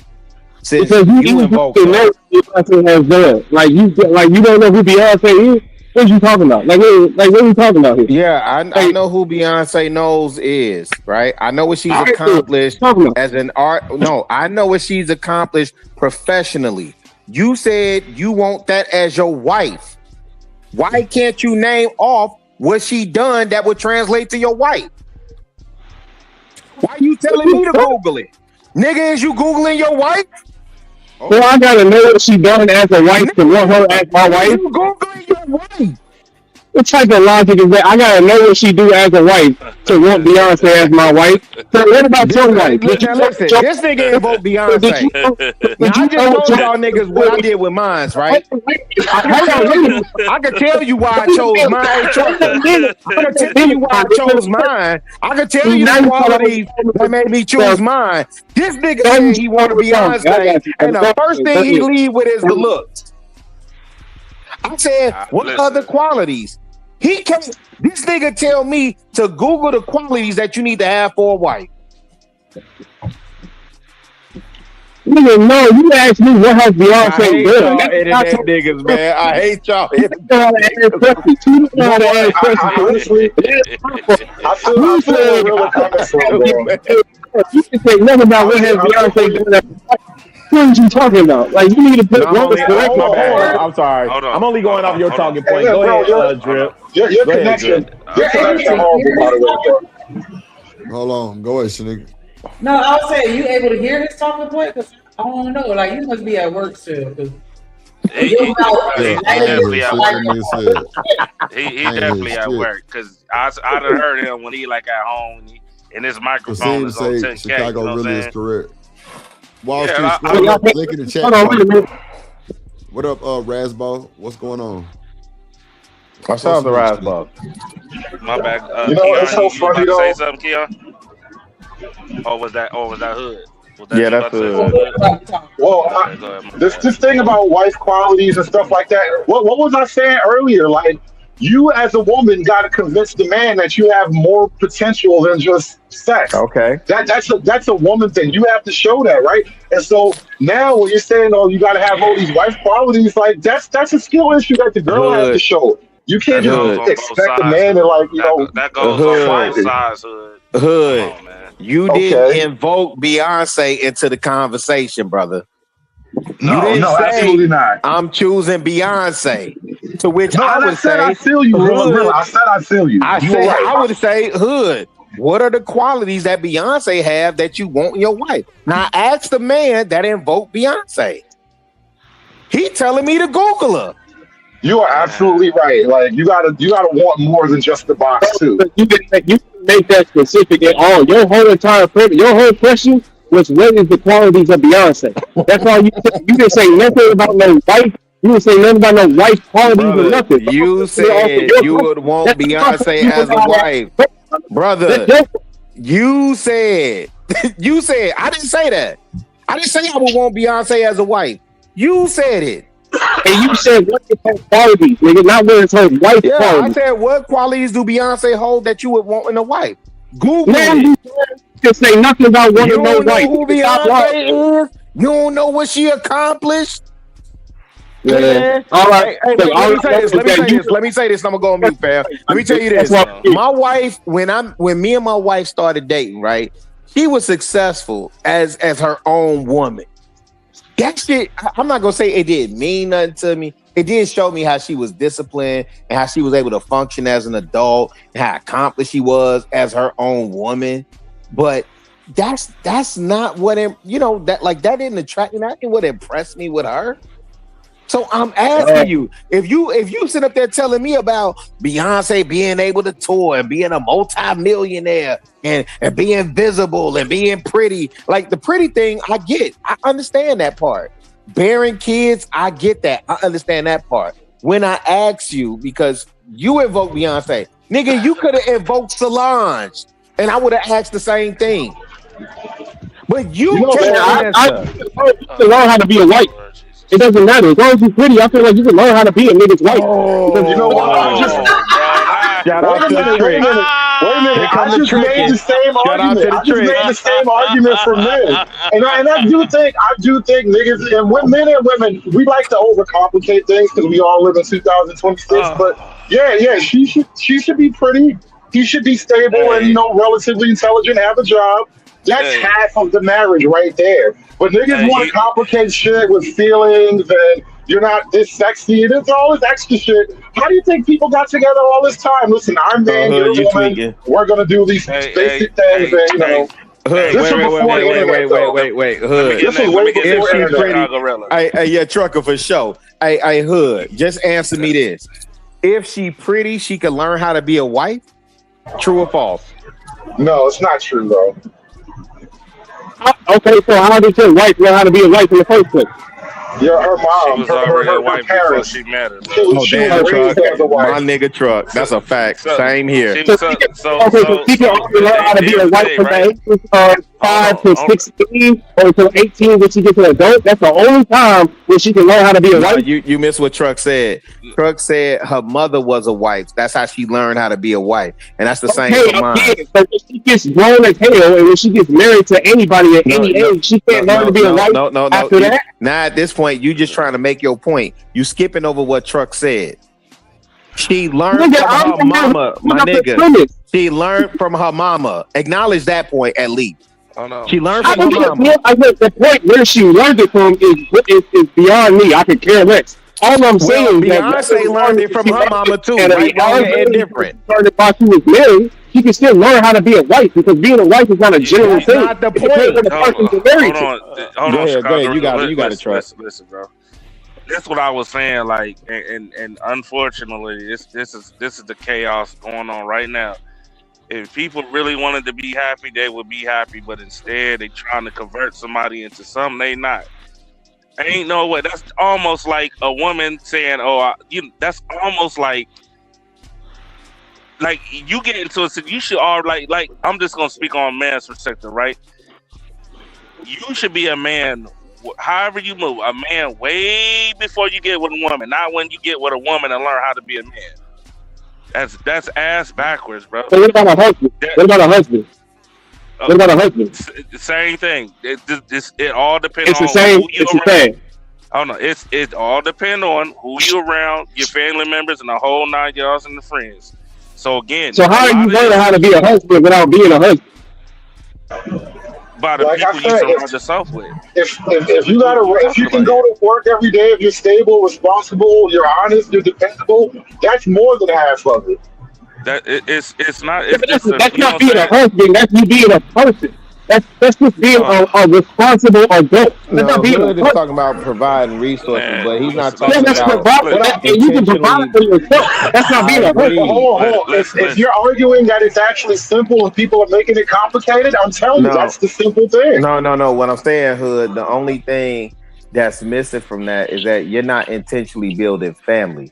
You're not casting vision for family. Providing resources is one thing, right? But again, I don't want to skip over what Hood said because I think that's important. That's one of the main things that attracted me to my wife.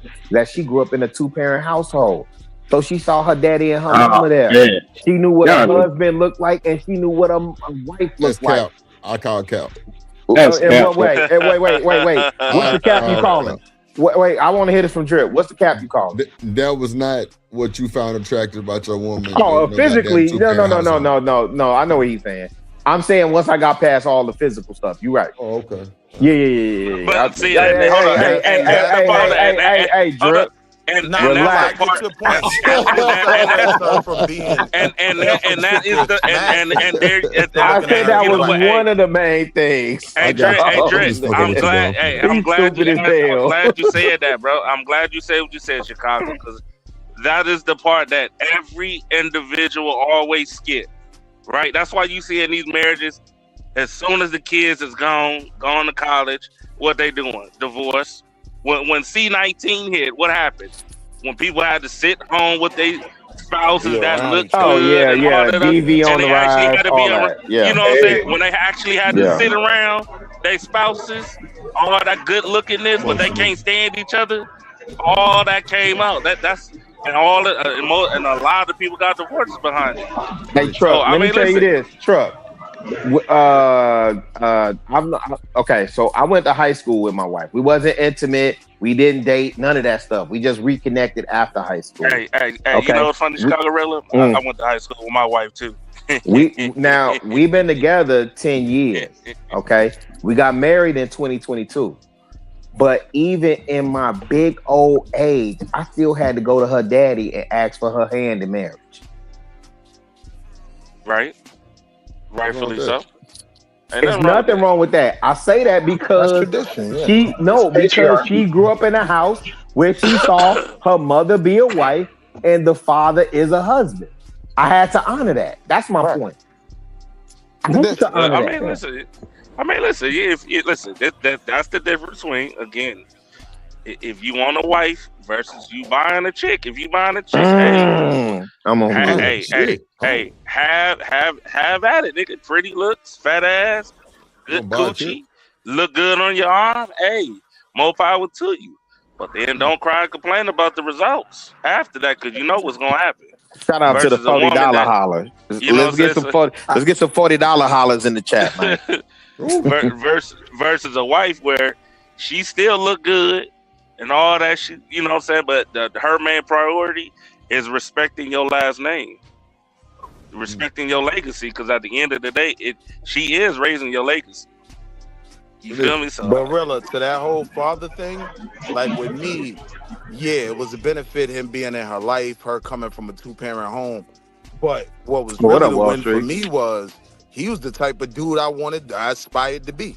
You know what I mean? So being around him actually benefited me. It wasn't even just about how he raised. Well, I told my father-in-law doesn't have a son. I told him he got. Go ahead, Rilla. Rilla got cut off. Mic drop. Hey, you know what's crazy, question, though. Oh, my bad.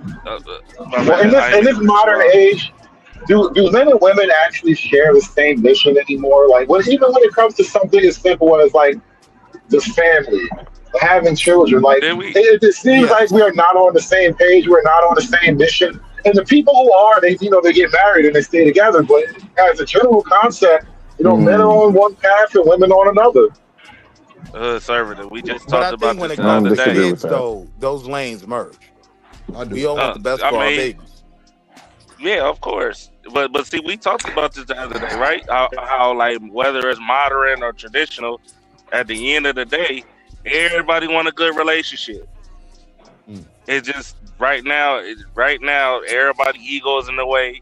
Everybody trying to convert somebody into being a Muslim. No shots. I don't know for this generation. You know what I'm saying? Drip's still out here being a slut monkey. Hell yeah. Hey. Drip was in Baltimore slanging that fudgery. Yeah. Hell, Drip. So you a Baltimore fucking with all them damn crackheads? You gotta have he out there in Baltimore fucking with all them damn crackheads. Oh my god. Don't be slinging no fudge and B-more, bro. That's a pause statement. I've never heard one. Man, listen, he about to catch crackheads. Hey, Hood. He better not be slinging no fudgery in H-Town. The way them numbers looking right Lord. now. I think that's the whole nation. That's the whole capital nation. down there.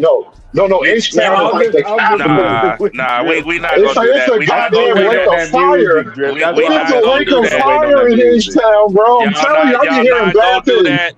Y'all not gonna do that, man. The whole U.S. is like Houston right now. Let's stop No, not the whole U.S. Yes. It's the whole damn H-Town. country is like that. Nah, and it's a reason why, but it's really H-Town.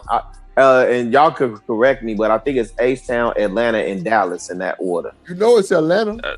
Well, for sure, but it's been Atlanta for a decade. Y'all leaving Jacksonville out of that too. Y'all leaving. I didn't know Jacksonville was even involved. Jacksonville definitely involved. Yeah, The that's numbers why I getting said crazy the whole in damn, Charlotte, too. the whole exactly On the East the Coast? whole damn. Yes. Yeah. Oh, that's bad. That's bad business. Yeah, It ain't bad. That shit normal. No. If these shorties, is because unless you saying the old folk that's in the homes, slanging that D and got the STD rates going up in the old folk homes. If that's contributed to it, then that's one You know thing. what they said is going on, Chicago Rilla? Yes, sir. They saying women have bisexual besties and they hit them. Man, I've been saying that I've been saying that. Oh, that's Drip, why you I've been saying that. Drip, I've been saying that for the whole. I've been warning niggas, bro, for the longest. That's definitely Dallas, Houston, Atlanta. I'm glad Drip said I've been it. saying that for the longest. I've been saying. When I say these things, everybody wants to fight. Good, that's got to be top three. Dallas, Houston, Atlanta. Not in that order, but. Whoa. Hey. Leave Dallas out of that. All right? We innocent. Like they used to be. We innocent. We ain't like you. No, there's not hood, my God. Trucker, there's a reverse migration specifically from the mid. That's why y'all, hey, listen, the stuff that y'all be saying, oh, Chicago bad, Chicago this, Chicago that. Hey, man, no, them YNs, which y'all refer to them as, hey, them jokers all in the South now. There's a reverse migration going on. No. Hey, Kojak. No, they not bumping. They not bumping. No, what they do? Listen, what they doing is that gay friend that they have, they fucking them too. You talking about like in like you said, you talking about they male gay friend. What is it, Drip? Let me hear. I can't. Hold on, wait. Stop. Yeah, what they saying? The male gay bestie, they hitting them niggas. And them niggas been hitting them other niggas. They got them letters. They sprayed it to the chick. The chick I've been saying that for the longest. Yep. Wait, so you saying wait. The gay bestie that be sitting in like the dude, that dude?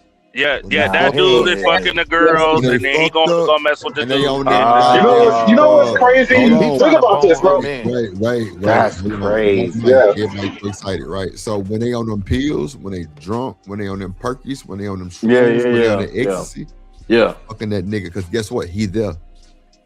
Man, he right there. Well, you know what's so funny, bro? People ain't scared of that monster like they used to be, right? It's true vital. Everybody like. What you talking about? The letters? They not scared of the letters? Man, I don't even know what to say. That's what I think women used to lie with the letters, but I wait. Nah, bro.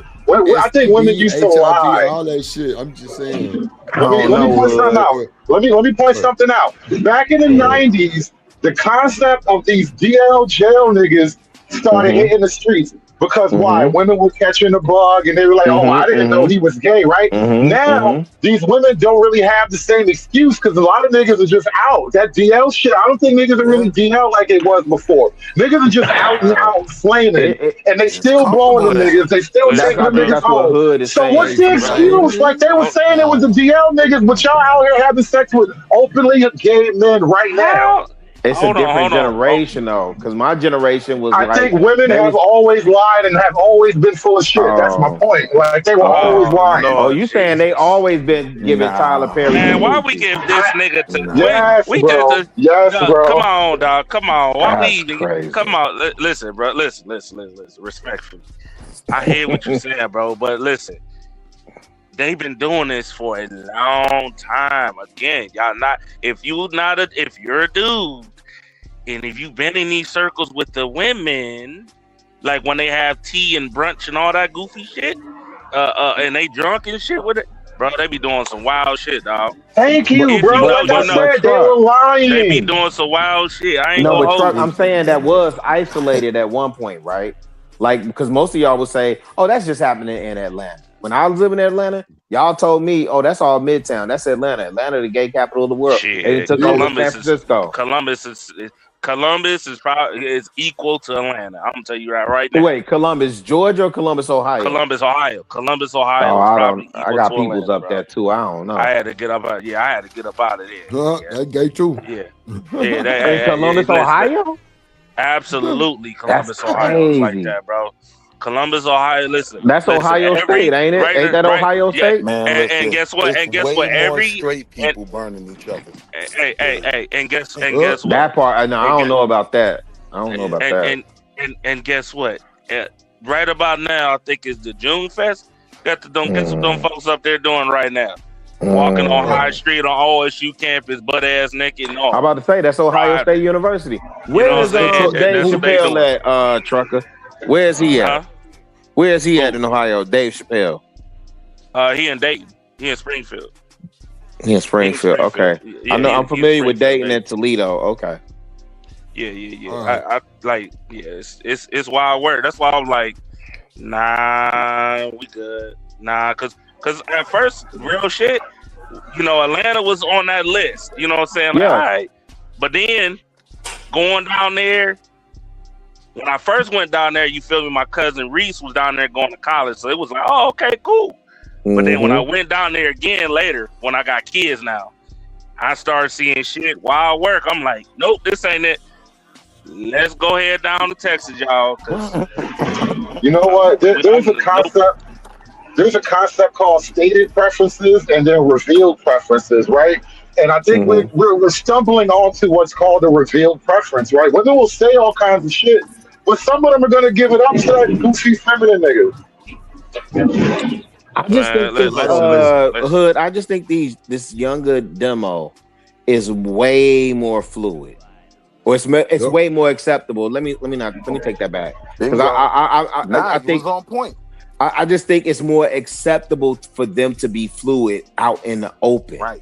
And so, like, I know girls. Make fingernails. No. Listen. When I was in the A, I know girls that was saying like, "Hey, I just found out." And listen, some of y'all favorite professional athletes were getting outed as going both ways.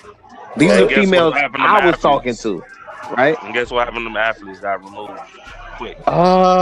Some of them did. Some of them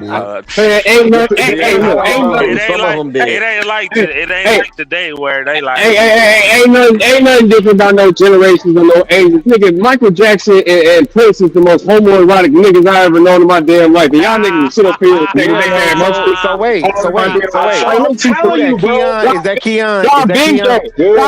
Who's that? Is that Keon? That's what they out in the open about. You know what I mean? I just want to know is that my young boy Keon? Yeah. So Keon, can you tell us the scandal and the man that came out and said Prince violated him or Michael Jackson violated him? No, but I can show you a picture of them wearing hot. That's my boy, punk. You got knocked the fuck out. There will be no MJ slander on this show ever. Y'all not finna sit here and label that shit on him when they no fucking Let's go, I forgot. What you gotta say? I forgot there was a girl up here. Shanika, how you been quiet this whole time? You better be quiet. Michael Jackson. You better be quiet. No, so Shanika, wait. My whole point. He gonna do it. That my man whole was entire never point. convicted of anything. Everybody that sat there and tried to play in his face came back and admitted that they were lying and coerced to get some money. Correct. Yeah, I believe that. I'm not even. That man, we not gonna sit here and paint that man like that just because they couldn't find nothing on that man. They couldn't get him to play them booty games that they play in Hollywood, which is the reason why they had to get him. I never said nothing about the kid shit. Now, if you want to talk about Elvis or you want to talk about Jerry Lee Lewis, we can get to that conversation. What man? What grown man ever said anything about him? I'm on mute. Let's go. Hold on. I feel like y'all let her dodge. Nah, don't do it. Yeah, because ain't nobody brought up that kid trial and shit. I'm not talking about that. I'm just talking about the nigga aesthetic. Oh man, goddamn, chill out. I'm just talking about the goddamn. I'm just talking about the nigga aesthetic. His aesthetic, Michael Jackson aesthetic would be in this day and age considered gay. This is aesthetic. But it wasn't in the 80s. That's the point. No, the 80s was the gayest decade ever. In the 70s, I hate when y'all do that, man. Hey, we gotta have one mic panel etiquette, please, so everybody can talk. Mike aesthetic was never as bad as Uzi Vert. Mike aesthetic was never as bad as Young Thug. The 80s were the gayest decade of my life. What do you mean? The 80s was gay as hell, but nobody was just like, it wasn't really a thing. Like, people weren't angry about it because the gay, this is a whole conversation I had. It seemed like the gays back then weren't forcing themselves into kids' spaces, so it was a different environment. Niggas are angry with the gays right now, but the gay community was not quiet during the 80s. Like, they were out there, but people were just no, they weren't. Like, Luther had to be quiet about that. Right, that's a fact. Luther, nobody knew Freddie Mercury was gay. Like he was gay. Stop it. Yeah, Freddie Mercury. Wait. Miss Chanel, you said what? No, nobody knew like Iggy. Like a lot of these rock stars were gay as hell, but people just let them get a pass. Wait, hold on. I just want to wait. One mic, please. Hey, listen. I just wanted to hear Miss Chanel. Y'all can say whatever y'all want to say. Prince pull up on your girl, he walking away with her. Michael Jackson pulled with your girl, he walking away with her. I don't care what y'all talking about. Nigga. You won't see her for the next 3 weeks, nigga. You gonna see her walking the carpet with his ass. Please. Same thing with Lil Uzi Vert. Same thing with all the young thugs. If they pull up on them right now, they taking. What are we talking about? What are you talking about? No. No.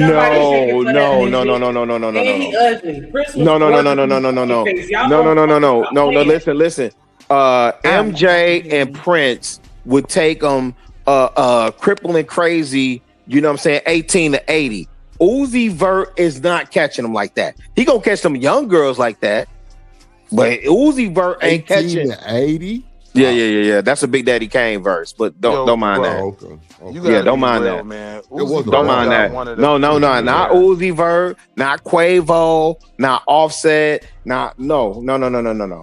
But Miss Chanel, I thought she was saying something because here's the thing: anybody, if you lived in the 80s or you grew up in the 80s, there was an androgynous scene. You're right; they were coming off of Studio 54. And even on the flip side, you had Grace Jones, right? That was it. David Bowie, Boy George. So if you said, man, ain't nobody know Boy George was gay, you'd have a good argument. But if you say like Michael Jackson and Prince, like people would say maybe they was weird. They wouldn't have said like the first thing out their mouth is that they gay. No, but my whole argument was basically boiling down to women have been having sex with open punks for a long time and blaming it on all these other niggas. That was my entire point. Conservative. You like women? Yeah, dude. Yeah, dog. You see, I say some shit that's objectively true and chicks won't fight. I mean, that's not really. I love you, conservative. Don't you worry about it. I'm just playing with you. Me go on mute because Miss Chanel choosing violence. I know you fucking lying. If you want to go there, you gotta factor in that. What was your man? Wake up, everybody. Right, like he was messing with them boys too. Not to wake up everybody. Hey, ain't gonna be no Teddy. No. That wasn't Teddy Pendergrass. That wasn't Teddy Pendergrass. That was Teddy. That was Teddy. Really? Teddy was out there messing with them boys. in the 70s and the 60s Africa that was Bambaataa out hit dancing together, they probably was chill out out, here. chill out, Drip, chill out. Come on, man. Nope. Chill Africa out. Bambaataa big 6'10" was Temptations hitting Said on he them little light died. skinned niggas. Yeah. Hey, I must have dropped. Can I drop Willie for 5 cents? Talking about some he died that man. He died him. Hey, but real quick though, tired is crazy work. He This is what I'm died. saying, man. In the 1980s, y'all had the purest of cocaine. Look, I'm not. Look, at the end of the day, if y'all wanted to fuck with, you know what I mean, another male, okay, cocaine will do that. You know what I mean? That's all I'm saying. So with the influences of cocaine, with the influences of high heels and makeup, you just got the gayest generation that we've ever seen. That's all I'm saying. So don't sit up here and try to make it seem like a generational thing, because again, y'all have a lot of gay examples. I'm just saying. Wait, I gotta challenge that though. Was making niggas go? All them same Hey, I'm not gonna say it wasn't. Go back and watch L.A. Confidential. Some of y'all need to watch L.A. Confidential. It's still going on right now. Niggers. But the only thing that's extra now, you got NBA players. He's so racist. That wasn't going on in the 80s. What? Right? Nobody. No. Coming off of Studio 54, that was. Hey, but Willie, let me ask you this. Because I hope that was my young blood, Keon, right? No. When they introduced ecstasy, and I never been on X, I ain't never did no hard drug. The worst I did was weed, and I don't do, they don't really do nothing for me, so I don't smoke weed, right? But when they started introducing ecstasy and perks, to your generation, what these niggas out here doing now, feeling on each other? I don't know about you talking about. We got it from you, niggas. Okay, cool. Hey, listen, I hear you. Ecstasy is old as hell, nigga. We got that from you, niggas. Yeah. But is y'all on it? Man, look. All I'm gonna say is that on average, bro, you ain't gonna see a nigga with high heels and a blouse on versus niggas today. You gonna see a nigga with a t-shirt, a pair of shorts. That's what you gonna see today. Versus a nigga with high heels and a blouse. Gun butt Nika. Wait, I gotta ask. Hey, Drip. Either you or Gun butt Nika. I gotta ask y'all this. So, the Migos, that infamous scene where they get into it with Joe Budden, and he was interviewing them at the BET Awards. They had the blouses on. Was they in blouses? I'm with you. I already knew where you was going. That was a mean button up. Man, that was button down shirts, nigga. That wasn't no blouse. They just had them bitches. That was a button down shirt. Button down shirt. Yeah, that was a button down shirt. Do it look like I was left out bad and bullshit? Do it look like y'all niggas reaching. Now show me the nigga that wore the high heels. What's the nigga in my generation that wear the high heels? That'd be Lil Nas X. The gay one. Okay, sure. Men in this generation have been filmed in skirts. I want to run through that. ASAP Rocky. What's my that was a kilt, bro. That was a kilt. Come on. Hey, hold on. Come on, God. Drip. I said that was a hey, wait a minute. Is Diddy my generation or yours? Who? Is who? It's Puff Daddy. What's his name? Brother Love. Is Brother Love my generation or yours? Nah, Puff Generation X. Puff was in a skirt. That nigga say Brother Love. Man, he was doing worse. He was watching another man clock his wife. Nigga, that's even worse than being in the church, my opinion. That's cuck. That's cuck activity. I mean, we could say baby is nigga gay, bro. That nigga gay. Yeah.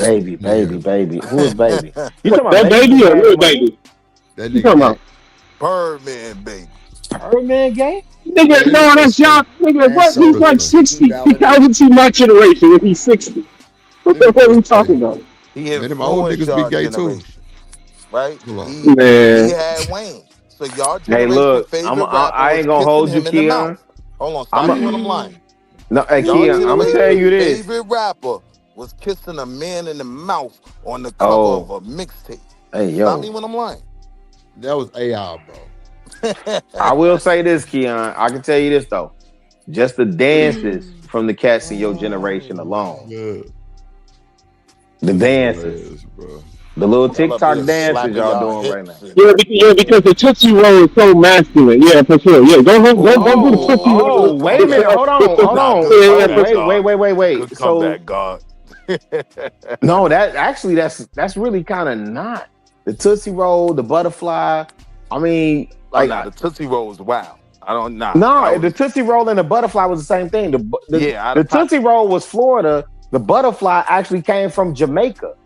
Right. That was dance hall. But women was doing the butterfly. West No, Indian it's all men the was same not out thing. here Niggas was butterflying. doing the butterfly. Niggas was You doing ain't never that's seen old. Shabba No, they Ranks had a doing whole the song. butterfly. No. What I'm saying is Keon is right in when he's saying Tootsie Roll. What I'm saying is Tootsie Roll came from butterfly. That's Jamaican dance. Matter of fact, Tootsie Roll is specifically was Florida. The butterfly, that's old. See you, Right. Right. That's what they was claiming that to be.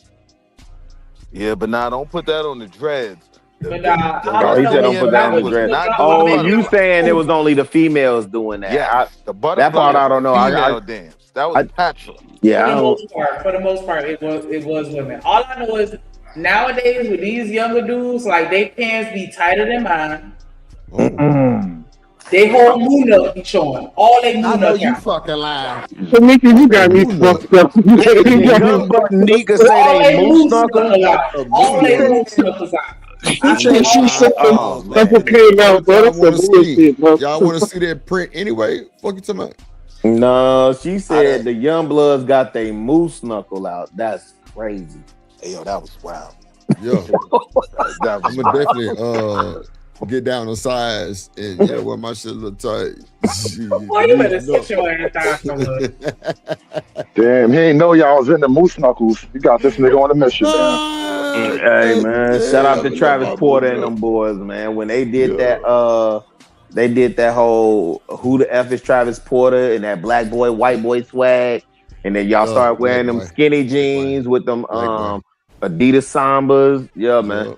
Yeah. That hipster that y'all call it hipster. The Vans. Yeah, the Vans. All that shit. Yeah. Yeah. And I don't want to make this an old head versus young head, like every generation, right?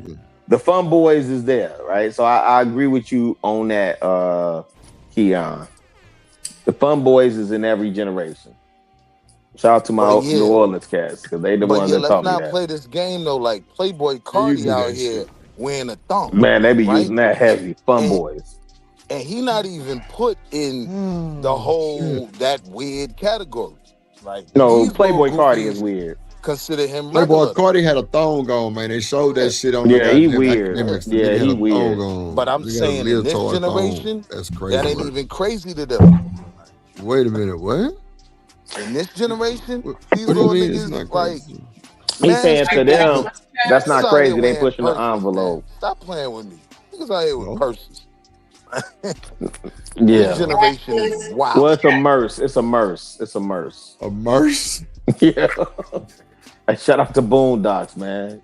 Bro, if anybody say that shit around me, bro, you need to just move around. Just Boondocks predicted it. It's a merce. It's a P.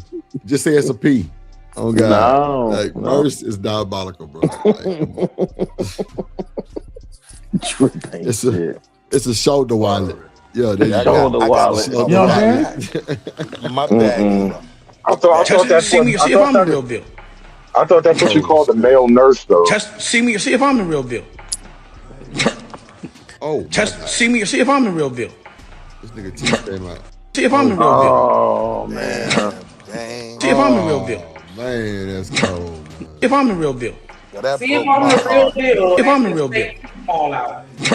Hey. If I'm the real deal. Say. Niggas' feet is tumbling. So I guess Hood's still up here. So listen, all these cats taking shots at Jay-Z. Dame that tried to sell his portion of the rock. All these other things happening. The man ain't supposed to say nothing. He just supposed to perform his catalog and get his bread and go on. Yeah, fuck you mean? Yeah, but I'm an MC at heart. Beyonce should have cussed this funk ass out. Like, nah, Beyonce not Savannah. Beyonce understood it. Hey, Drip, let me tell you this. You know what I heard? And you from H-Town, so you know this F a pedigree. Hey, somebody said she might have been in his ear on some old. Either you gonna say something or I'm gonna say something. I can see that. Damn. Oh shit. Yeah, I can see that. So he got the Will Smith thing, huh? No, Man, now you know that ain't gonna the lie. case. Beyonce from the A, she petty, but she definitely was like, nah, babe, get them niggas what they want. Nah, Hey, but wait. I don't like where Hood going with that. So now, if your wife got an issue with something and you address it, he Will Smith.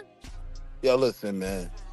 That is Jay-Z. Hold on, wait, Willie, because you a married man too. So if your wife got an issue with something and you address it on behalf of your family name, you and your wife, you got to be Will Smith.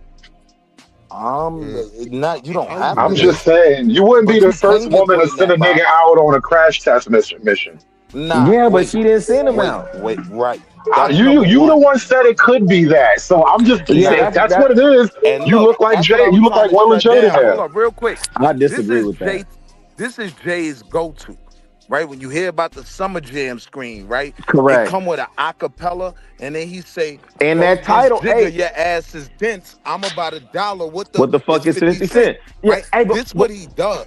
Hey, but Willie, this the thing they not talking about. The remember the B-sides concert? I got that freestyle on SoundCloud. Yeah, this old Jay-Z. That's why he took the hair but out. that title freestyle, he addressed a whole bunch of stuff.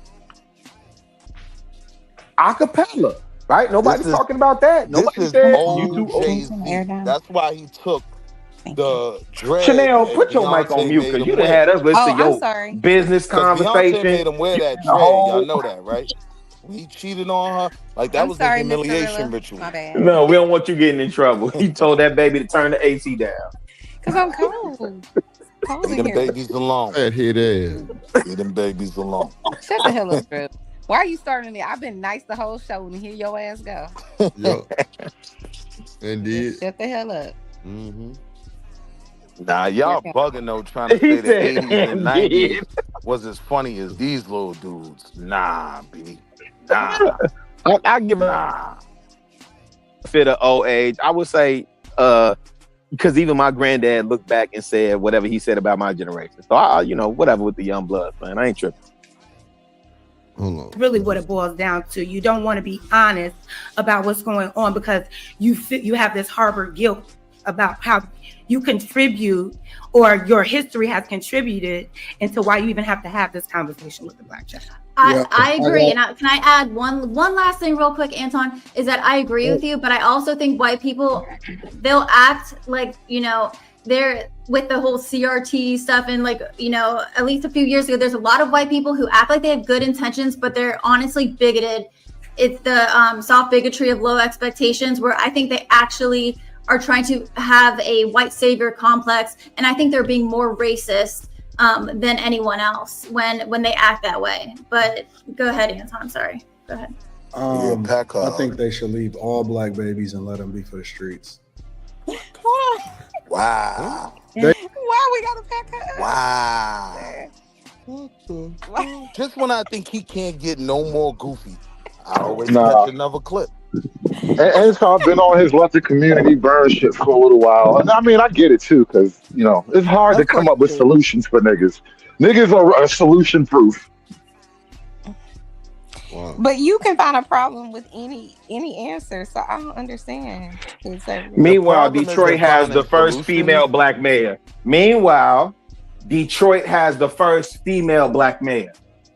You say that shit like it's a cool thing.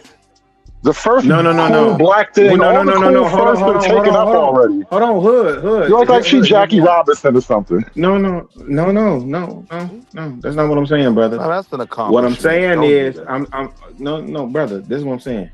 For the gentleman that says he's all about building, he's all about winning, he's all about building his community of bag chasers. Well, show me the community of bag chasers that's taking over Detroit. Mm-hmm. Can you show me that, Hood? Otherwise, I don't want to hear one motherfucking word of what you got to say. Because you really ain't showing shit other than how you've been able to manipulate your Patreon and build your shit up. In 10 Oh, I'm not years, here to defend or represent that case. look, Detroit is going to be a white city. Look. Well, no, hold on, Hood. Just show me the picture of you and Dan Gilbert. Dan Gilbert owns 25% of Detroit downtown.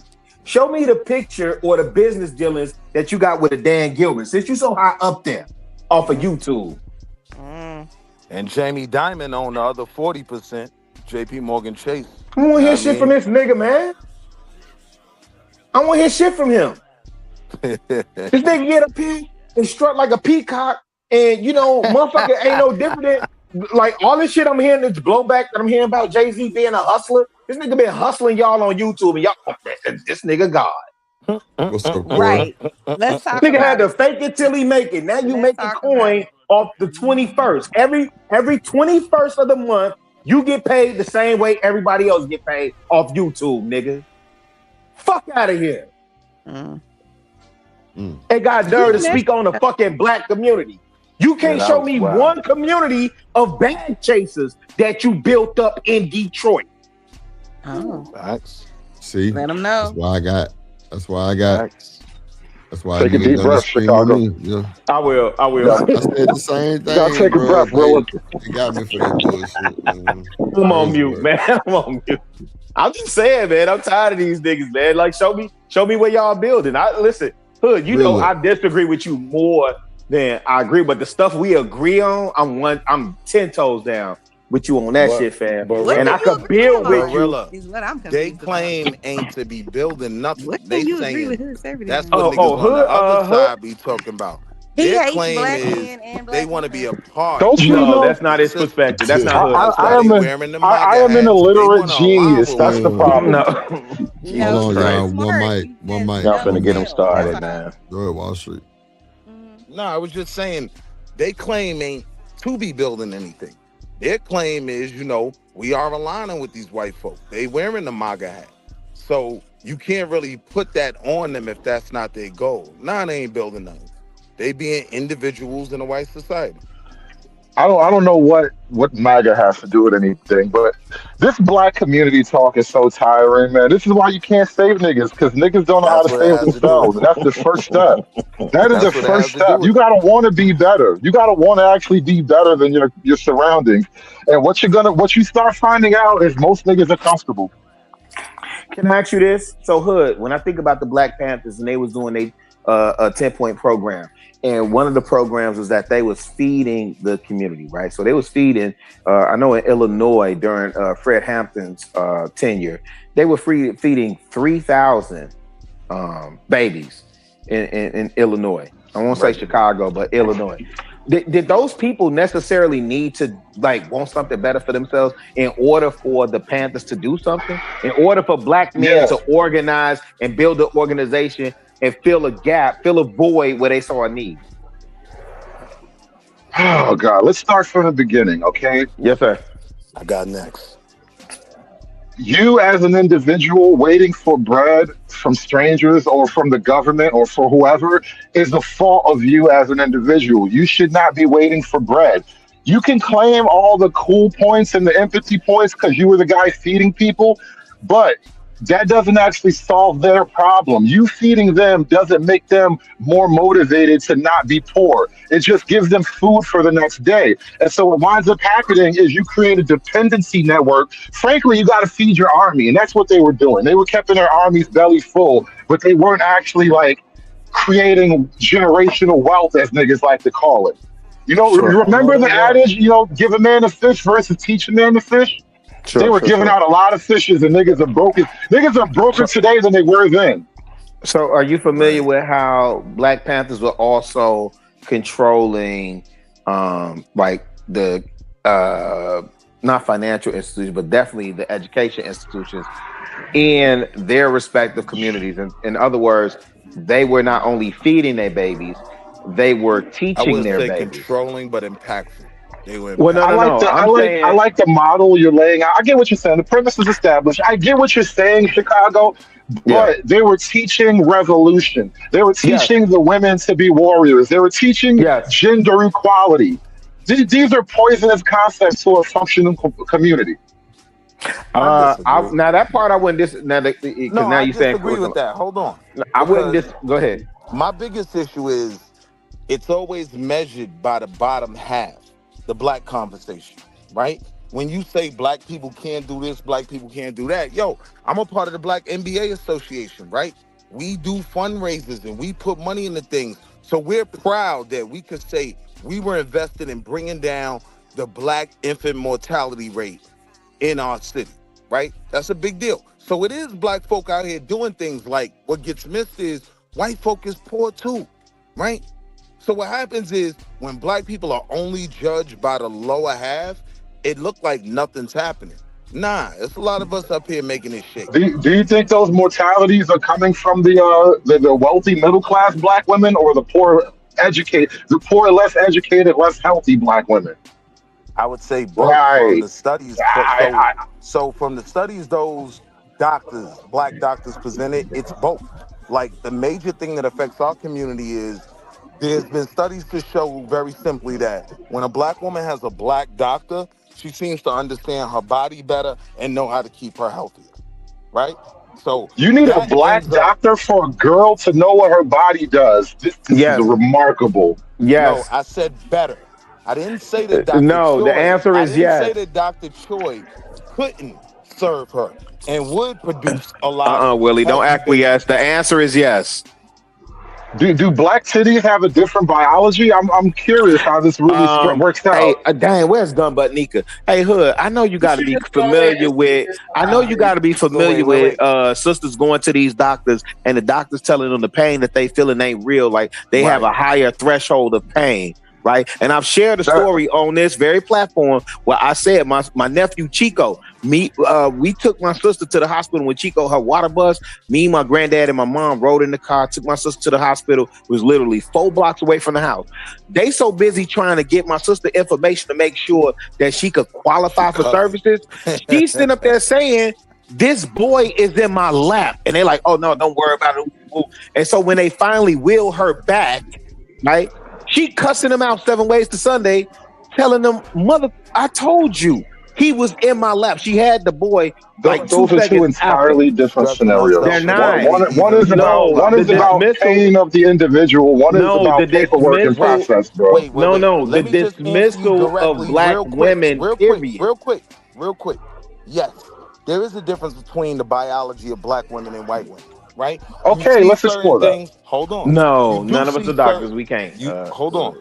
You do see certain things like fibroids and things like that more prevalent in certain communities, right? So, yes, there is a difference in those bodies, to be direct with my answer to your question. I don't know if you're as accurate as you state. Yeah, black people typically get like high blood pressure. Like there are things that are unique to ethnicities, but the function of the bodies tend to be generally the same. Yeah, like that was an easy question. You just kind of shitted on it. No, shout out to my. No, y'all not gonna sit there and do that because black women are affected by fibroids at a disproportionate rate. Thank you. So there are some things I'm trying not to go there with this conversation because I even had my own personal experience where I wasn't dilating and they broke my water and I sat there for damn near an entire 24 hours and the doctor like, Ty, we'll just make some more. So my mama turned the fuck up. So we're not going to sit here and make it seem like, oh, it ain't no fucking difference. It's a difference in every way, form, or fashion that you want to fucking talk about it. Whether it's financially, whether it's medically, or however you want to look at it, we don't get the same fucking treatment. And I don't understand how much we got to sit here and scream this shit down y'all fucking throat. We y'all don't understand this shit. They don't give a fuck about us, dog, and they make that shit known. The girl sued. She should sue the fucking hospital. She had the baby in the fucking chair because the people didn't want to fucking move her to the back. And she's like, I'm in labor, and they looking at her like, nah, you good. Let's get this paperwork in order. But let Becky roll up in there and just like, and then they're gonna roll out the red carpet and make sure she got a room, and she not laying in no fucking bed in the middle of the fucking hallway. But they don't fucking listen to us. But watch this, Shotty, right? Like, even something like I was about to say that's why they stopped listening. Y'all be yelling all the time. More prevalent in black women. So a black doctor is more likely to know that, right? To look at that as, okay, this is the issue. A white doctor might miss that. Doctors miss things. You know what I mean? So it's all about the knowledge of the doctor to the patient. And yes, I do think black doctors, I think I would put it on any race, right? They probably know their patients a bit better than someone outside of the race. I feel like you guys are going to recreate segregation from first principles. Good. And so when I lived in Atlanta, thank God I had a black primary care physician. Right. Thank God my kids had a black pediatrician. Right. Thank God my children's mother had a black OBGYN, because he, rest in peace, Dr. Fremont. Dr. Fremont is the GOAT. Right. Because he was uniquely in tune. He from Louisiana. What's the joint he was from? Not Shreveport. Man, he was definitely. Look, Rilla, salute to the Tethers. I had Dr. Duversol, right? He was a whole Haitian. You know what I mean? Yeah, the Haitians up in now. He was a bit more, understanding of black kids. That was my pediatrician. Yeah. The point that I'm making is that we keep thinking America is a meritocracy. It's not. Every group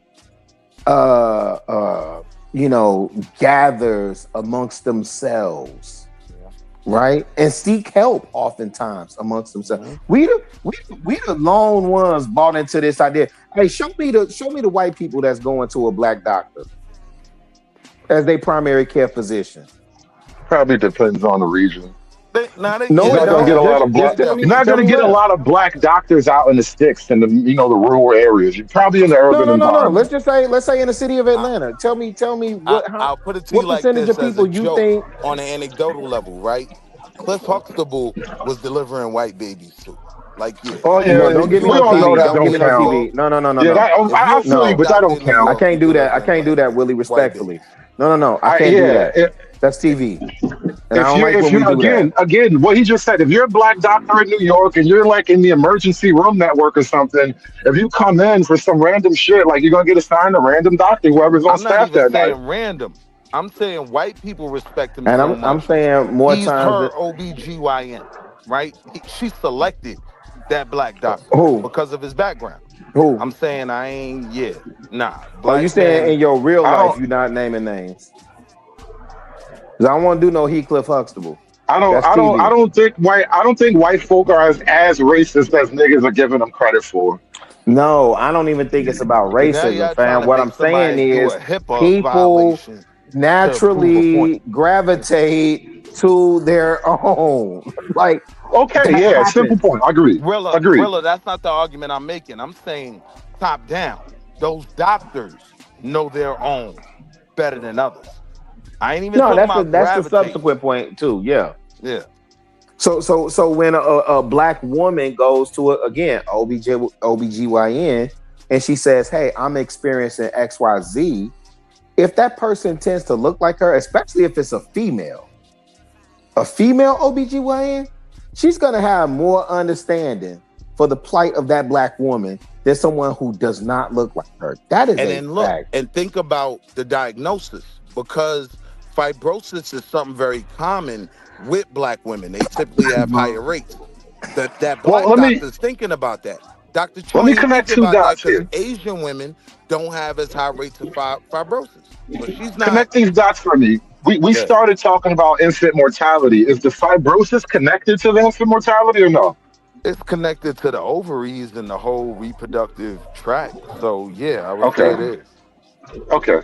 I'm generally asking. I have no idea. I don't know either. I listen. I work with doctors. I work with physicians and nurses every day. That's who I was waiting to come in. Let's go, Miss Chanel. What Mr. Rilla was saying is true. It's just a fact in the healthcare industry, at least here in America. We are just not believed. So either it's you telling us, we're exaggerating our pain, or you think we so strong that we should be able to handle it. You waiting. I remember one time being in the ER the same day I had surgery in like extreme pain, 6 hours after the surgery, and couldn't understand why. Any doctor will tell you, if you have a person that leaves a surgery earlier that day and they coming back to the hospital, this an urgent situation. They could have an infection. They could have all kinds of things. Some people didn't give a damn. Even though I still had on the bands that said fall risk, because I was under anesthesia earlier that day. They didn't give a fuck. Them people let me sit in the ER waiting room for 2 hours. Didn't even offer me a Tylenol. Yeah. So and then they don't give outside, a shit, and it's an unfortunate situation. Unless you know somebody that knows somebody, they don't care. Even outside of like the servicing, right? Like one of the things I learned about healthcare is doctors go to other doctors to figure out what's going on. I can't figure out what's wrong with her. Why is she sick, right? So a lot of times that white doctor might get the diagnosis, from the sister that works there. Oh, test her for this. It seems like it's that. You know what I mean? Yeah, but I didn't want to. He comes back in the room like he came back with the answer. But in reality, she should have been seeing that black doctor that figured it out for him. And not to step on your point, Willie, but I didn't want to step on what Chanel said. Because now we got somebody up here who experienced something in real time. So I don't have to guess. I don't have to relay my anecdotal and my experience that could be accepted or rejected. Here's a woman that's saying, I had outpatient surgery, and the same day I went back because I was having complications, and then people assume I'm Serena Williams. Okay. Listen, I should be strong enough But to wait, handle it. Chanel, why I didn't want to address that? Because a lot of that is a class issue, right? Like we can't act like poor white folk don't do the same thing. No. That's not class. Hear what I'm saying? That black woman that goes through that's of a different class. Her doctor, he's gonna get the call. He's gonna turn around and drive back to the hospital. Alexa, stop. A lot of it is class too. Alexa, stop. So we're gonna skip past my story. I know I'm not a little passionate drink, so shut the fuck up. But that's the real experience. And the lady wouldn't do it because she wanted me to sign one of those, you leaving against medical advice or whatever the case may be.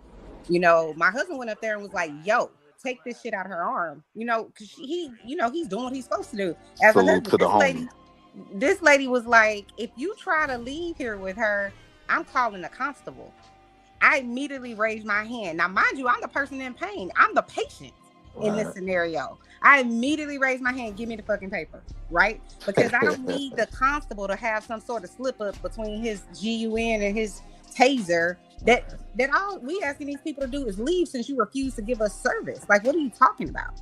So as much as I have friends in the healthcare industry, and I didn't want to believe that this racism was so rampant, especially as it pertains to black women, I had to acknowledge, like, this is what's going on. You know what I'm saying? Because this isn't the first time. All kinds of shit has happened to me over the years with medical service. It's crazy. It's not only the doctors, it's the nurses, it's the people that you're working with in the hospital. It's a whole bunch of shit. But a lot of times people don't want to acknowledge it because of who the information is coming from. So yeah, I had to learn. I had to learn about these issues. You know what I mean? Because I did think like hood, like a body is a body. So Dr. Choi could do the same thing Dr. Johnson could do. But when you look at the data and you listen to people who are in this field and are specialists, these things are valid issues. You know what I mean? I wanted to hear not even just that. Nika was trying to get in there to say something after Miss Chanel. Gunbutt Nika. No, I was just saying that my story was real too. Right. And I heard you saying something about us glossing over that, and I didn't want to do that. So that's why I wanted to hear what you were saying. My bad. I mean, I wasn't even going to make the arguments just that a body is a body, but also like it's process of elimination, right? You have to remove all the other variables and possibilities before you settle on something, especially when you're settling on something which is effectively an accusation against somebody else, right? So you kind of have to go through the process of elimination.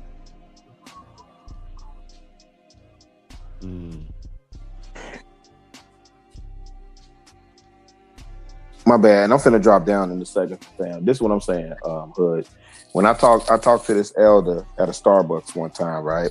multimillionaire. I didn't know who he was until I went home and Googled him and found out what he did. He was a superintendent for the black man, super old dude too, but superintendent for. He had recently retired, and he had got into his walking routine and all this other stuff. But he gave me his name, and then was like, I went home and Googled him. He was a superintendent that invested in real estate and other different businesses and made multi-million. Yeah. And so, but anytime I get in the presence of elders and I'm having a genuine conversation, if I can get around to it, I'm gonna ask them, hey, was it better when we were segregated or integrated? Of the conversations that I've had, Hood, what do you think the elders say when I ask them that question? If it was better? A lot of people who know say segregation wasn't that bad. But this is the irony of the civil rights era, bro. Like, niggas have this fantasy in their head. I agree with you. Because I've asked that question, brother. I've never had a single elder tell me that those times were better. I've never had one. Which ones were better? Integration or segregation? That the 60s were better than what we have now. No. Segregation was better than. Oh, you've never heard that? I've heard people argue that. Go. Hey, Willie. This is what I'll tell you. Even if they saying that to you, and maybe it's a lot of up north people telling you that have maybe they either forgotten their ties to the South or whatever. Nah, these down because South. because Chicago got a direct lineage to Mississippi, Arkansas, and Memphis. And New specifically. York, South Carolina, North Carolina. Yeah, North Carolina. Facts. So the cats that I talk to, there's documentaries where the one dude, he say, man, by the time we got to the lunch counter to taste the food, I was like, this is what we was taking all these beatings for? Right? I kept thinking that was a meme or some fake shit. Apparently that's true. No, that's true. Because the idea of integration was to prevent the government from blocking your progress.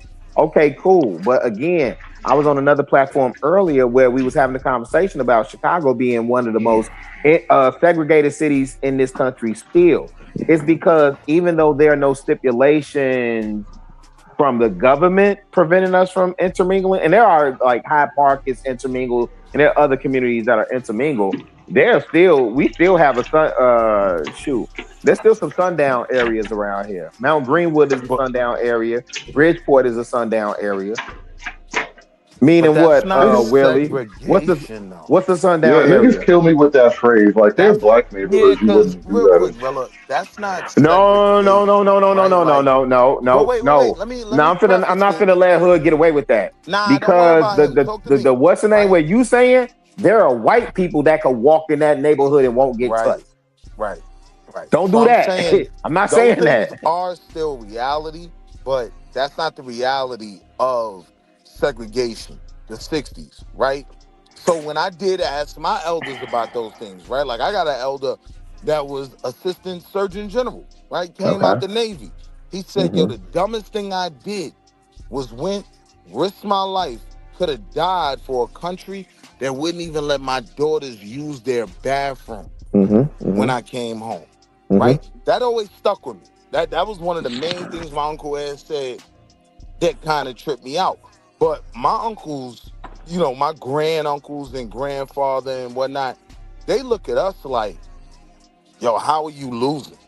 Like, you have absolutely no excuse to lose. If you lose now, you would have never survived during our time. Skills issue, Willie. Skill issue. So here's the thing. Our ancestors, or the elders during that time, guess what? They built amongst each other. They didn't all build successful businesses necessarily trying to cater to everybody. When I think about the Alonzo Herndons of the world, hold on. When I think of it, because these will be at least for me, I'm 52. So when I think about the Alonzo Herndons, when I think about Herman J. Russell, when I think about those people, was it Reginald Lewis? That's why should white men have all the fun?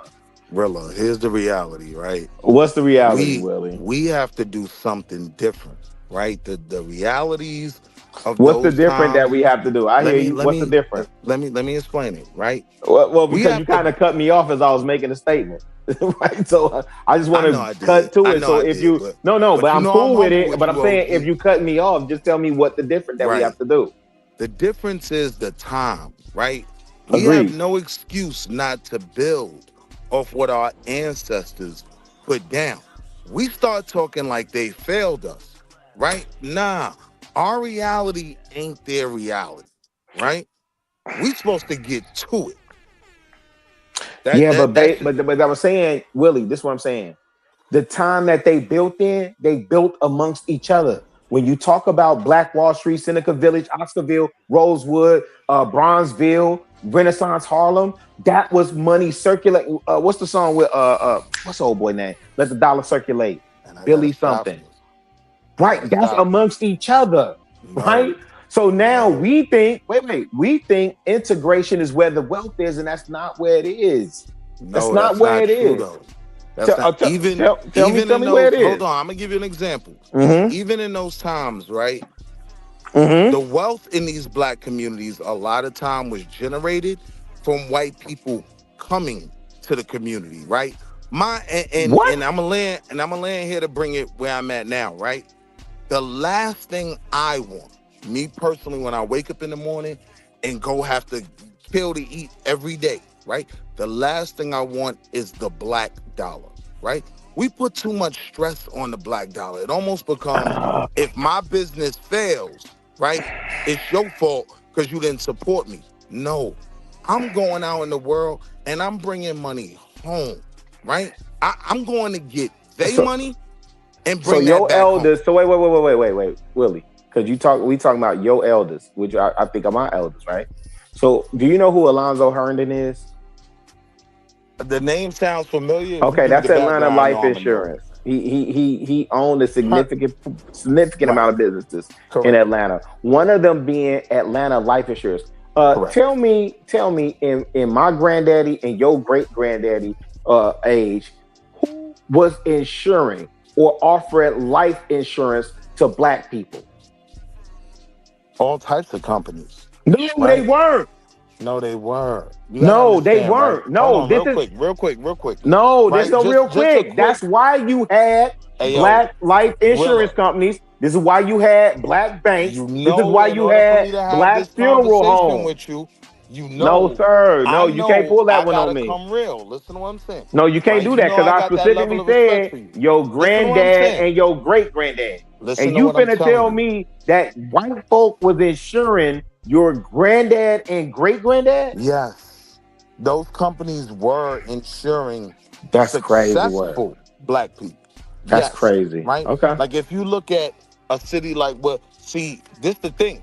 Most people only know about integration, right? Most Blacks could never tell you about an infusion city. I know you know the term, Rilla. I ain't even gonna play it. You know what I mean? So No, it's an okay. infusion city is Wilmington, North Carolina, where white folk and Black folk just competed, right? Now, what ends up happening is white people want to get the Black dollar. So they want to advertise in the Black newspaper, right? White people who are just regular people, they would go to Alexander Manley's newspaper, right? Because they know the Black stuff might be a little bit cheaper. I might have to go on that side of town, buy some stuff from them, right?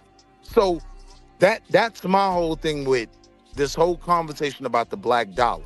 I agree. We should circulate it more, but that is not the cause of our problems. Like I always tell people, no matter how financially literate you are, if you have no finances, you can't do nothing, right?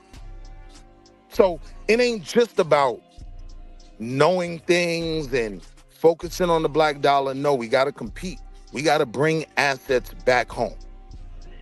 Yeah, I think we get it twisted when we think that if somebody's saying Black dollar, that it's just spending amongst Blacks. That's not, that conversation has since evolved.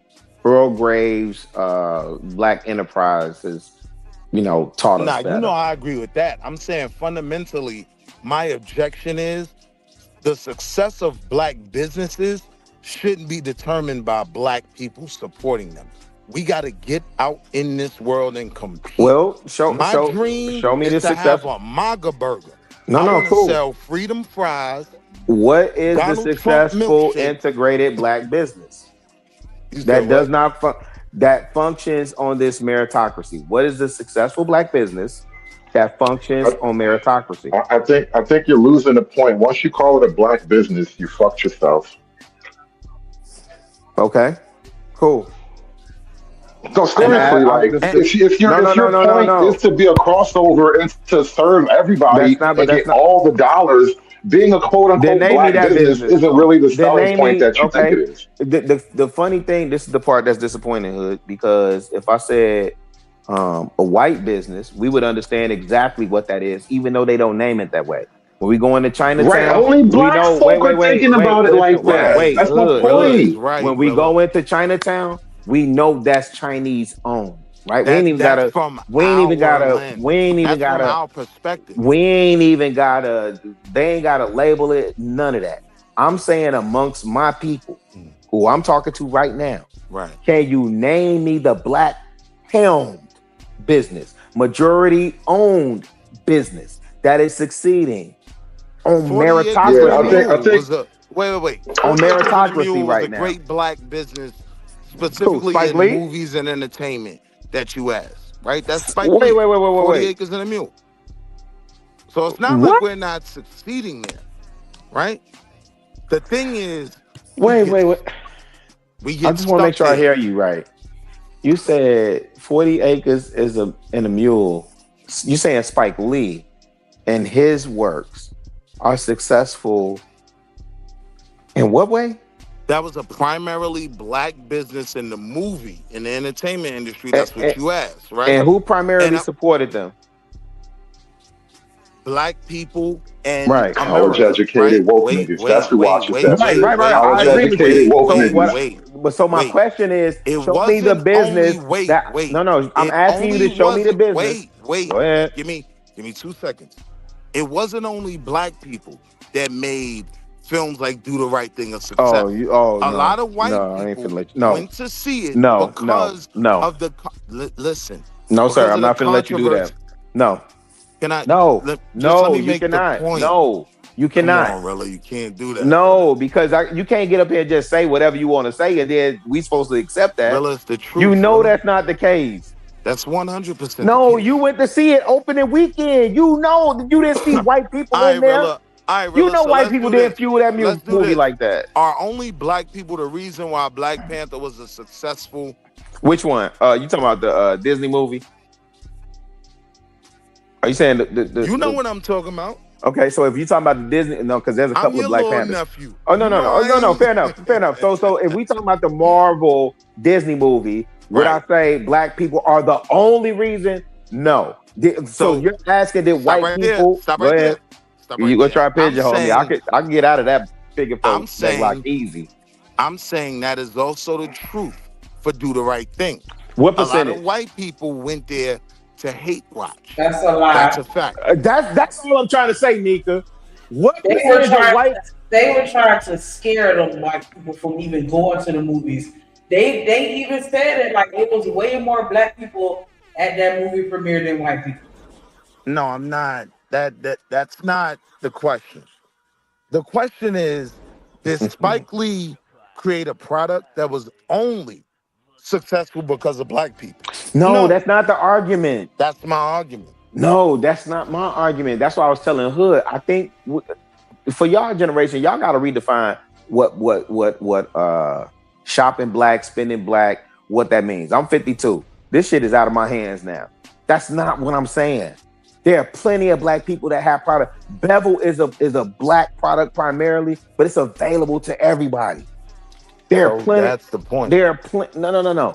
Everything that's for sale should be available to everybody. This is what I said about the whole black business thing. It's like you want to hamstring yourself by only dealing with niggas. No, that's what these things. This is what these people have pigeonholed y'all to think. I ain't gonna lie. Rilla. So that wait, is let me ask for her me. this. Let me ask her this. Rilla, just really wait. quick. Rilla, real quick. That is the issue for me because I'm just dealing with simple mathematics, right? Okay. To think we are gonna elevate strictly off Okay. our dollar Cool. is problematic because the It's reason not. why So- hold on, we hold on, spend more money than anybody else. This is what I'm trying to say, Nika. Why did they, Nika? I'm gonna land right here why and I'm did done. L'Oreal Right? purchase The Carol's reason daughter? why these other No, communities. wait, Willie. Why did L'Oreal make it a point to target Carol's daughter? Because they wanted all the money. That's a black. Oh, okay, Because they Bevan. wanted Why all did the money. why did I they make do it the a same point? thing. Why did I they want to target Tristan Vidal Walker? Sassoon. No. I want to buy out Vidal Sassoon. No. You don't want to buy out Vidal Sassoon. Why did they make it a point? Tristan Walker Bevel, Because they which want specifically all the money. I targets answered the you. needs of black men. Listen to my point. Right? Right. Wait. I got one more. I got one more. Why did Viacom specifically buy BET, Black Entertainment Television? One sentence. Right? If it was successful, we'd sell it to everybody else. I'm not gonna just black button it up people. for you very easy. Right? They want That's all crazy the money to me. Not just white money. They want all the money. No, sir. I want all the money too. I want to sell Chinese people Peking duck. I want to sell Indian No, you don't. masala chicken. My goal in life is to create Amaga burgers. I want to sell blonde hair white people. So what's the version of white people buying up these Asian companies? Wait. What is the white version of these buying up these Asian Honestly, companies? Willie, Asians in Asia won't let you. That's why. It's really that simple. Thank you. But we're not Asians in Asia, and white people in America don't even hate you as much as Asians in Asia, though. Like, that's my point. White people in America do not hate niggas as much as Asians in America do. So, like, a lot of these arguments aren't as strong as niggas want them to be. I don't know about that, but I can at least concede that I know we still having a real conversation. I appreciate that. Here's what I'm saying, Rilla. Right? One of our biggest I issues, sincerely appreciate me that and part. you, Rilla. One of our biggest issues in our community is we see other groups coming here to capitalize off us. We know, like how you were saying, there's Chinese business, right? They still come sell chicken wings to us, right? That's what I want to do. I want to sell them sushi. I want to sell Japanese people sushi. Oh my gosh. And until we start thinking like that, we chasing our tail. Well, if you're in business, and I'm gonna go on mute. I think Drip trying to end the show. If you in business and you are not looking to solve a problem, you are in the wrong business. You should be you should be problem solving, and the profits will come easy. But as long as you're trying to being broke. Yeah, but as long as you thing I could do for the black community is not be broke like y'all. That's the best thing. Exactly. Willie, don't you go back. Don't you go back. You better stay where you at, Willie. You agreeing with me, Hood. You was cooking today, but I still don't rock with you, Hood.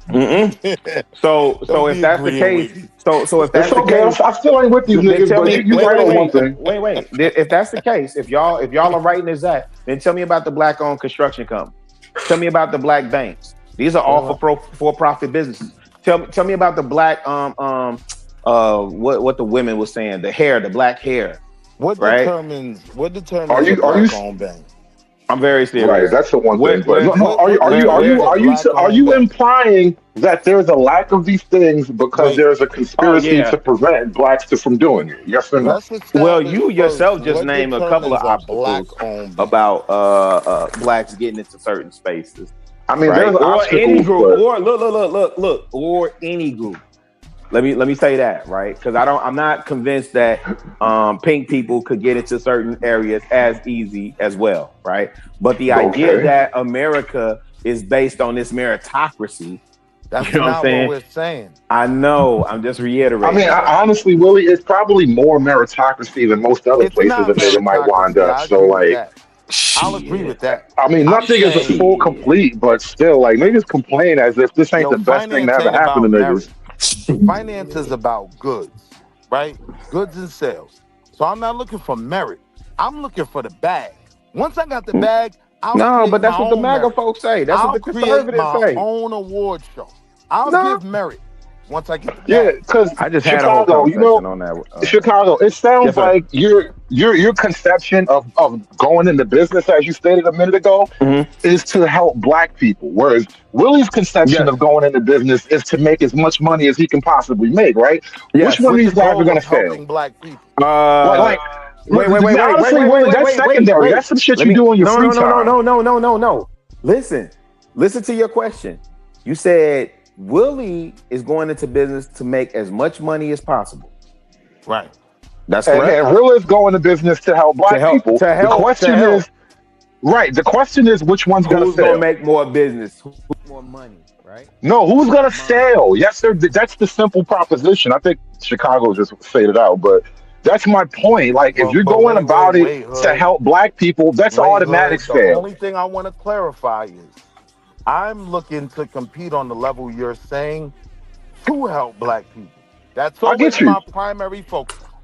No, your primary focus is making money. Your secondary focus is taking that money and helping black people. And I'm gonna tell you why it's your primary focus, because you can't spend no money on niggas until you made it. No. But this is what I'm saying. This is what I'm saying. Hood, to answer your question, my business would make more money because I'm problem solving specifically. Right? I'm not looking for a way to make as much money as possible.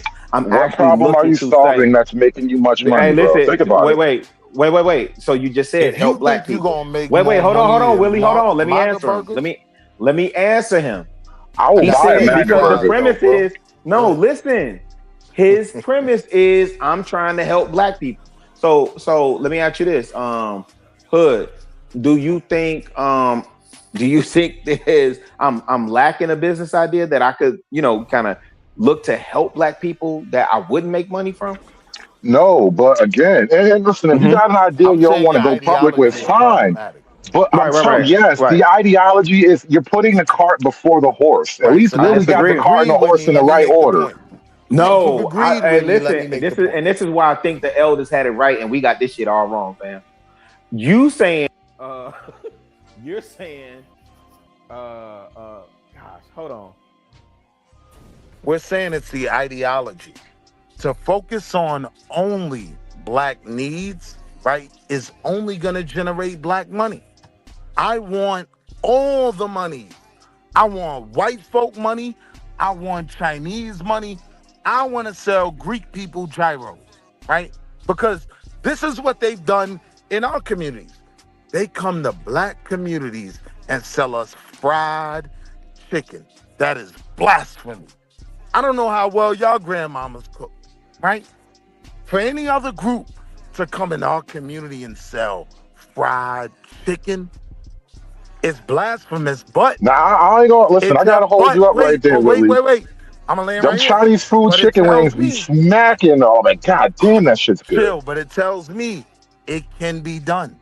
I can sell Indian mamas masala chicken. I can sell white folk freedom fries. Them freedom fries gonna sell off the shelf. Like y'all. Damn, my bad, y'all.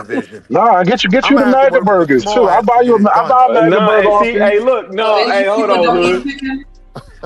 Hey, but look, Nika. No, this is the thing. One thing black people gonna do is open up a restaurant. We gonna find a way to open up some food. I wish niggas had better ideas.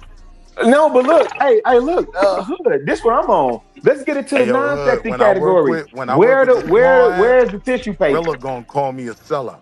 No, I ain't gonna never call you that, brother. I know your pedigree. I never call you that. But that will be a perfect story arc, though. Where's the stuff that we use every day? You see what I'm saying? You know what's funny? This is what I was telling my homeboy. Like, niggas want to open up all these high visibility, sexy businesses, bro. The money is in dirt. It's where it's like, going. You gotta find those. Yeah, you gotta find those non-sexy businesses that niggas are buying houses with. That's what I learned from Charlie Munger. Rest in peace, Charlie Munger. Yeah. Right. Him, and this is what he taught Warren Buffett. You invest where it's not sexy, but this is the stuff that people need every day. that business is never going out of style. So as much people complain about let's say a McDonald's or a Coca-Cola, man, them folk ain't going nowhere because y'all keep supporting them. Let's run with this. Let's run with this, right? Imagine. Hold on, because I wanted to link with you on this, Hood. Like, that was a great idea, and we don't even need actual black women. You can use AI. Like, let's hear what I'm saying. Cut Keisha out already. The nigga know how to talk to me though. I'm gonna drop this. The nigga know how to talk to me. He cut Keisha out immediately. Damn. Drop this nigga for 50 cents. Yep. Drop this nigga for Drip know where that shot was going. That shot was at the AI. Hey, how much did it cost to feed them children in Africa? Can I drop them for that amount? Man, I'm good on Africa. I'm good on Africa right now. I mean, hey, listen. Africa's a great example though. Like, niggas been giving all this. Hold on, go ahead, nigga. Oh shit!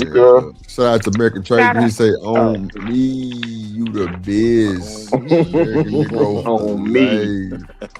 Shout out to that. Hype me up.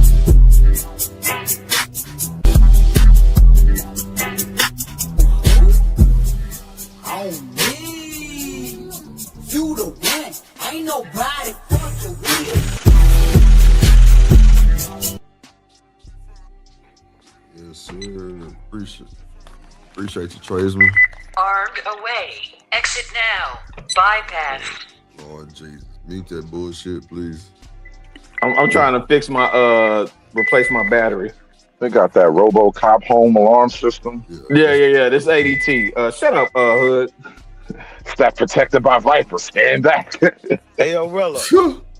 Damn. I had that alarm, Hood. I ain't gonna hold you. I had that. That was Viper. Yep. But nah, see, the conversation we're having, and this is why I tend to like agree with Willie's sort of path, because watching what niggas talk about and how niggas move, it seems like they put black ahead of a business model, which that's no way to do business, my nigga. And this is why people be looking at niggas crazy, because it's like, imagine like if you're trying to help the so-called black image, imagine how much it would help the black image if, like, let's say you lived in a town where you had to go buy your tires and all your car accessories from like the friendly old black guy and his family, right? Shit like that's what changes people's perceptions of like the black image, not because, some nigga, he opened up a restaurant or some shit like that. Like, it's actual thousands of interactions that nobody will ever notice. Yeah, that's the part that I find amazing is that most people, and even, okay, let me do it this way. Drip, when you talk to an artist and they just on the come up, I'm asking you your honest thought. When you ask them, well, who you making music for? And they say, well, I make music for everybody. What's your response to them? That music ain't for me. But shout out to you. Good luck. Nah, if somebody asked me, hold on, say it again. Man. You talking to an artist? You in the studio? Big Bank Hank just brought his artist over to you, and y'all having y'all first conversation. It's like, okay, man, you feeling my beats? You familiar with me? You know what I do with people? Okay, so what's the vibe we going for, man? Who you creating for? What's the music? Who you trying to speak to? Who you trying to get your message out to? Right? And they say, well, I make music for everybody. What's your response back? I'm gonna tell them you might want to find a niche. Yeah, and then grow from there. You might want to find. But Hood, that's all I'm saying. A genre. That's all I'm saying. Black people is a niche. There's a specific need. Now, listen, I'm not saying, dang, what's his name? What's his name? Reginald. It's not Reginald Lewis. Okay, Robert F. Smith. Yeah, it is Reginald Lewis. Reginald Lewis, watch the white guys have all the fun. Reginald, watch the white guys have all the fun.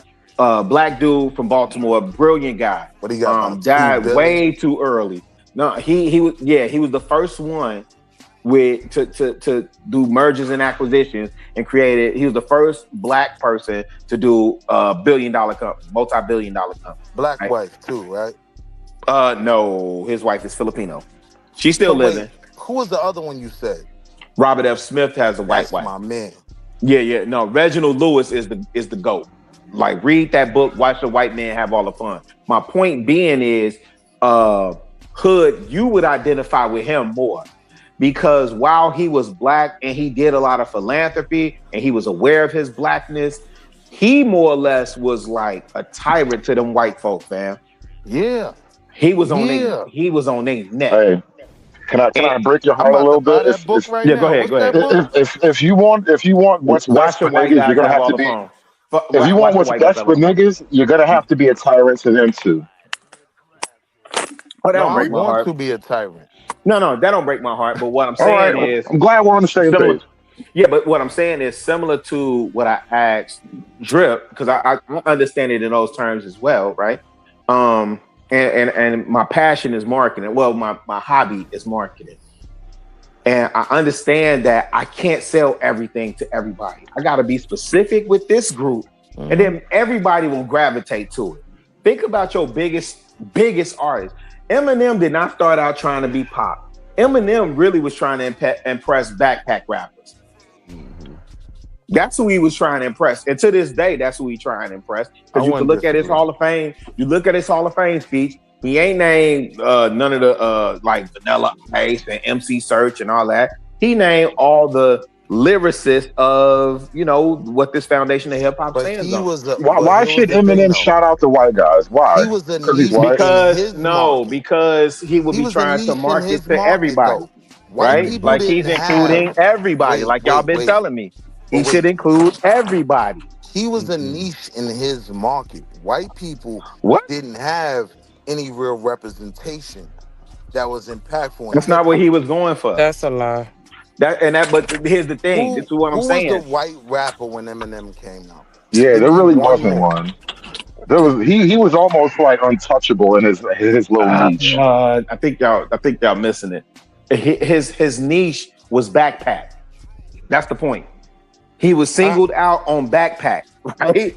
And so again, when you hear me say, because I don't want y'all to get it confused, when you hear me say black owned, black this, black that, all I'm trying to do is address the needs of black people. I think those can be best addressed by people who look like me. So now, again, wait, let me say this, because this is a product that I use again, and I know they're not cutting the check, Drip, so please forgive me. But when I look at Bevel, right, and I've been shaving with Bevel and buying Bevel product, Tristan Walker, even though he sold it to Procter & Gamble, it's specific for black men. And I have not had a razor bump the whole time. I have not had one razor bump. Not Gillette. Wait. Before not Gillette. What's the other one? Before we go too far, though, because I want to make. We ain't going too far. We right on point. Hold on, Wall Street. Go ahead, Sneaker. It is absolutely necessary for us to have black businesses because at the end of the day, what y'all are refusing to acknowledge, every business has a target market. It's just that the unspoken target market for the majority of businesses is white people. And so we need those those businesses that market specifically towards us, because if not, we're not going to get the best of everything. When I go to a store to buy me an outfit, if I go to a store that's tailored for white people, those clothes not gonna hit the same as if I go to a boutique or a store that's owned and operated and where they have the buyer that's somebody black. Like everything, we can't fit their molds with everything. Nothing is for everybody. It's always a target audience. It's just never us. And so if we're not their audience, and we not creating our own shit so that we could be the audience, who's getting the shitty end of the stick? We gotta conform to their shit. Yep. But real quick, Shotty, to go back to the Eminem point, right? Yeah, whoever he rapped for was cool, right? But here's the point you're missing, right? Dr. Dre understood my vision in MAGA burgers. He was a black man that sold a white product, right? That's not what happened with Eminem. Hold on. I don't understand how you argue that, because Eminem's core following was a white. Do you know how Eminem got to Dr. Dre? Wait, but Willie, do you know how Eminem got to Dr. Dre? None of that Let matters. him lay it out. Hold on. Let him None of that finish. matters because I'm talking about Drake. I'm talking about the black Oh, you saying men. Drake? I'm talking Okay. about the black men Okay. You that saying saw. Drake? Okay. No, I Dr. said Dre. Dr. Dre. Hold on. I said Drake. He But saw that white boys had no representation in hip hop. He knew if I bring out the first major white rapper, he's going to be in every single suburb. Now, the problem is when black men have ideas, because that is my inspiration for Maga Burger, right? Everybody at the counter, it's going to all be blonde white boys. You know what I mean? Like they all making Women, bro. Women at the $14 an counter. hour, right? Put women on the registers, Willie. That nigga say blonde white boys. What I'm Yeah, saying. nobody So want to buy that nigga burgers. Put women on the registers, Willie. Chill. Shout out to Hooters. White folk got to be comfortable coming in there, right? What I'm saying is the This is blueprint crazy. that Dre mastered was exploiting them. That's a great example of a black man saying, yo, I know white folk want to hear from their own. I'm a sign. I'm going to get all the Willie, money. that's why you got to be willing to concede. I asked you, did you know how the nigga wound up over there, Dre? That's not what happened. What does that Okay, so matter? tell us the story now. Tell us the story so we can have it. No, this is what I'm saying. No, I don't even want to tell the story. I just want it to be Well, because accurate. clearly you got to fill in the blank. No, you gotta fill the blanks in there. Hood. This is what I'm saying. Okay, let me say it this way. I don't even want to tell the story. Let me say it this way. Hood. Is it different if I paint you hood conservative? If I paint you as this visionary who saw something and executed versus somebody else who brought an idea or an artist to you and said, this what you doing at your boutique label? But see, when you make that No. I asked her the question. Hold on. Let me understand it again. Say it again one more time. Is there a difference if you no? Hold on, I'm gonna be quick. You got it, Willie, but I'm gonna be quick. You can have it. Hood, is there a difference if you go out and you scout and you see new talent and you say, I'm signing this person because they're gonna be the next big thing, versus your boss or whoever bringing the talent to you, saying this is what you're doing, this is your next move, this is who you're signing? Is there a difference? Okay, yeah, those are two totally different people with totally different. That's all I was roles. saying, and I want us to be right and exact. That's all. Yeah, I'm saying you're missing my point. I'm not. Dre understood was Dre didn't understand shit. He was following Jimmy Iovine. Hear me out. No, Jimmy Iovine brought Eminem to Dre and told him we're moving Eminem to Aftermath, and because of the heat that it's no different than what business does Lady Gaga have with Akon? Akon was hot at the time, and I forget what label they were on, but that boss moved Lady Gaga to Akon. That's how he got that. Wait, you know what? Same thing with Justin Bieber and Usher. Akon proves everything me and Willie are fucking trying to tell you. And no Lady Gaga, no African scam city. All I'm saying is Akon wasn't the visionary. Right? Tell me I'm wrong. No, tell me that's not the model. Right. There's no African scam city. Yes, you're right. You're right. Okay, so you got to invested into building Justin Bieber's career was understanding. Right, there's no lane for something outside of my space. Everybody he worked with was black, but it was black folk that understood the money they could make putting something in that market. No, that's not how music business work, fam. Them folks finna tell you what you doing, and they're using their left. Now they're gonna give you percentage points. Usher may be still eating off that first album, but Scooter Braun is the one. And research that nigga. That nigga is the one that's. I want to double back a second, Willie, because that was really the character that ties both of us together, our arguments together, right? Akon. His big song, Locked Up, that was really Styles P. That was a feature, right? They had to split that most likely. But him, white woman. Him being behind Lady Gaga, whatever money he could suck out of that giant bag of infinite money, you can go back and now say, I'm trying to build Africa. Like, not even Black America, not even Detroit. Not even Detroit. The nigga said, I'm trying to build parts of Africa up, right? We're going to make Africa great again. And this is what I'm saying. Like, if you want to help black people, stop worrying about black people for the moment. Look, he could have signed SZA and depended on black money. He said, no, I know this he weird, signed. goofy Y'all know white he woman. signed T-Pain, Right, hold right? on. I Y'all know know he this signed weird. T-Pain, right? Who's the biggest You're not female hearing what act out? Like that was Lady Gaga. Lady Gaga Yeah. had a So crazy Michael again, I Jackson just type told run for you. like 3 way years. as Where's Drip close at? I just told you to what the labels do. The labels will move these artists around we to know a this boutique label to give them visibility and credibility. Rilla, we know this. That's not the argument, though. So We're why are you talking saying about. Akon? We're talking about. Hold on. We're Like talking about Akon had a white. choice. Hold on. We're talking about white executives marketing to a black community. I mean, to a white community, right? Black artists and entrepreneurs marketing Nah, that wasn't your over there argument, to but go them. ahead. Yeah, Dr. Dre. I don't know. I get the argument you're making, but I'm saying I think Dr. Dre knew this would be a gold mine. This is going to be in every suburb in white America, How would every trailer Dr. Dre park, know that? because he knew the kid was nice and he knew there was a niche market for that that's not being represented. There is no major white rapper. If I give him the Eminem wasn't a cosign, major, but I agree with Wall Street on that one. But Drip, Eminem was Eminem, when he first came out, he was in Detroit. He battled. He went through Rap Olympics. He battled Ryan. and it went nowhere until, hi, my name is under Dr. Dre. Which is basically pop for rap. That's like rap pop music. Dr. Dre gave him the cosign and he was good in the market. So now you're good with black people, but this whole untapped market of white boys that want their own Jay-Z. Now you gonna get all that money. That's what MAGA Burgers is, man.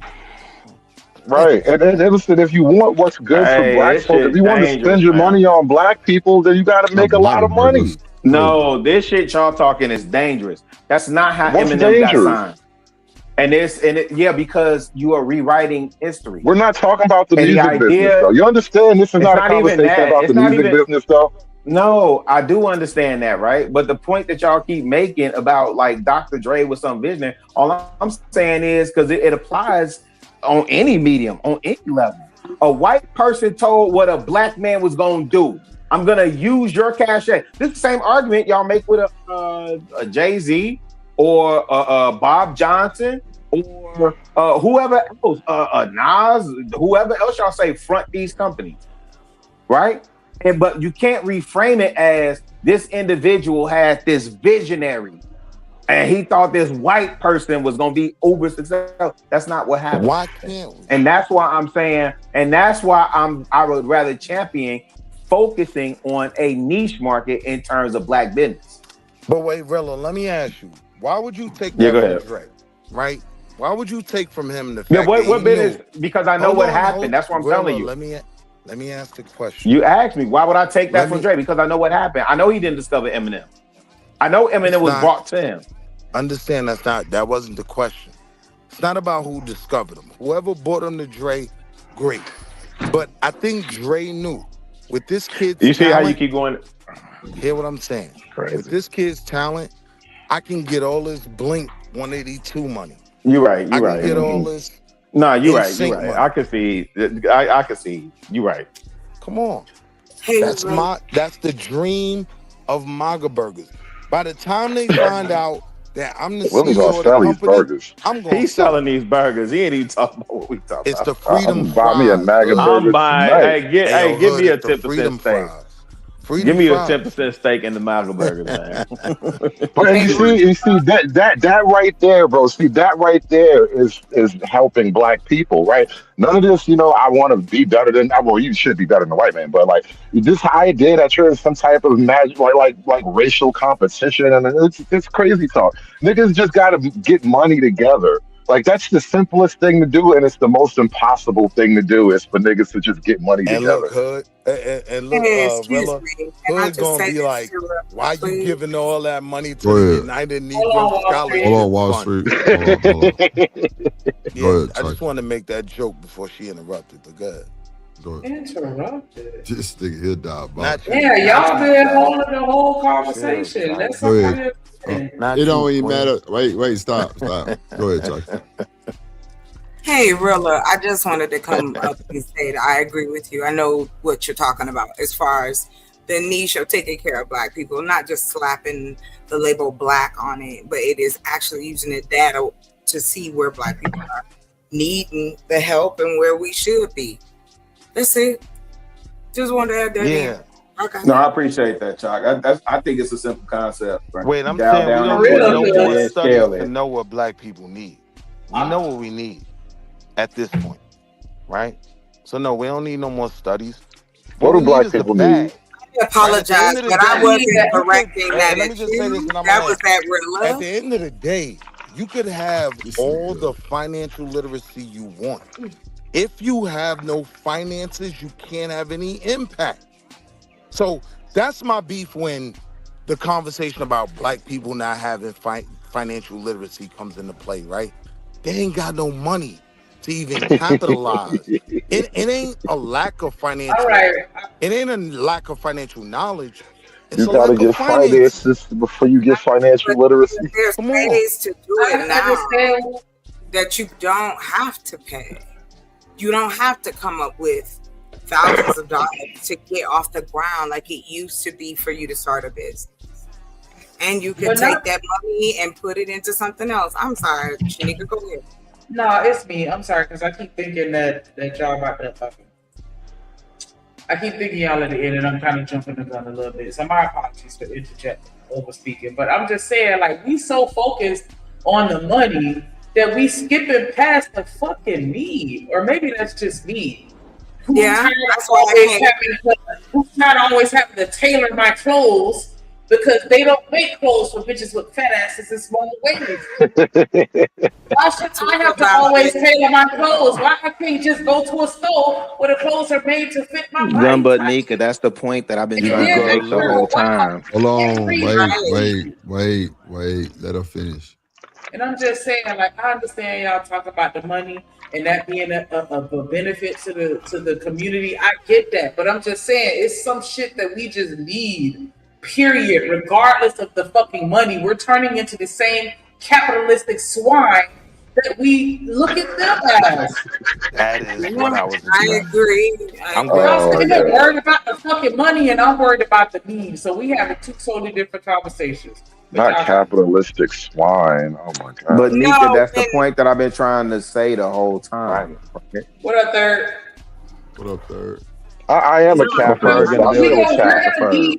We're gonna need a doctor to stand up and say, "Fuck it! If I don't make the money that Chad is over here making, it's okay because I'm still servicing my community and filling a need."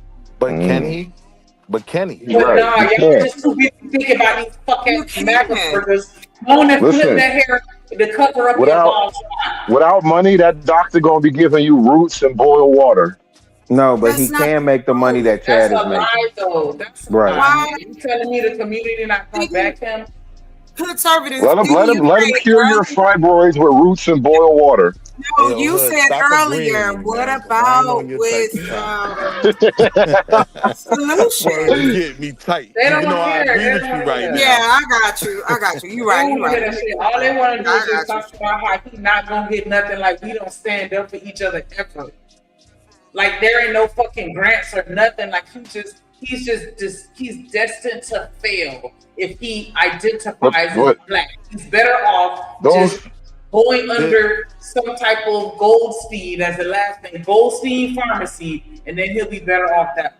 Don't talk about grants. That's the white man's money too, though. The argument is very simple, right? Yes, we do still need all these products for Black people, but we can't depend on simply that, right? If we're focused on empowerment, we gotta focus on bringing money in to our communities, right? Outside of just, because my real thing is, I think the Black dollar is way too stressed. I think a lot of businesses get the benefit of saying, oh, I ain't make it because they ain't support me. No, you didn't make a product or provide a service that was fiscally sound. Right. So, but I feel like a lot of times in those situations. Oh, go ahead. Okay. Now you go ahead. Well, I was just gonna say real quick. I think a lot of times in these situations where you do have black businesses that feel a need that be for our community, once they get to a certain point where they get good as an individual, they sell it to the white folks, and then the white folks ruin it. But go ahead, you got it. now that's my issue though, because that can be way more beneficial than, you know, opening up your little hair salon or your little restaurant, right? But we automatically put those people in the box of you sold out. You're not focused on black, right? Meanwhile, they brought way more money back to the Negro College Fund than you, right? But they have to wear that stigma of, because they focused on different markets, they didn't care about black people. No, I focused on those markets because I care about black people. Listen, all I know is when Maya sold their hair products to them white people, they changed the fucking formula, and now I can't fucking use that shit no more. Yeah. You know that was the whole point. Like, where are my fucking hair products? You go down the hair store, the hair outlet store, everything is for fucking Becky. There might be one piece of a corner of a nook in the cranny somewhere where our products are. And what they do, they fucking sell it to them, change the fucking formula, and now my shit looking fucked up because I can't get the right fucking product for you to tame this goddamn struggle. That's what y'all thinking about. So wait, But let's you know do what, that. Shanika? So Shanika, in that example, I'm sorry, hold on, real quick, really, because I did cut Chop off. I'm sorry, go ahead, Chop. Your shit been looking fucked up. No, you good. Wow. But Drew, why you talking about it? I told you he is on somebody's payroll to be a hater. Shanika, in that situation, who's more at fault? The white company that changed the product, or the black company? If y'all don't let Chalk talk for once, god damn it. That's what I'm talking about. Hood. Go ahead, Chuck. No, I'm just saying, to Shanika's point, you have the it might sound hood, but it's just like when you go to the beauty supplies place, you walk in, it's nice to see people that look like you that own it. It's nice to see that you are welcomed in this particular space. And I'm using that as just as a vague example, but to bring it to a specificity is like I was saying, transportation, for instance. There's a lot of need for medical transportation for the elderly because we got a very large group of Black elderly people who are not being serviced under the umbrella of underserved. We were talking about the jobs that, you know what I mean, the businesses that aren't glamorous, but just to give that as an example, I'm just saying that there's ways that we can now take care of our own that we didn't have before. Though there's other ways to do it. Yeah, my point is this, right? When my aunt goes to dialysis, it's a white company that services her, right? Like, our people are being serviced. Unfortunately, it's not by us. But I'm saying, not only should we service our own, but we should see what all the issues that prevent us from making all the money in the world, right? That other groups are coming into our communities. I'm almost finished. Other groups are coming into our communities and being extremely successful. How do we not see that as a model for success? We got to go sell them these freedom fries, man. And I'm going to go on. No, if anything, that just highlights the lack that we have within our own community. Because how is it they can come over here and eat off us, but we can't? That just don't make no fucking sense for you to sit here and say, oh, if you go into the business as a Black man, you're destined to fail. But somebody else will come over here and market to us and they gonna fucking eat all day. That shit is ass backwards. No, but to your question, I don't believe we can't go over there and succeed. I think we absolutely can. I think we strictly focused on the products and needs of our own instead of going out into the market and competing with the strategy that they use when they use our communities. I think here's the problem, Will, and you know what? You might have actually been familiar with this scenario before. Think about this for a minute. We're trying to logically solve an emotional problem. And when I say emotional, there's no disrespect to anybody on the other side of this argument. But what I'm pointing out is You is like being we're disrespectful. But go ahead.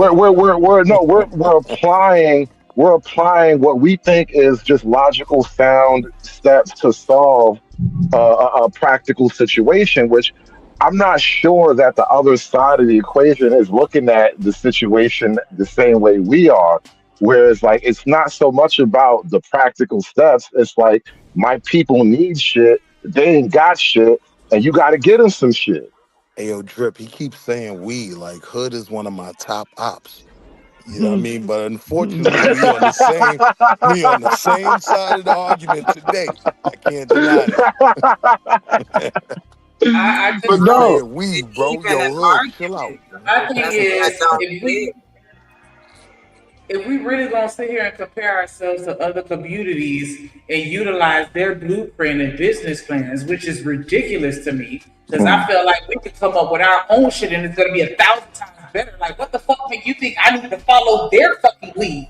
They following me and trying to.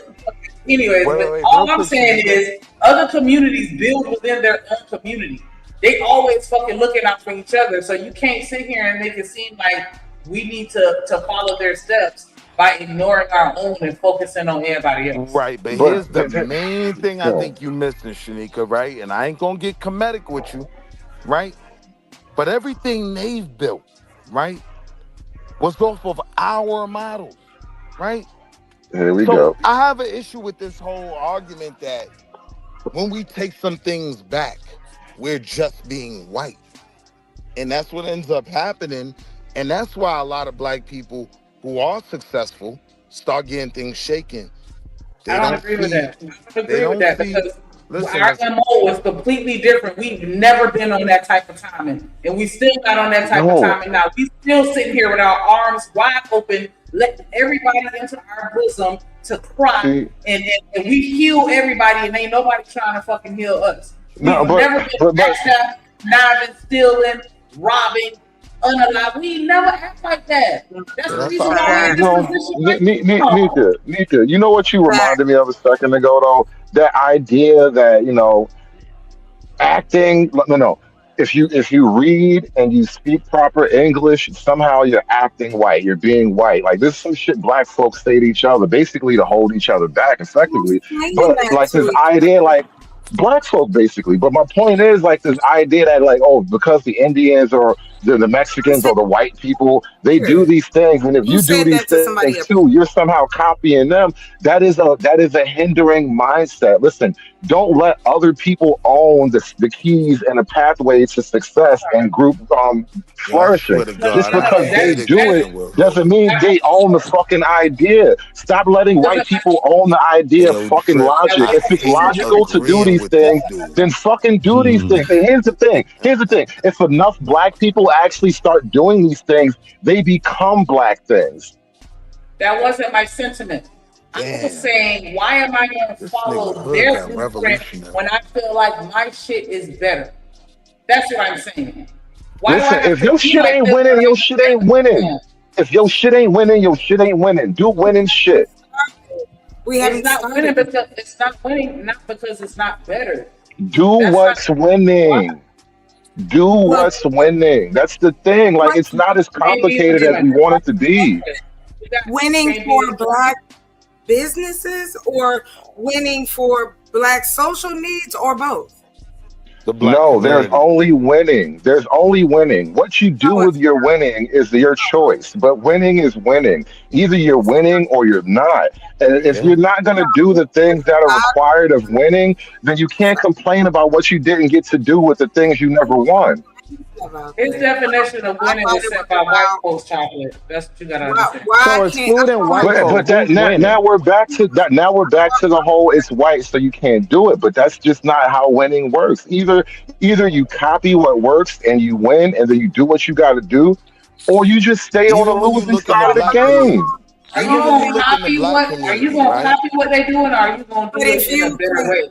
How do you say that, and then in the next breath you say we're not gonna do it? So I mean, I guess that's the thing. Like you said, black folks aren't gonna do anything, but we need to do something. See, and that's my problem. That's never my argument. Black people are Right. different, right? I was Like not. the Okay, like okay. the No, like no, no, the no. like I'm the talking about white based on boys, what y'all like the just was white saying. boys summertime toy of the summer, right? For a long time was the Super Soaker. That was a black man that created something that he could market to people outside of just his own, outside of just that black model or just that black sex novel, right? Like, no, he made something he could market to What's that everyone. got to do anything? Why did what? Why is it I was that just it's making a so point. rough to be I was just making a private? point. What To y'all Does it be fail to really? I don't know how you did on that. and want to do for your Well, own. The my numbers say I'm a so. sucker. Even on an well, what? I'm a economic sucker. even on an economic level, the numbers are there. Them same white boys that y'all pumping up and talking about other communities will tell you that if we took care of our own, that we could make money and take care of the social needs of our communities. But what you're missing My is I'm thing No, I'm talking not about missing anything. Please, sir, what I you're wasn't missing talking to is you. what I I was was talking to talking about. Shanika, Well, sir. you interrupted I me. was talking I to was talking Shanika, about the sir. I wasn't success of a talking to you. black man. Like, y'all familiar with the Super Soaker? What, black women don't have any Are movement y'all in this familiar with the Super conversation? Soaker? All I'm saying is these niggas is eating Ask off Shanika. of our culture, our ideas, our But everything. we should They're do stealing the shit right. from us. So why is it crazy for me to sit here and think that I don't fucking have to follow their But wait, blueprint of Shanika. being a thief? I can market some shit to black people, and actually that's marketing shit to everybody because they're following us. And Right. everything that we fucking do, they're emulating it. So So, how is Shanika, it let me me challenge marketing you to on black something, though. people is limiting myself? Let me. So How let am me Okay, I challenge Willie. you on putting Let me something, go myself in after the you. Shanika. I'm gonna go after you, Willie. You Shanika, got you straight said, money and right? wearing You bonnets. said we One had a mic. black product, right? And it was sold to a white company, and the formula wasn't the same anymore, right? So when you say these black companies are doing these things, a lot of times they literally sell their company to a white company. I don't even have an issue with that, right? But the reality is, the people like the dude that made the Super Soaker, right? You know how much money he made off that? And that was a product that went to kids everywhere. It wasn't just about black kids. White kids playing with Super Soaker, little Indians, and pretty deep. Go in the basement and get the Super I don't Soaker, give a fuck right? about a super soaker. Hear what I'm saying though, right? This is a black man that we can say was uber successful, right? And he sold the product not just to the black community, right? When you look at most of the black men that were uber successful, they sold products to people outside of just their community. When All you look right, at we got these, when you look at, and I'm gonna lay in here, when you look at these black companies, like you said, what they eventually do is sell their corporation to L'Oreal, right? They don't have that ownership. They don't have that. What is it called? When you get money later on, royalties. royalties, right? They don't have that. They sell. Okay. What they got to do with what I'm talking about? That refute what I I'm think. saying. That doesn't refute what I'm saying. That's just a separate point that I guess you wanted to bring out so that we can learn about the fucking Super Soaker and No. talk about that. Because you didn't want to let that shit slide. Okay, Yes. that black man created something for everybody. Whoop the dude, he got rich. Good for him. What I'm talking about is the fact that I don't think we should be putting this narrative out here that if you were to create something, a product or a service, and market it towards a need that is specific to black folks, that you're shooting yourself in the foot as if nobody else is going to want or need that product or service. No one else is gonna want cream for dread twists, right? Because white boys don't What the fuck have. is you talking Hold on, about? The hear what I'm Miami saying. products were made for black women. And Hold on, then hear what all I'm the white saying. women started using it to the point where we couldn't even find it in the stores no more. And Let me then make they the ended up point, selling Shanika. it and changing the formula. That's the fucking point that I'm talking about. I got you. But what I'm They're saying still is, using our shit. they're not using it. Yes, They're the fuck selling they it to were. us. Like, do you want me to pull up the videos where everybody was fucking complaining about the shit? Because we like, god damn, this shit was made for black folks, and all these white folks fucking buying this shit up. which they're welcome to do. That's fine, but I'm just That saying wasn't the the shit argument with that we that black make. hair care. It wasn't. The argument The wasn't that argument white is folks. I can make something that's specific for black folks that will fill the need for black people that other people are still going to fucking buy in mass too. I can And I still got be you. fucking successful. That's the whole point because I was talking to Hood. Because I felt like he was saying that if I were to start a business and label it as black owned, I'm shooting myself in the foot. As if I'm limiting myself. And I'm like, I don't agree with that. So now I just want to be honest with you, right? If you're making a product for people with dreads, you're limiting yourself to just the. No, I'm not. Because just because I make a product for dreads, what the fuck is that going to stop somebody from putting it on their hair if they got braids or anything fucking else? Because that's exactly what the people was doing with the shit that was made for us in our hair. They were using it for other reasons. People still gonna use what the fuck they want to use. What are you gonna make for dreads that I can't use on my hair? This is a very niche conversation at this point because black hair is black hair. We just had a whole discussion about the uniqueness of black hair, so this is a little niche to make a grand point on.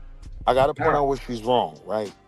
The conversation never became about white people buying up our products. The issue was that when L'Oreal bought the company, the formula changed and it wasn't the same for us, right? That niche market was still for us. It's just that now L'Oreal owns it and white people getting our money. But it wasn't like white people started buying, what was it, Shea something? Or I know exactly what you're talking about. Right, White the Shea people Butter never guy, started yeah. buying it. The argument was that when this white company bought out this black company, they changed the formula and it wasn't as good to black women.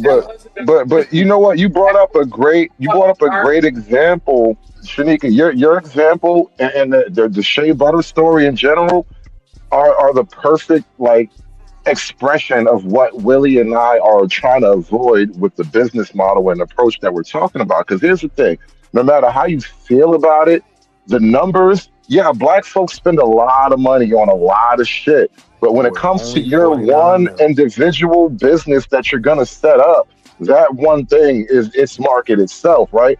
And so when you actually are serving the community in that way, that niche way, even if you can scale it up to a point where you're one of the biggest hair product companies out there, like the Shea Butter guy, once you start to sell to the broader market, two things happen. Either you focus just on that little bit of money that you can get from just focusing on black people, or you try to focus on a bigger market, and the bigger market forces you to not be black specific anymore. And so it's just like the thing is now, if you actually care about your black cause, you got to take the money. Like I said, you do with your winnings whatever you want. You take your money and then you apply it however you want, because no one man, no one business can just save the fucking community. They have. If Apple can do it, then why couldn't somebody that built something in our community too? He was one man. We're not selling that. Y'all talking about one human being can't do anything to change. And just to Apple the point, wasn't a it's white only product. 49 million. Product. Apple was a product for everyone. Okay, we understand, but let us not play anymore. Yeah, let it. Because I really don't want to have to yell. All I'm saying is, why are we so willing to just casually believe that we can't do something without any actual sourced proof?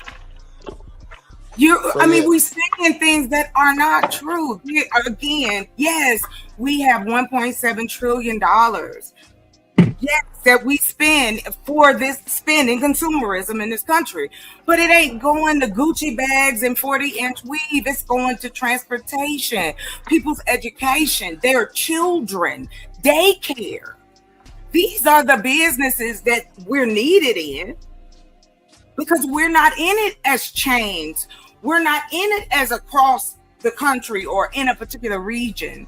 If we're really talking about the unseen jobs that we can create, or the unseen opportunity that we can create, because we have the data. Right. So the ideological conflict is focusing on just providing for our own or looking to get in the market where we provide something for everybody.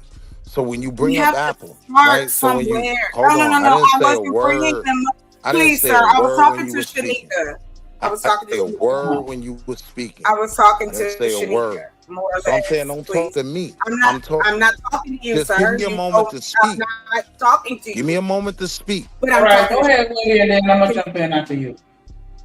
Thank So you. Okay, when that's all I the wanted to know. You got straight goofy. Hey, look, just go ahead and make your point so we can keep the conversation flowing. I understand, but that's just going to continue to derail. Because I feel You're like we right. kind of get a little off the subject because I never said that we're going to focus and only market towards Black people. I said we're going to focus on filling a Black need. And that the result of that is going to be the fact that other people are still going to want and need it too. I never said that I'm only going to be sitting here saying, if you're not Black, don't come and shop at my store. Nobody ever said that. Nobody ever said that I'm only going to be, I like got I you. said, hyper focused. Daycare is something that we fucking need. Anybody will come, Black, white, orange, whatever. But I I'm got just you, going to focus Shanika. on the needs of our community. I got you, Shanika. But even if we go back to, when Rilla was getting involved, right? It's an ideological difference, right? Like, we focus on things like creating BET. White folk focus on things like creating MTV, and even Michael Jackson is trying to be the first Negro on MTV, right? They market their things more so to everyone, and there has been a focus with us on depending on the Black dollar and focusing on Black business. That has been the game plan for years, right? To the point where someone will even say, give me a Black company that had all this impact over there, right? I could give you the Super Soaker. I can't give you much outside of that because we haven't been focusing on that. We've been focused on Black hair. We've been focused on Black needs, right? I'm saying the same way these other groups come to our communities and thrive by focusing on our needs, yeah, we got to start looking outside of ourselves if we want the outside money. Munyon for the fun yon. And I'll land right there. Why we can't do both? I'm There are not things saying we that Black people, We there are things can. that Black people need that everybody fucking needs. Yeah. We can But do it. Shanika, the argument is that we can't do both. I'm telling you, our focus has been on Black business, right? And when you say the word Black business, that's focused on the Black dollar, right? And what I'm saying is that's a strain, even on the Black dollar, right? That's a lot of How can it pressure. be? Never That's mind. a lot of Sorry. That's no that's a question. lot of pressure, right? Like, if I'm not successful, it's How because is that y'all didn't pressure though? support me. I mean, that's just the result of social programming because we could sit here and spend $7,000 on a fucking Chanel bag, but we can't give damn, I can't remember buddy name that came out with the first that the Self Telfar bag. fair, We don't want to spend $200 on that because self that's too fair. fucking much or blah blah blah. We have the buying power. We're just choosing to give it away to everybody else. Because I mean, if I'm not mistaken, and somebody correct me if I'm wrong, they said we have the most buying power, even And we though we're the That's do. minority. We're the so fucking wait, And minority we with the do. We largest are. buying Shanika, power. You can sit hold here on, and it's tell It me important. we Shanika, can't make no is fucking money off true. Shanika, our this is sales. important. That's been debunked, right? When they talk It about the has black not been buy, debunked. when That they has talk about never the been black, debunked. when they talk about the black Where, buying I'm power, sorry, excuse me, What that are you has talking about? never been debunked. Where is that source? Because I've never seen that debunked. They're still I talking asked you about not the to even talk to 6.7 me. trillion. So when you done, I'm gonna finish making my point because you interrupted me. I just I'm wanna just put that asking out there about the with the 1.7 arguments you be putting in the trillion. street. I want to be clear. I asked you to Okay, not even I talk to me. apologize. Go ahead, lay your So, claim while I look all it up. right. I forgot what it was. Forget it. Well, even if the black buying power is whatever the Oh, number wait. says it is, That's the what it was. point The black buying power. That's been the debunked, point is right? that's just They're an strictly. aggregate number. Hold on, real quick, Hood. That black buying power argument is strictly based around the income we're able to generate. That No, that's number, not true. when we talk about the That's not black true. buying, and you're going to That interrupt is me not where again. that number. I asked you not That to number talk to is me. not true. I don't interrupt you when I'm you saying speak. to the audience, I asked you not to talk that's to me. not true. All right, I'm cool. happy to put the So link if I in the can chat. finish my point, We gonna right? land it, then we gonna attack. Go ahead, you With got it. those black buying power numbers, that's strictly based on income.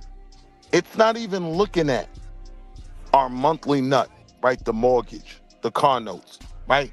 It's not looking at tuition for our kids to be in the school.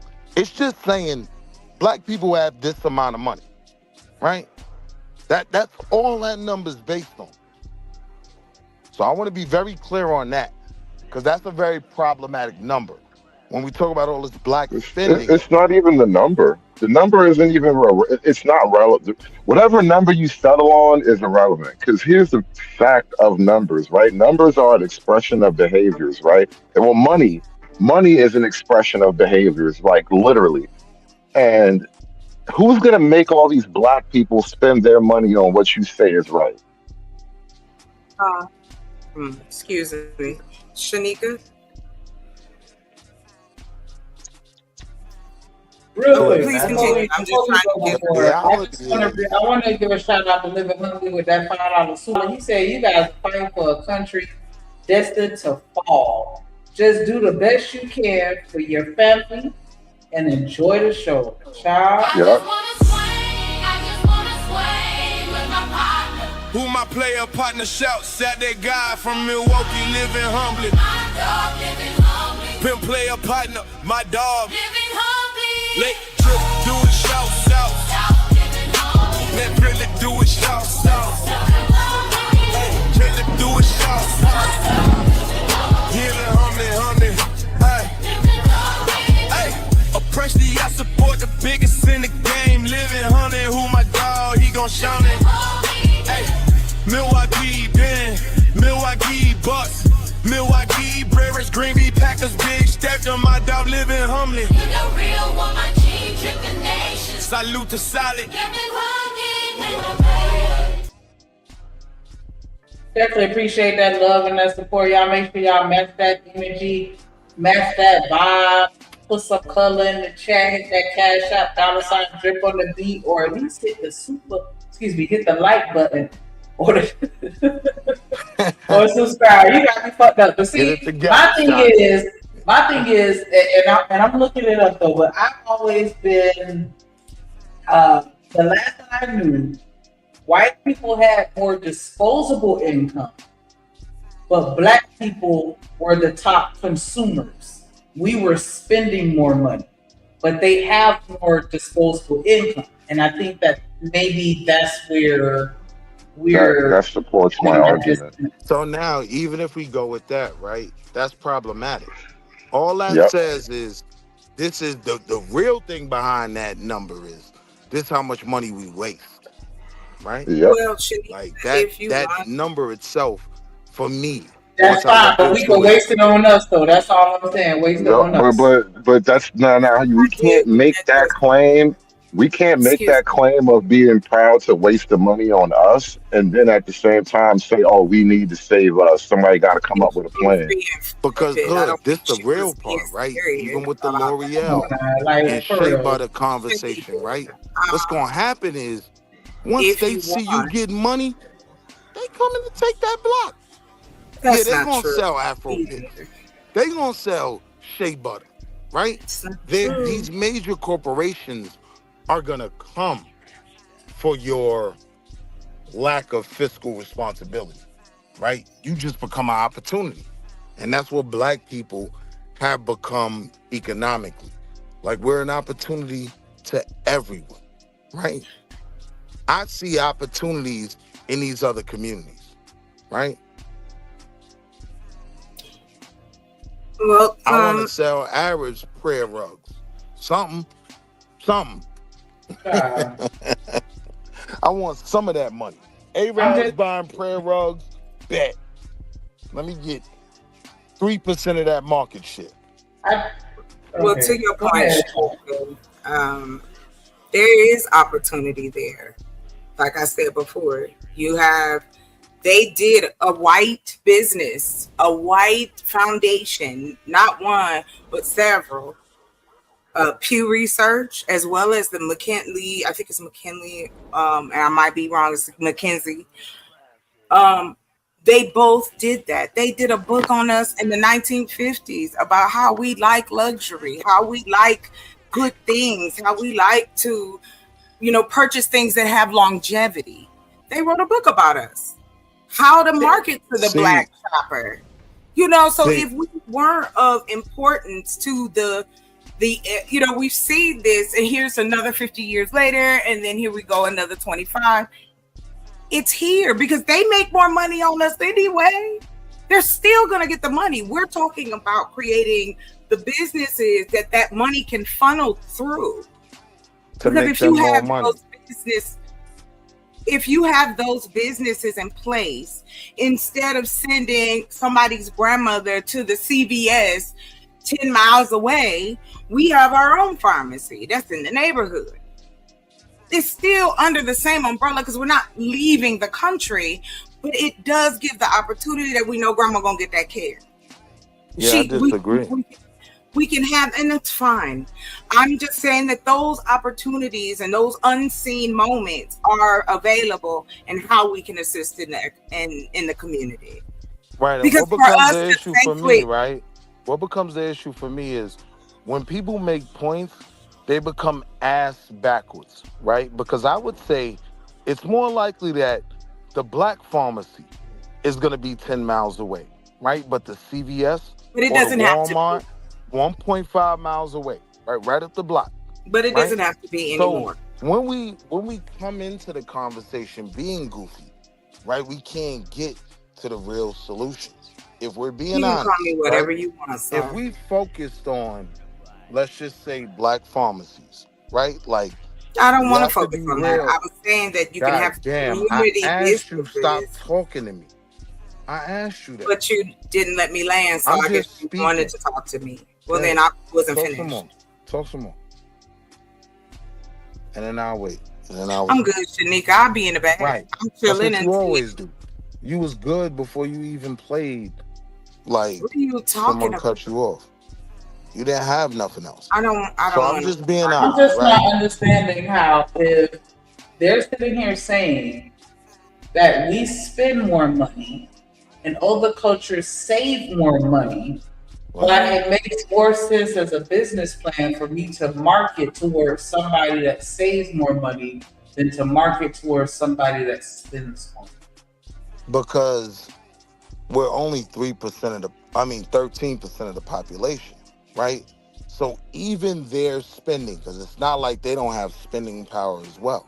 The reality is, if we could get 10% of the overall spending market, that is way more impactful than literally getting every single black dollar you can get, right? We got to start broadening our horizons, thinking larger. You know what I mean? I think we're talking about the overall spending market, though, because black people are spending money everywhere. I'm not talking about just black people spending money within the black community. I'm talking about our money is funding everybody else's shit. That's making my point, right? Well, like, can I send this to you, White people literally market to us, right? And I'm simply saying we need to start marketing to them as well to expand. And the only issue that I have with the whole black business and black dollar conversation is, typically when that conversation is had, it's strictly based on focusing on our own niche markets. It's only so much money there. I wake up every morning to try to go get a white dollar and bring that and turn that into a black dollar. That's my goal. The white dollar is the black dollar. I don't look to be more of a strain on the black dollar, right? I look to flip somebody else's dollar. What can I? But isn't this more than money? Aren't we No. offering something different? That it's going to be a place where our people feel comfortable coming and knowing that they're going to get top tier service, that they are a part of it. I think that's what Shanika, if I'm understanding where you're coming from, is we can do those things. There's no one stopping us from doing it. The I'm hard saying part that is I need to open a black bank. How is that prohibiting white folks from coming to get in a bank account at my shit? I'm just not understanding why feeling a black need is not also feeling a white need or Asian need. I don't know or why any the other two need. Like, I both understand a black exist. niche. Yes. There is no such thing as a black niche, to be Well, honest, I because would simply everything black use- is everything American. I would simply Everything you use think it. of and associate with Americans can go back to and is rooted in black fucking culture. So why is it everybody else can profit off our shit, but we can't? We dominate every fucking thing, but yet at the same time, all the motherfuckers that's getting the bigger paychecks and signing our paychecks don't look like us, but they're profiting off of our services and products. Yeah. So why They is are. it we gotta sit here and let them eat off of our dollar? Because we only We market taking to their dollar and getting my dollar back. What are we talking about? because we only market to us. We're not only marketing to us. That's what you. That's the disconnect. Nobody said only market to black people. Nobody said only market to black people. So look, Never. hold on. You dealt with black banks, right? Let's deal with that. So Greenwood is one of the main black banks that'll be brought up, but the whole story behind Greenwood is simply it being a black bank, right? And so it's focused on accumulating black dollars. You have other banks like Abacus, right? Most people don't know that Abacus Bank is an Asian bank, right? And all type of people put their money over there, right? The issue almost becomes that if you market something multinational and not specifically for your people, you're selling out.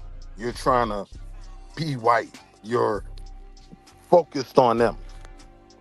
You know what I mean?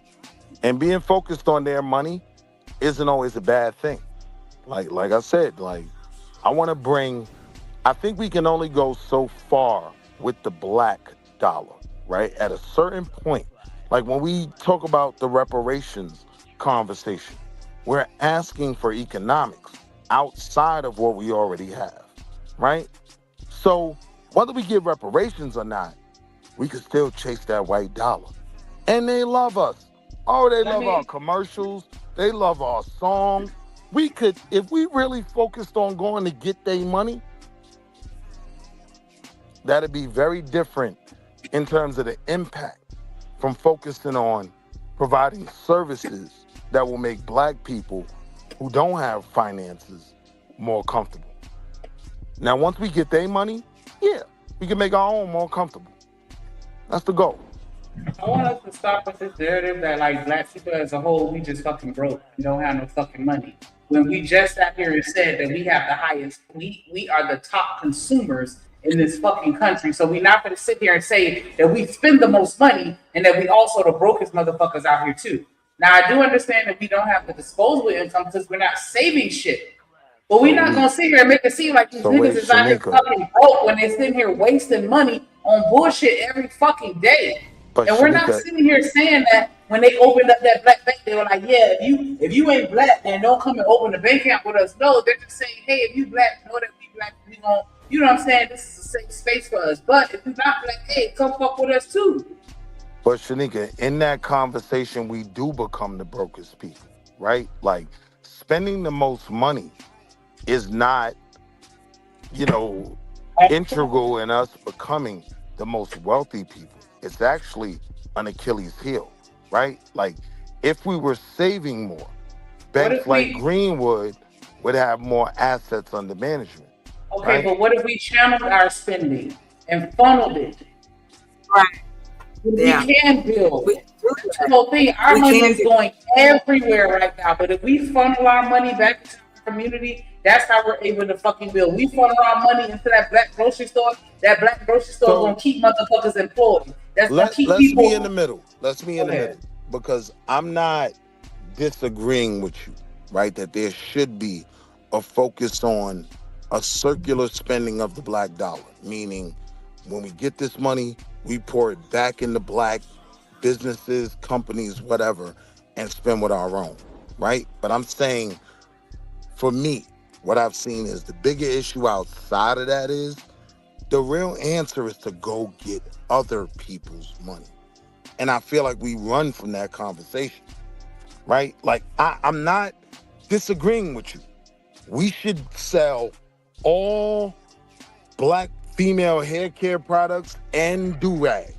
We should sell all of those, right? But I'm saying black empowerment doesn't even begin there, right? Like, what it's really going to be about is us attaining more wealth. No matter how financially literate you are, if you don't have money, you can't be impactful. So just depending on what we have when we're asking for money, right? It's not a recipe for success. So I've kind of deviated from that, just depending on the black dollar. You know what I mean?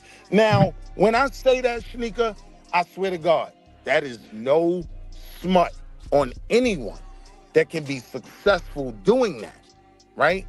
But I'm saying for a long time, that conversation has been our focus. The black dollar, black business. I've deviated to the point where my goal every day is to bring money home from a different community. You know what I mean? What does it mean the on the practical side? Or let me say it this way. I don't want to ask a question. Let me just say it this way.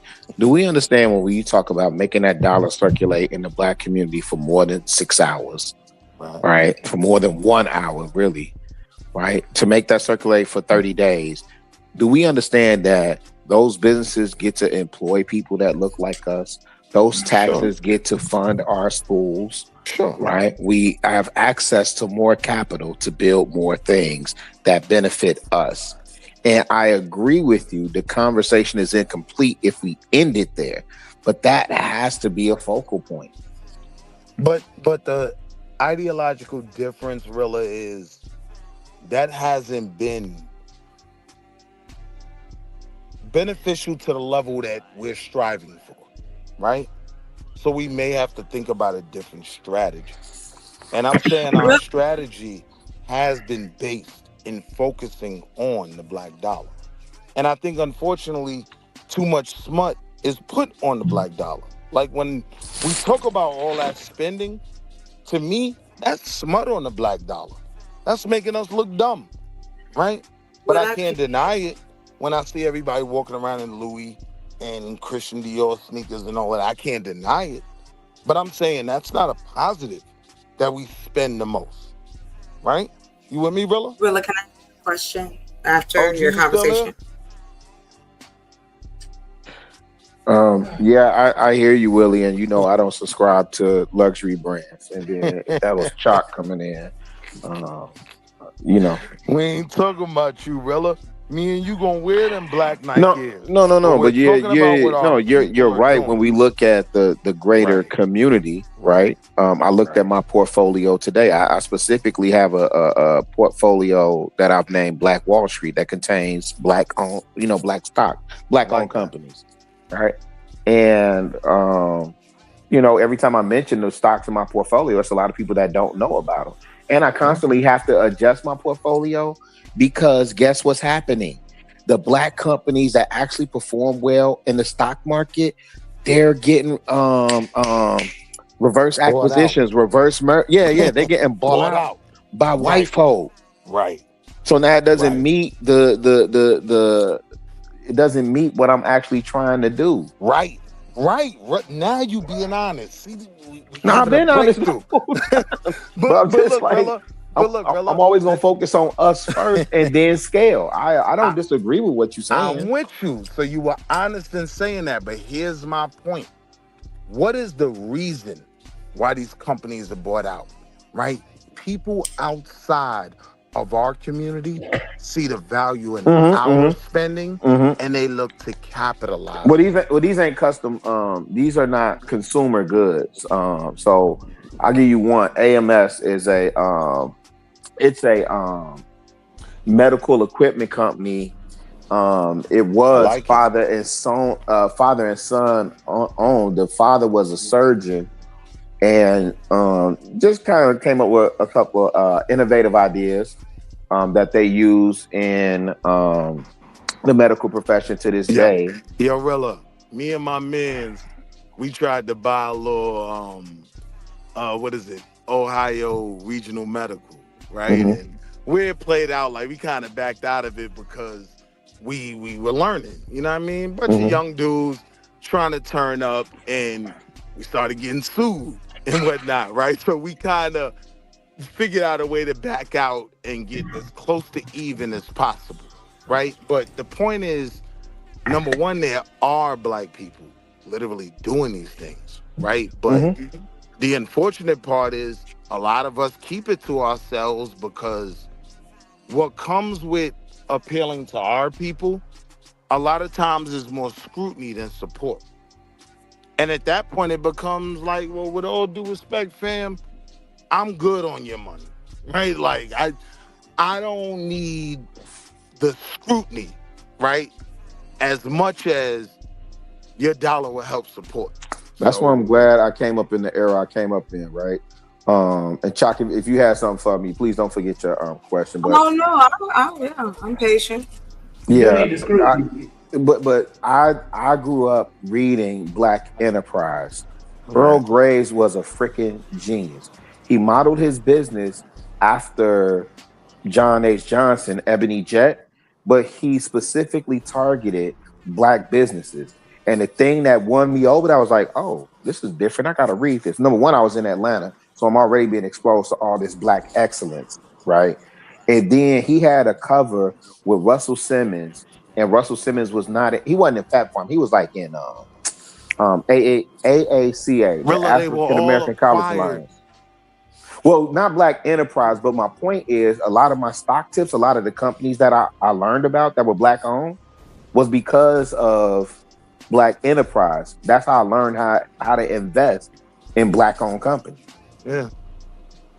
You know, we don't have that today. The closest you got is Earn Your Leisure, which I think they're doing a decent job, but you know.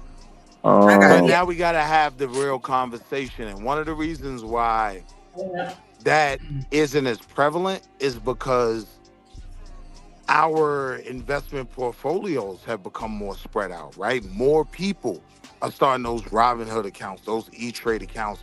So they're looking at all kind of companies.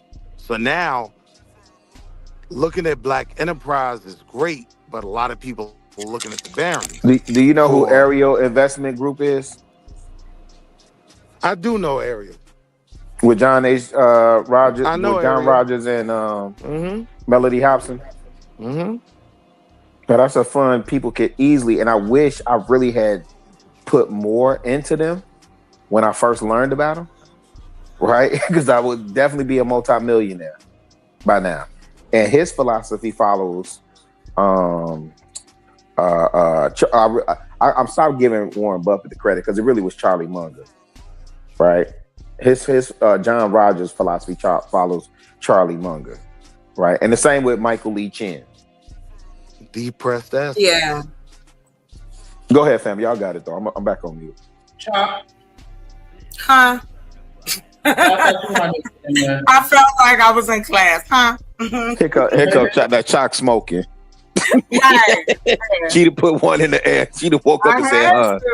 I know that's right, sis. I know that's right. I turned it in. No, I was just saying. No, I was just saying. No, I just think to Shanika, to what you were saying earlier. Oh no, I had a question for you, Rilla, first, and then I'll hit Shanika's point. How do you feel about that portions of the technology, if we educate, we can utilize to better and kind of speed up production a little bit with certain areas of business? Do you think that the new tech can help with that? Oh, absolutely. I'm on record saying like number one, I support Q Butter. And number two, my alma mater, we graduated. My high school graduated. 2 students that graduated out of this senior class got their associate degrees before they got their high school diploma. Our STEM program, and this is a school in the hood. Our STEM program competed for. We competed in the state and ranked top 5. I say that to say is that the technology side and the AI advancements and the STEM and all that stuff, I don't necessarily understand, because even when I look at the kids that come visit my cafe, like when I ask them about the math that they doing, hey man, I don't even know what type of math they doing right now, fam. They not doing the regular algebra, geometry, trigonometry. They doing something different, right? And so while I don't understand it, as the world continues to evolve and technology continues to advance, we have to be in lockstep. Now, I'm curious to know what Chalk think about the question that she asked me. I want to know what her answer is. I'll keep it brief. I have been working with AI for a minute now, in different facets, and the learning curve and the different opportunities, like creating whole courses, creating websites, things that would have probably cost a small Black business thousands to get, but just to get them off the ground so that they can get that professional respect. That's how I look at it. Like the people that I try to map out is so that you don't get discouraged when it minimizes barriers to entry. Right. Exactly. Hey, but wait, can I throw this caveat? Because I know you. Hold on, Rilla. Who is that, Willie? Willie, wait, you hold on. Y'all been talking. I've been quiet for a minute because I want so specific. I want to respond to what you said. I got so specific with Chalk. I just want to give the other side of that argument, right? And understand, I'm not against Black people getting into AI or any of that, right? I do think it can be the whole HR department or marketing department for a Black bakery or whatever. But when we look at the other side of it, how it's being implemented, right? The honest truth is, it's way more problematic, right, than it is beneficial. Like, even if you simply look at hiring, right, Indeed.com and all these other companies, right? To keep it simple, what was found by Black attorneys was you start applying for these jobs as Hakeem, you get no hitbacks, right? You change that first name to Henry or Hank, you get a call back on Tuesday, right? This is another way that AI is being implemented. So now I have to weigh out, is it gonna be for my people more beneficial or more harmful? And even in understanding that, it's never a question of should we get involved? Yeah, like until America falls, we should act like everything is gonna exist. So we should get involved. But we gotta be honest, with a lot of these things that we talk about, they can be 10 times more problematic than beneficial. I think you might have missed what Chalk was saying, because I thought she was saying from an entrepreneurial perspective, right, and not from the perspective of us getting jobs. But wait, I gotta ask Chalk this. My perspective is from what's best for the Black community. All right, Willie. I'm only because a caveat that I wanted to add, because I know Chalk she really deals with the earth. And so my question to you is, because when they talk about all this AI and this meta and this data, and they build these data centers and so on and so forth, they got the one in Atlanta right now. There's always talk about one coming to Chicago, so on and so forth, right? How do you reconcile that, given the work that you specifically do with the earth? Got you. I am completely um, um, I'm completely against the way that they're running the data centers. Those things are so loud, and the reason they're putting them in city limits so that they can get the workers there. They don't want to make it where, okay, you could just take this data center out here in these boondocks where ain't nobody living. It ain't affecting nobody, and we can work this out. But again, when the money is placed on the table first and not really let me think this all the way through, you have servers to cool, generators to keep up. So you're going to affect the water, you're going to affect the ground, and they know this. Mm-hmm. But unfortunately, because, hold on, in this administration, the EPA has been very lax with the data centers and what they're supposed to be doing. If it was like it was before things got ripped up and people start racing stuff, there would have been other policies in place to make sure that they did it in a green way. That's where I push back. We can do it with the solar power. You can you cut out.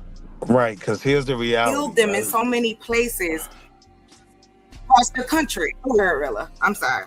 No, you was Right, cutting so Rilla, out. here's But the reality, though. Right, It's my the reason why these data centers are in our communities and not others is the exact same reason with the bus depots. Right, why all our kids got asthma, because other communities prevent these things from being built in their communities, affecting their areas. So these things end up coming to our communities under the guise that they're going to create all these jobs that will create community empowerment, and that doesn't no, I'm happen. clear on that part. Anytime those things are being built, but that's not what I was asking Chalk for. And she answered it. Yeah.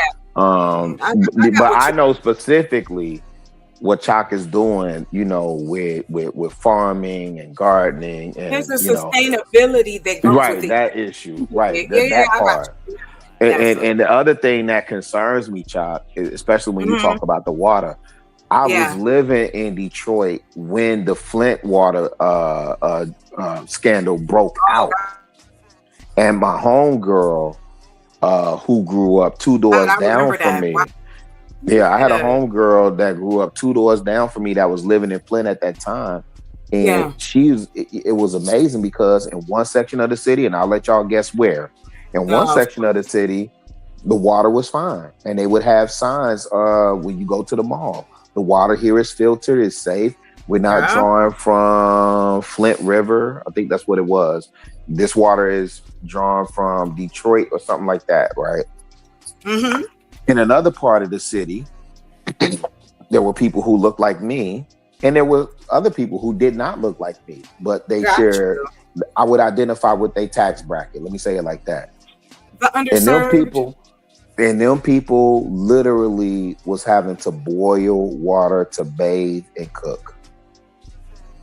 When the brother came, well, he had been out. The gentleman, I can never remember his name, but the gentleman who filtered. He used the air to make water. Have you heard of that, brother? I cut out again, didn't I? No, you good. We can hear you, Chalk. The gentleman who, do you remember his name? I can't think of his name. I don't off top. But I'm you know where I'm coming from. Yeah. But my thing is, it's kind of like about that, Rilla? What, the guy that was able to filter water through the air, like extract particles? Yeah. I'm familiar with, I just don't know his name. You know his name? It was a black man?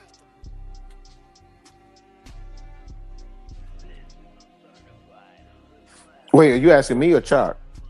I'm asking anybody. Yeah, no, I'm familiar with the story. I'm just saying I don't remember the cat's name off top.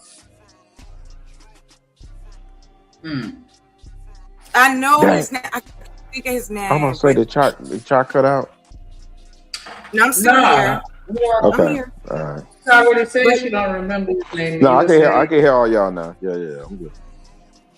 See, my thing is, what when I'm you're talking about specific things like SEPTA in Philadelphia, like the MTA in New York City, right? There's a reason why all their bus depots are in certain communities. And they sold it the same way these data centers are being sold. It's going to provide jobs and this, that, and the third.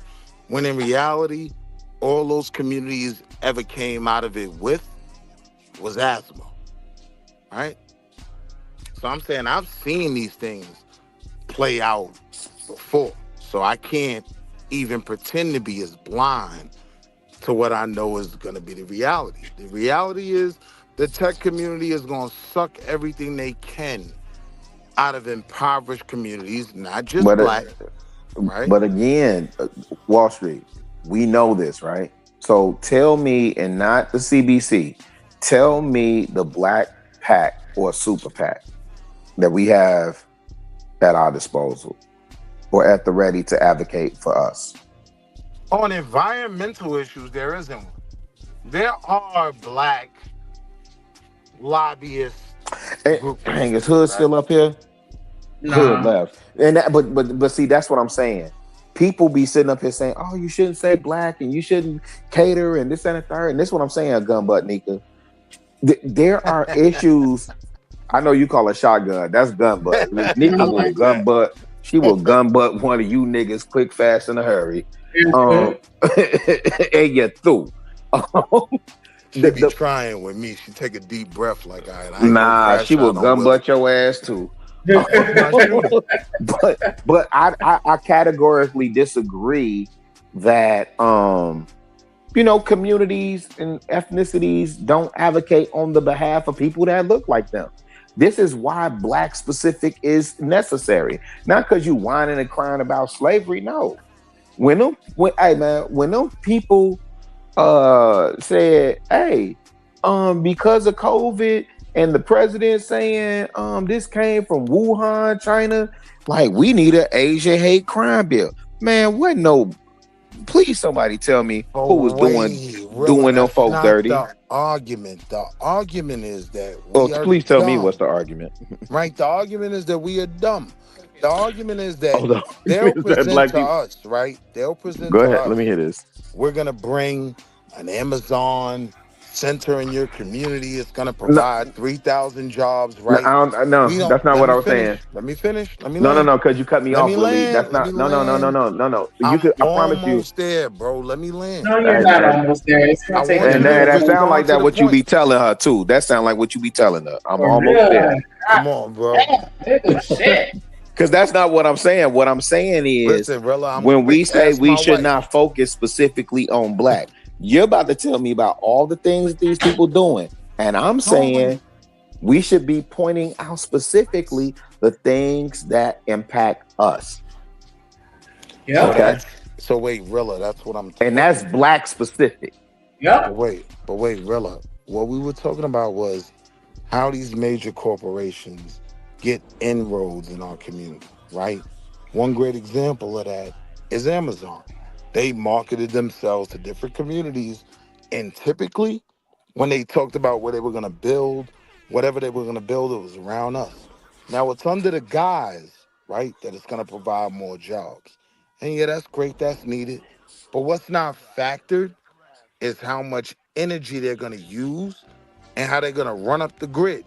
And now everybody's electric bill is higher, right? You get what I'm saying? I don't know. I'm in Roseland. There's an Amazon fulfillment center by my alma mater. I don't want to dox myself too much, but there's a Amazon fulfillment center. Most of the Amazon fulfillment centers that I know are in the south suburbs of Chicago. Nonetheless, that's not my argument, Chill Will. I could care less about what these white folk doing with each other. I have pushback when we say we shouldn't be hyper focused on the things that impact us, or that we operate under the guise of that it's a meritocracy in this country. There is no meritocracy in this country. It is all nepotism. It is all nepotism, and you know that for a fact. I don't know that. You don't know that America is a nepotism? Hey, Chill Will. Hey, how much has Donald Trump net worth grown. Nepotism and the good old boy system. Oh, he came in with 4 meals. He got 7. Wait. He up 7? Barilla. Wait, I am a black man. Don't cut Chuck off. I'm a black man that got fairly successful that didn't benefit from nepotism in any shape, form, or fashion. What I'm saying is, to make the argument that nepotism defines and controls everything, that's a bad argument. Yes, I do agree it's impactful. I do agree that the higher up you get, the more impactful it is, right? But I'm trying to start by getting my people to the middle. And things like that don't affect us as much as poor choices, right? And I'm saying it's the way things are sold to us. Things are sold to us. You're not going to say that nepotism is only apparent and once you get to a certain level. That shit is from the bottom all the way to the fucking top. Right, but I'm not saying only, right? What I'm saying is the further you go to the top, the more impactful nepotism is. I'm not saying it's not impactful at the lower levels as well. But what I'm saying is, however impactful it is, I was able to figure out my way through it. And a lot of black people have been successful even having to deal with nepotism, right? So that's not a make or break argument. I think what affects us is we make decisions under bad premises because we don't have those super PACs, those think tanks that have, and that's on W.E.B. Du Bois and the Dead homies, right? That talented 10th that knows what they're looking at and can bring us the information that we need to know. I don't think we knew, right, that when all the bus stations were put in our communities, that was going to give our kids asthma. I don't think we know what's going to come from these Amazons, these data centers, being adjacent to our community. I just think that it's a very dangerous narrative for you to compare your unique experience and make it seem like if no one else experiences something parallel to that, is because of them and not the systems that are in place to prohibit them from success. That's not my argument. Yeah, you Wait a won't minute. have. Is Willie Anton Daniel? No. Come on, stop it, Five. You know me, man. Is that Wall Street Daniels? Hey yo, Rilla. I look in the mirror every morning and say cracker. It makes my teeth whiter. I never forget who's my op. I ain't no bag chaser. Oh shit. I'm sorry. Hey yo, Rilla. You know what I am, Rilla? I am a black colonist. I am gentrifying white HOAs one by one. Right? That's what I'm not a sellout. I'm a black gentrifier. Hey man, let me know how that works, because I saw what they did to T.I. when he was trying to get into his home. The average black man is not able to navigate through the system in the same fashion that you did. The nepotism, that shit has as much of it, and I understand what you're saying as far as the impact is different on the top of the totem pole as opposed to the bottom, but it's not that big of a difference to where I'm gonna say it's like an 80-20 or no shit like that. Like it's still very close because at the end of the day. But Nika. Wait, real quick, right? This is Aorella.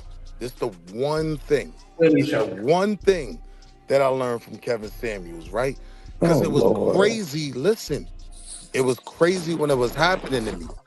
I saw the white boys gearing up to ask me the question, right? We had a dinner, everybody's getting celebrated, and they finally asked me, yo, how come your team is all black? I looked at them and I said, I don't know. How come your team is all white? And I went back to eating my steak. What I'm saying is, we can create our own network of nepotism that can benefit us. We already have it. I've benefited from it. There is black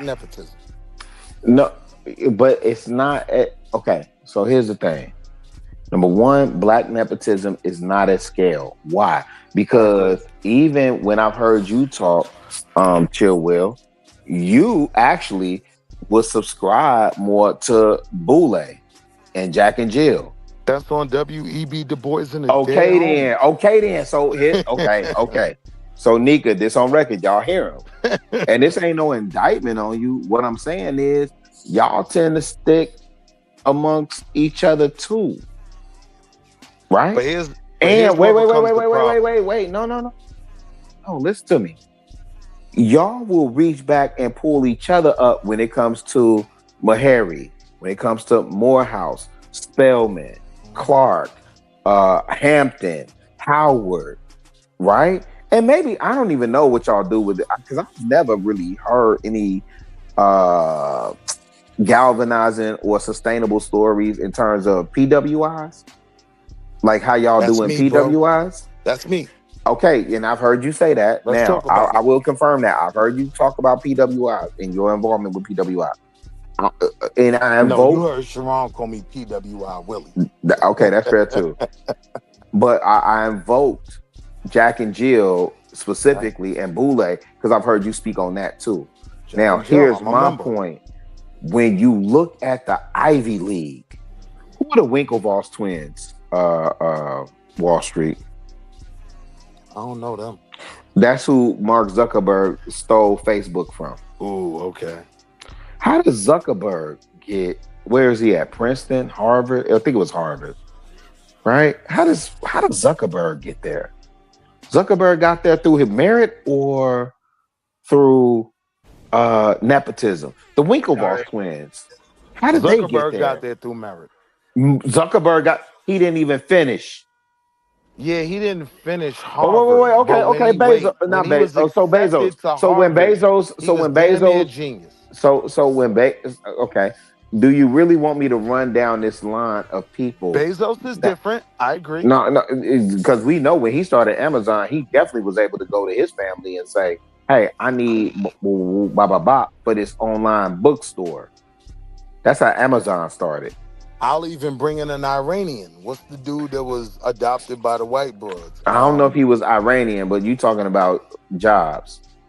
Are you talking about Steve Jobs? He was Iranian.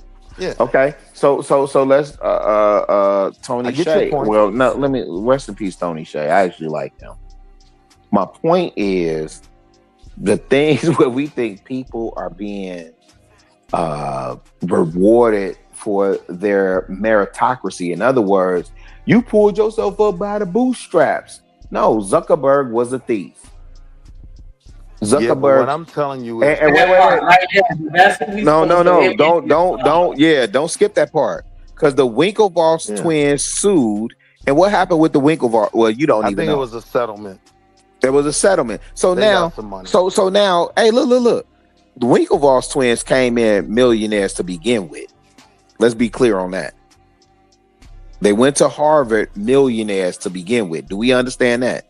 Absolutely. Yeah. Okay, so now what do the Winklevoss twins champion right now, Wall Street Willie? Now, this part you should know. You tell me. I don't know. Crypto. That's not my lane. Yeah. My bad. Okay, that's fair. I don't trust. Okay, that's fair. Yeah, crypto, Coinbase, all that stuff. They are. What's the joint? Dang. I'm a blue chip. Bitcoin. No, I agree with you. I'm on that too. But I'm old and I won't deviate. That's why I'm like, I'm asking my nephews and my sons about it. They trying to explain it to me and I don't understand it. So I'm like, that's on y'all. Right? But the Winklevoss twins, again, now they up. Now it's no coincidence that Donald Trump, the president of the United States, he came out working crypto and NFTs and all this other stuff, right? All them folk play together and it has nothing to do with meritocracy.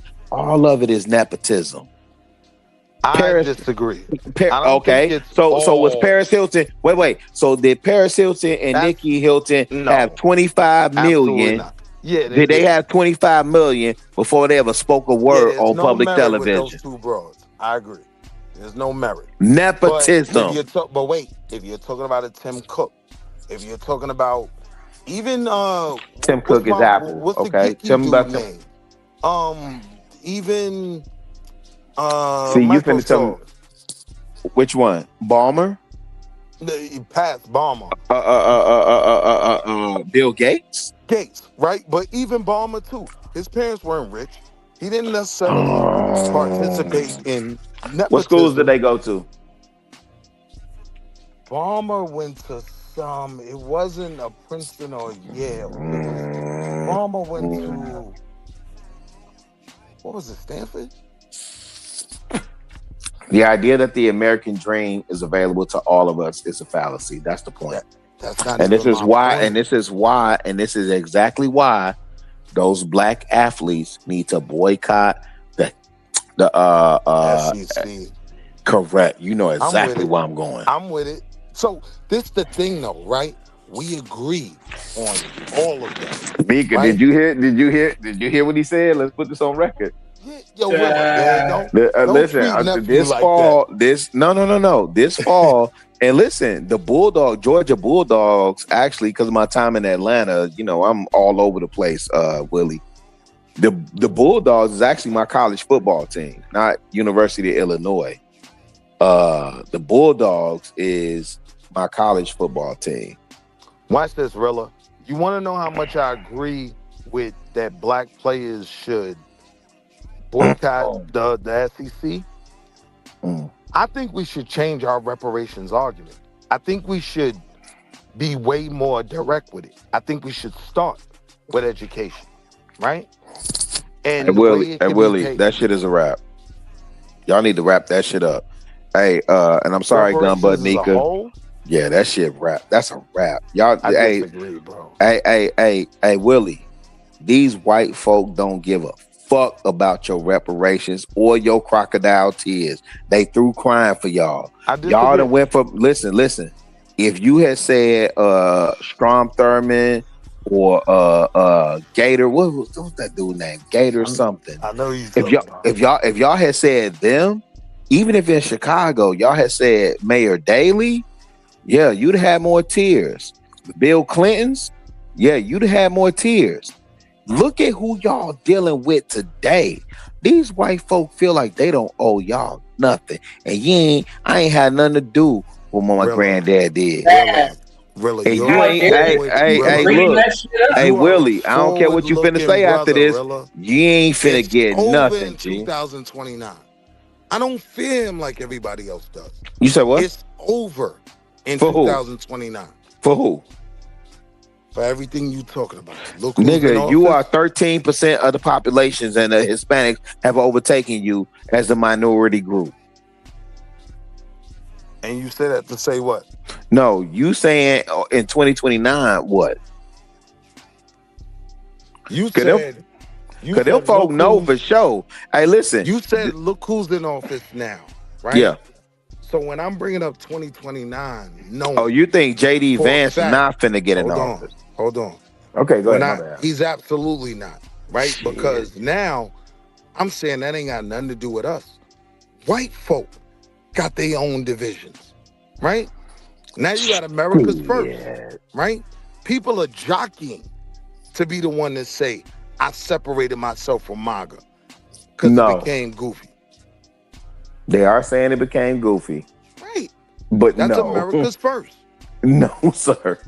What I'm telling you is J.D. Vance in no way. If J.D. Vance ran against homie from California right now, Newsom, he would lose. He would lose. No. Hey, Willie, let me ask you this. Honest question. Do you believe in the trope when they say, even the lowest amongst white people will vote against their own self-interest because their sentiment is that at least I'm not a black man? I believe that was 100% true in 2024. I believe that after this administration is done, even white people want to get him up out the way. Yeah, I have a whole faction up here in Chicago You know what that faction is? It's called Chicago Flips Red. You know what they wear when they go in the city hall chambers? Red shirts. And what type of hats are they wearing? MAGA hats. Yeah. So yeah, again, man, I'm telling you, we can't dismiss what we think, because I agree with you, but in some sentiment, but we can't dismiss what's about to happen in look, Rilla, let me put it this way, 2028. Rilla. Let me put it this way, Rilla, right? Like, I think I totally don't support the FBA. I am the founding member of the I'm with you on ABA. that. I'm the What is founding that? member of the Wait. What is the ABA? ABA? The ABA is the Anti-Brokenness Association. I'm the founding member. Hear what I'm saying? Like, my God. I see opportunity in all of this, right? I have no choice. No matter how bleak it looks, right? If I want to strive for better, I believe morale is a big thing. I always see opportunity. Then you ain't playing in America. You know? Yeah, I think our strategy moving forward has to be less emotional.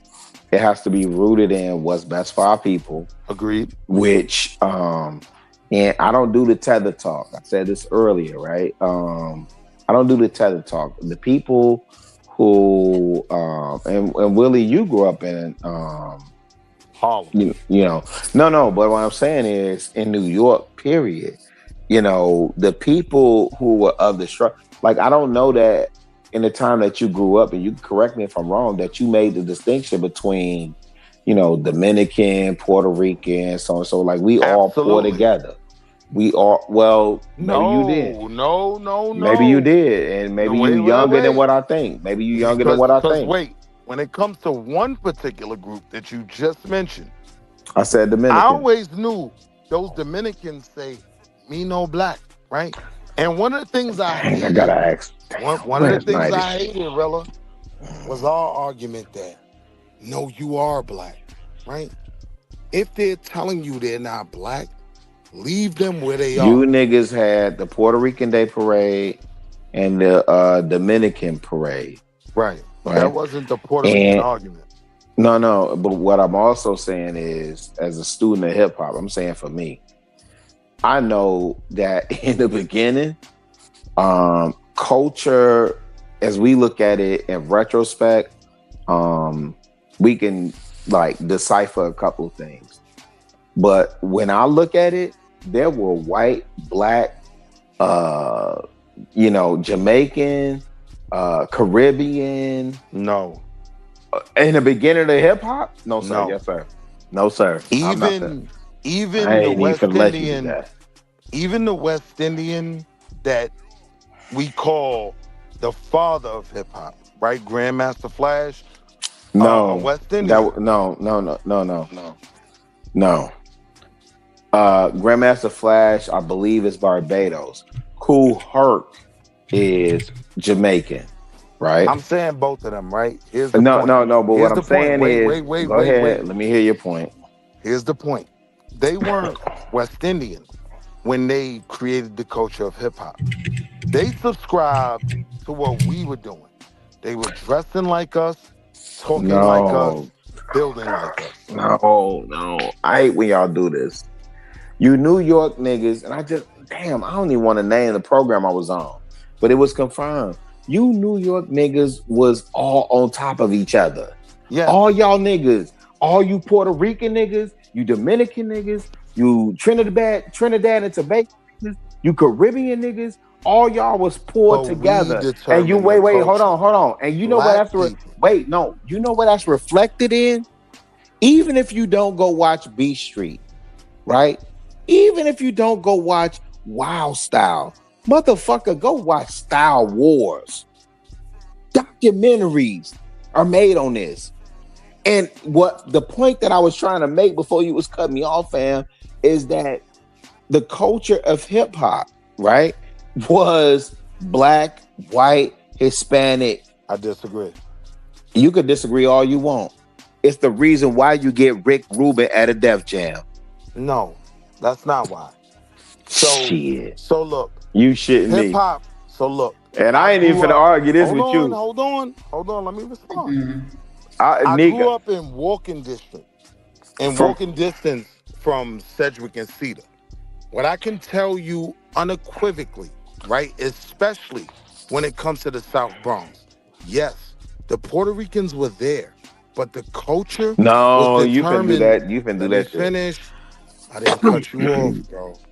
Go ahead. No, you did. You cut me off multiple times. Go ahead. The culture was determined by black people. Even though Kool Herc was a Jamaican, he wasn't running around with the net shirt, right? He was dressing like Rob Bass, right? Like Rakim, right? You see how you just jumped? Hold on. That's crazy. You didn't even go to Grandmaster Caz. Listen, Willie, you cannot have this conversation with me. Let me finish the point. And the crazy thing is, you have not conceded 1 point to me. This entire conversation. I've conceded multiple points. Come on, he's a narcissist. Don't do that. But Willie, you listen. You not and Shanika gonna bust me. I said I agree with you more than once. No. Shanika gonna bust my head because you think I be trying to turn this shit into a music conversation, and I'm not. I promise you. But when you say, I know the history of hip hop, so the niggas, fuck Tariq Nasheed and what he's saying, and fuck Lord Jamar too. Yeah, there is documented history. I wouldn't even say Jamar. No, fuck Jamar.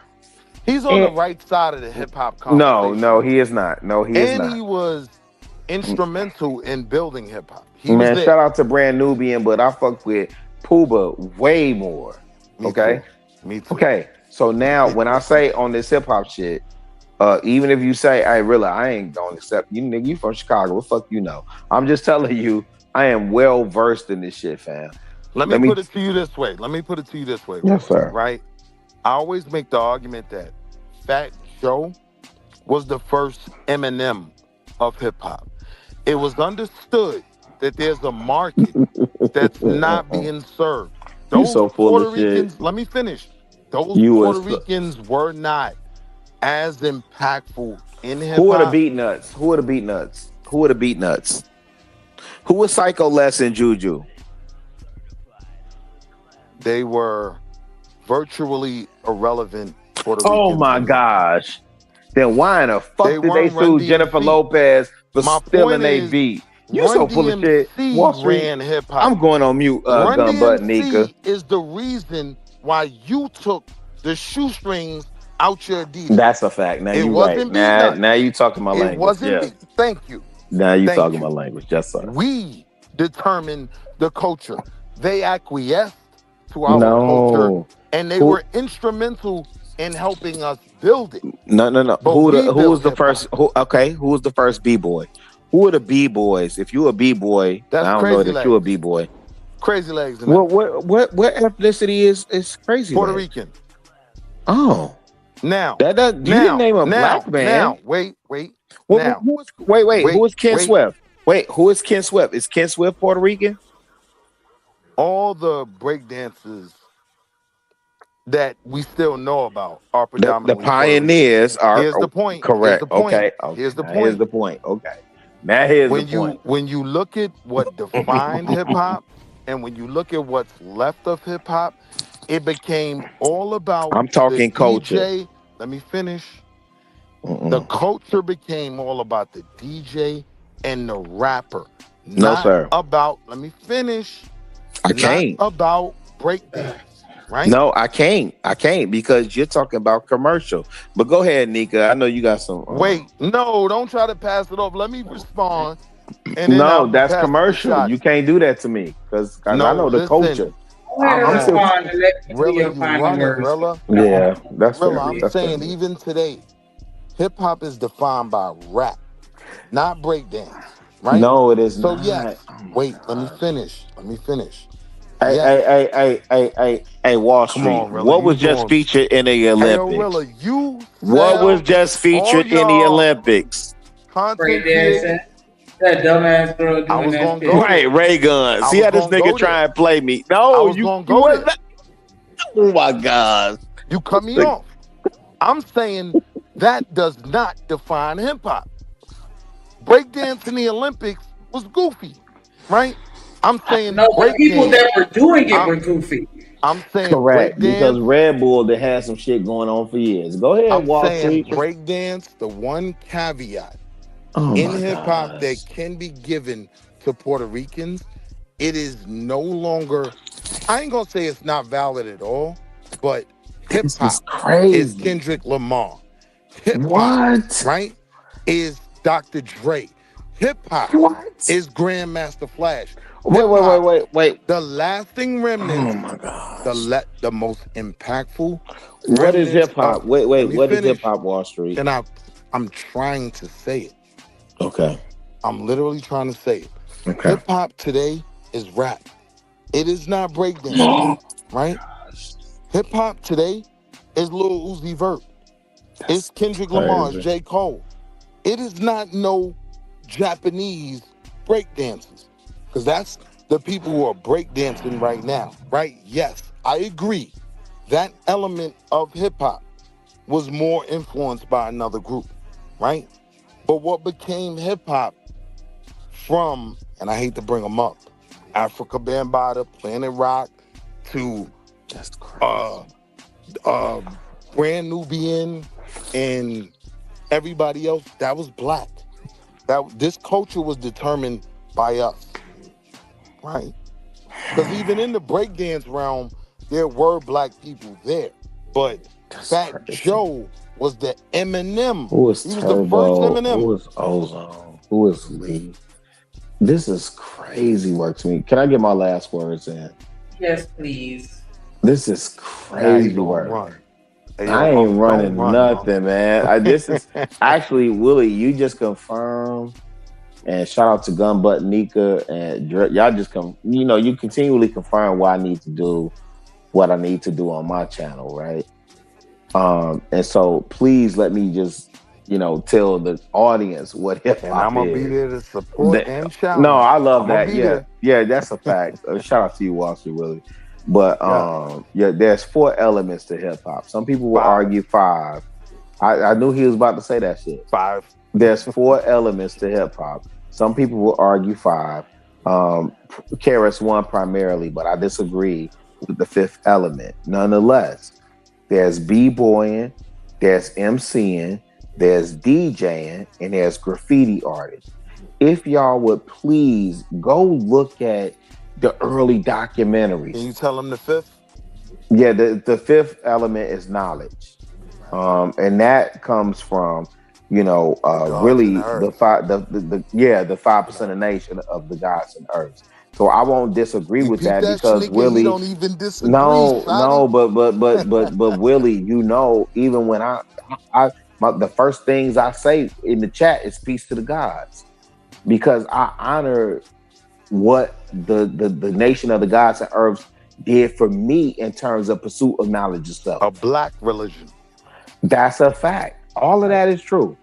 But I want our people to understand, when you hear goofy motherfuckers say black culture is trash, understand what hip hop represents. The MC, the b-boy, the graffiti writer, that art that you see, right? That we all should be collecting to preserve our history. The DJ, who is the orchestra that conducts the soundtrack for your life. So Rilla, why are you arguing with me when I say to you, Funkmaster Flex is the DJ, right? Kendrick Lamar is the rapper. Basquiat, right, is the graffiti guy. These are all black people. This was our thing. Yes, I will give Crazy. I'm not arguing with you on that. No, you made an argument for rapping, so I'm just giving my final thoughts. My final thought is, please preserve the culture. Out in there. Yeah, no, same old, all that. Like, please preserve the culture, fam. Please do not. This is Black Music Month. I will do a self plug on this one, Gun Butt Neat. I have a prompt in my community tab, right? I'm borrowing from Music Sermon. Shout out to Naima Cochran. Amazing musicologist, music historian, all of the things. And none of this is just strictly hip hop, but I do have something going on in my community tab. So if you follow me, follow that and answer and engage and all that. But if not, man, please go to Instagram, follow Naima Graham, or follow Music Sermon and follow that. It's a celebration of Black music all month long. We celebrating uplifting us all month long, fam. I'm on mute. Drop your link in the back so I can subscribe. I just pulled up sis Naima Graham, and I'm subscribing. Hey, Naima Graham is the truth, man. She's the professor too, and the thing of it is, she's not just talking like rap music and hip hop. She's talking. This is Black. What I celebrate is Black. Y'all know we just lost Peebo Bryson, Gunbutt. And I had a feeling because when I started talking about him, when he had the stroke, and they were like, "Y'all keep I knew what was coming next. Yeah, I didn't want to speak. I knew what was coming next. Baby, can you stop the rain from falling? No, we're not doing that. We're not doing that because y'all. Man, he did Beauty and the Beast, Neat. I know. Beauty and the Beast, man. And here's the thing. This is what I get concerned. This is why y'all be like, yo, really? This ain't a music conversation. This ain't hip hop. Hey, Neat. Who's replacing? There's an African proverb that says, "When an elder die, a library burns to the ground." Yep. Okay. Who's replacing the Peebo Bryson Library? Nobody. Chris Brown. Absolutely not. Chris Brown is not in that lane. I'm a big fan of Chris Brown. I'll argue like I'm on his favorite. I'm a fan of Chris Brown too. You know what Chris Brown library is rooted in? Gosh, hip hop. No, it's rooted in blood and gangbanging. Come on, man. This is a cat from Virginia. But well, listen, is Chris Maurice Brown from Virginia or not? He's from Virginia, and yes, is he a blood or not? No. Wait. Is he a blood? No. Willie. Blood. Willie, is he a blood or not? Yes. Okay. Listen. But his work. Really, I'm gonna let you go ahead and wrap up this show, but Kojak said it's time to go. Yeah, it is. Shout out to everybody else sleep. Everybody else up and sleep. That's why anybody saying that. They just said for aesthetics. This is a good one, Shotty. Yeah, as always. I appreciate y'all for coming and rocking with us. Everybody that hit the channel, everybody that engaged in the chat, everybody that sent the cash out, super chat, supported the stream in any way, form, or fashion. Shout out to Living Humbly, Vincent Forever for seeing you. Shout out to United. Shout out to Big Bad Bull. Make sure y'all show up and say thank you if you notice you got that free membership. And make sure you keep it and renew it. We stay lit over here. Shout out to Living Humbly. Shout out to Chicago Rilla, Be Easy, American Tradesman. Shout out to all the moderators in the building. Kojak, JD, Cynical One. Shout out to Coach Bird, Omni in the building. Demon pulled up at the end. Shout out to Chop. She had to go, but I understand. Shout out to Bella. Everybody that made it to the end. You know what I'm saying? It's been a dope conversation as always. Make sure y'all pull up tomorrow. It's gonna be so I'm just chopped liver. Conversation. What happened? So I'm just chopped liver. Oh, man, I thought you gave your final words. But go ahead, you give your final words. Well, I'm gonna shout out Wall Street Willie since you didn't. But at the end of the day, money, drip, money. Black folk, support your own, man. Salute to Don't do that. I'm going through the comments, nigga. And I'm shouting out everybody I see that left a comment. And Chicago Rilla donated to the show, so that's why he got that shout out. But yeah, you just left me out, Shotty. My feelings. I love you. Put some color in the chat. That's how you remind me you here. You know what I'm saying? City Girl for life. Spin that shit. Spin that shit. Spin that shit. Shanika, same drip time, same drip station. I'm gonna see y'all tomorrow. And you do. We got that work, we got that clips. I am your pusher. We got that good dope, we got that content. Shout out to my plug, yeah, my plug. We got that work, we got that clips. I am your pusher. We got got that good dope, we got that content. Shout out to my plug, yeah, my plug. Shout out to Drip, he the man of the hour. We got the work, we got the clips, we got the power.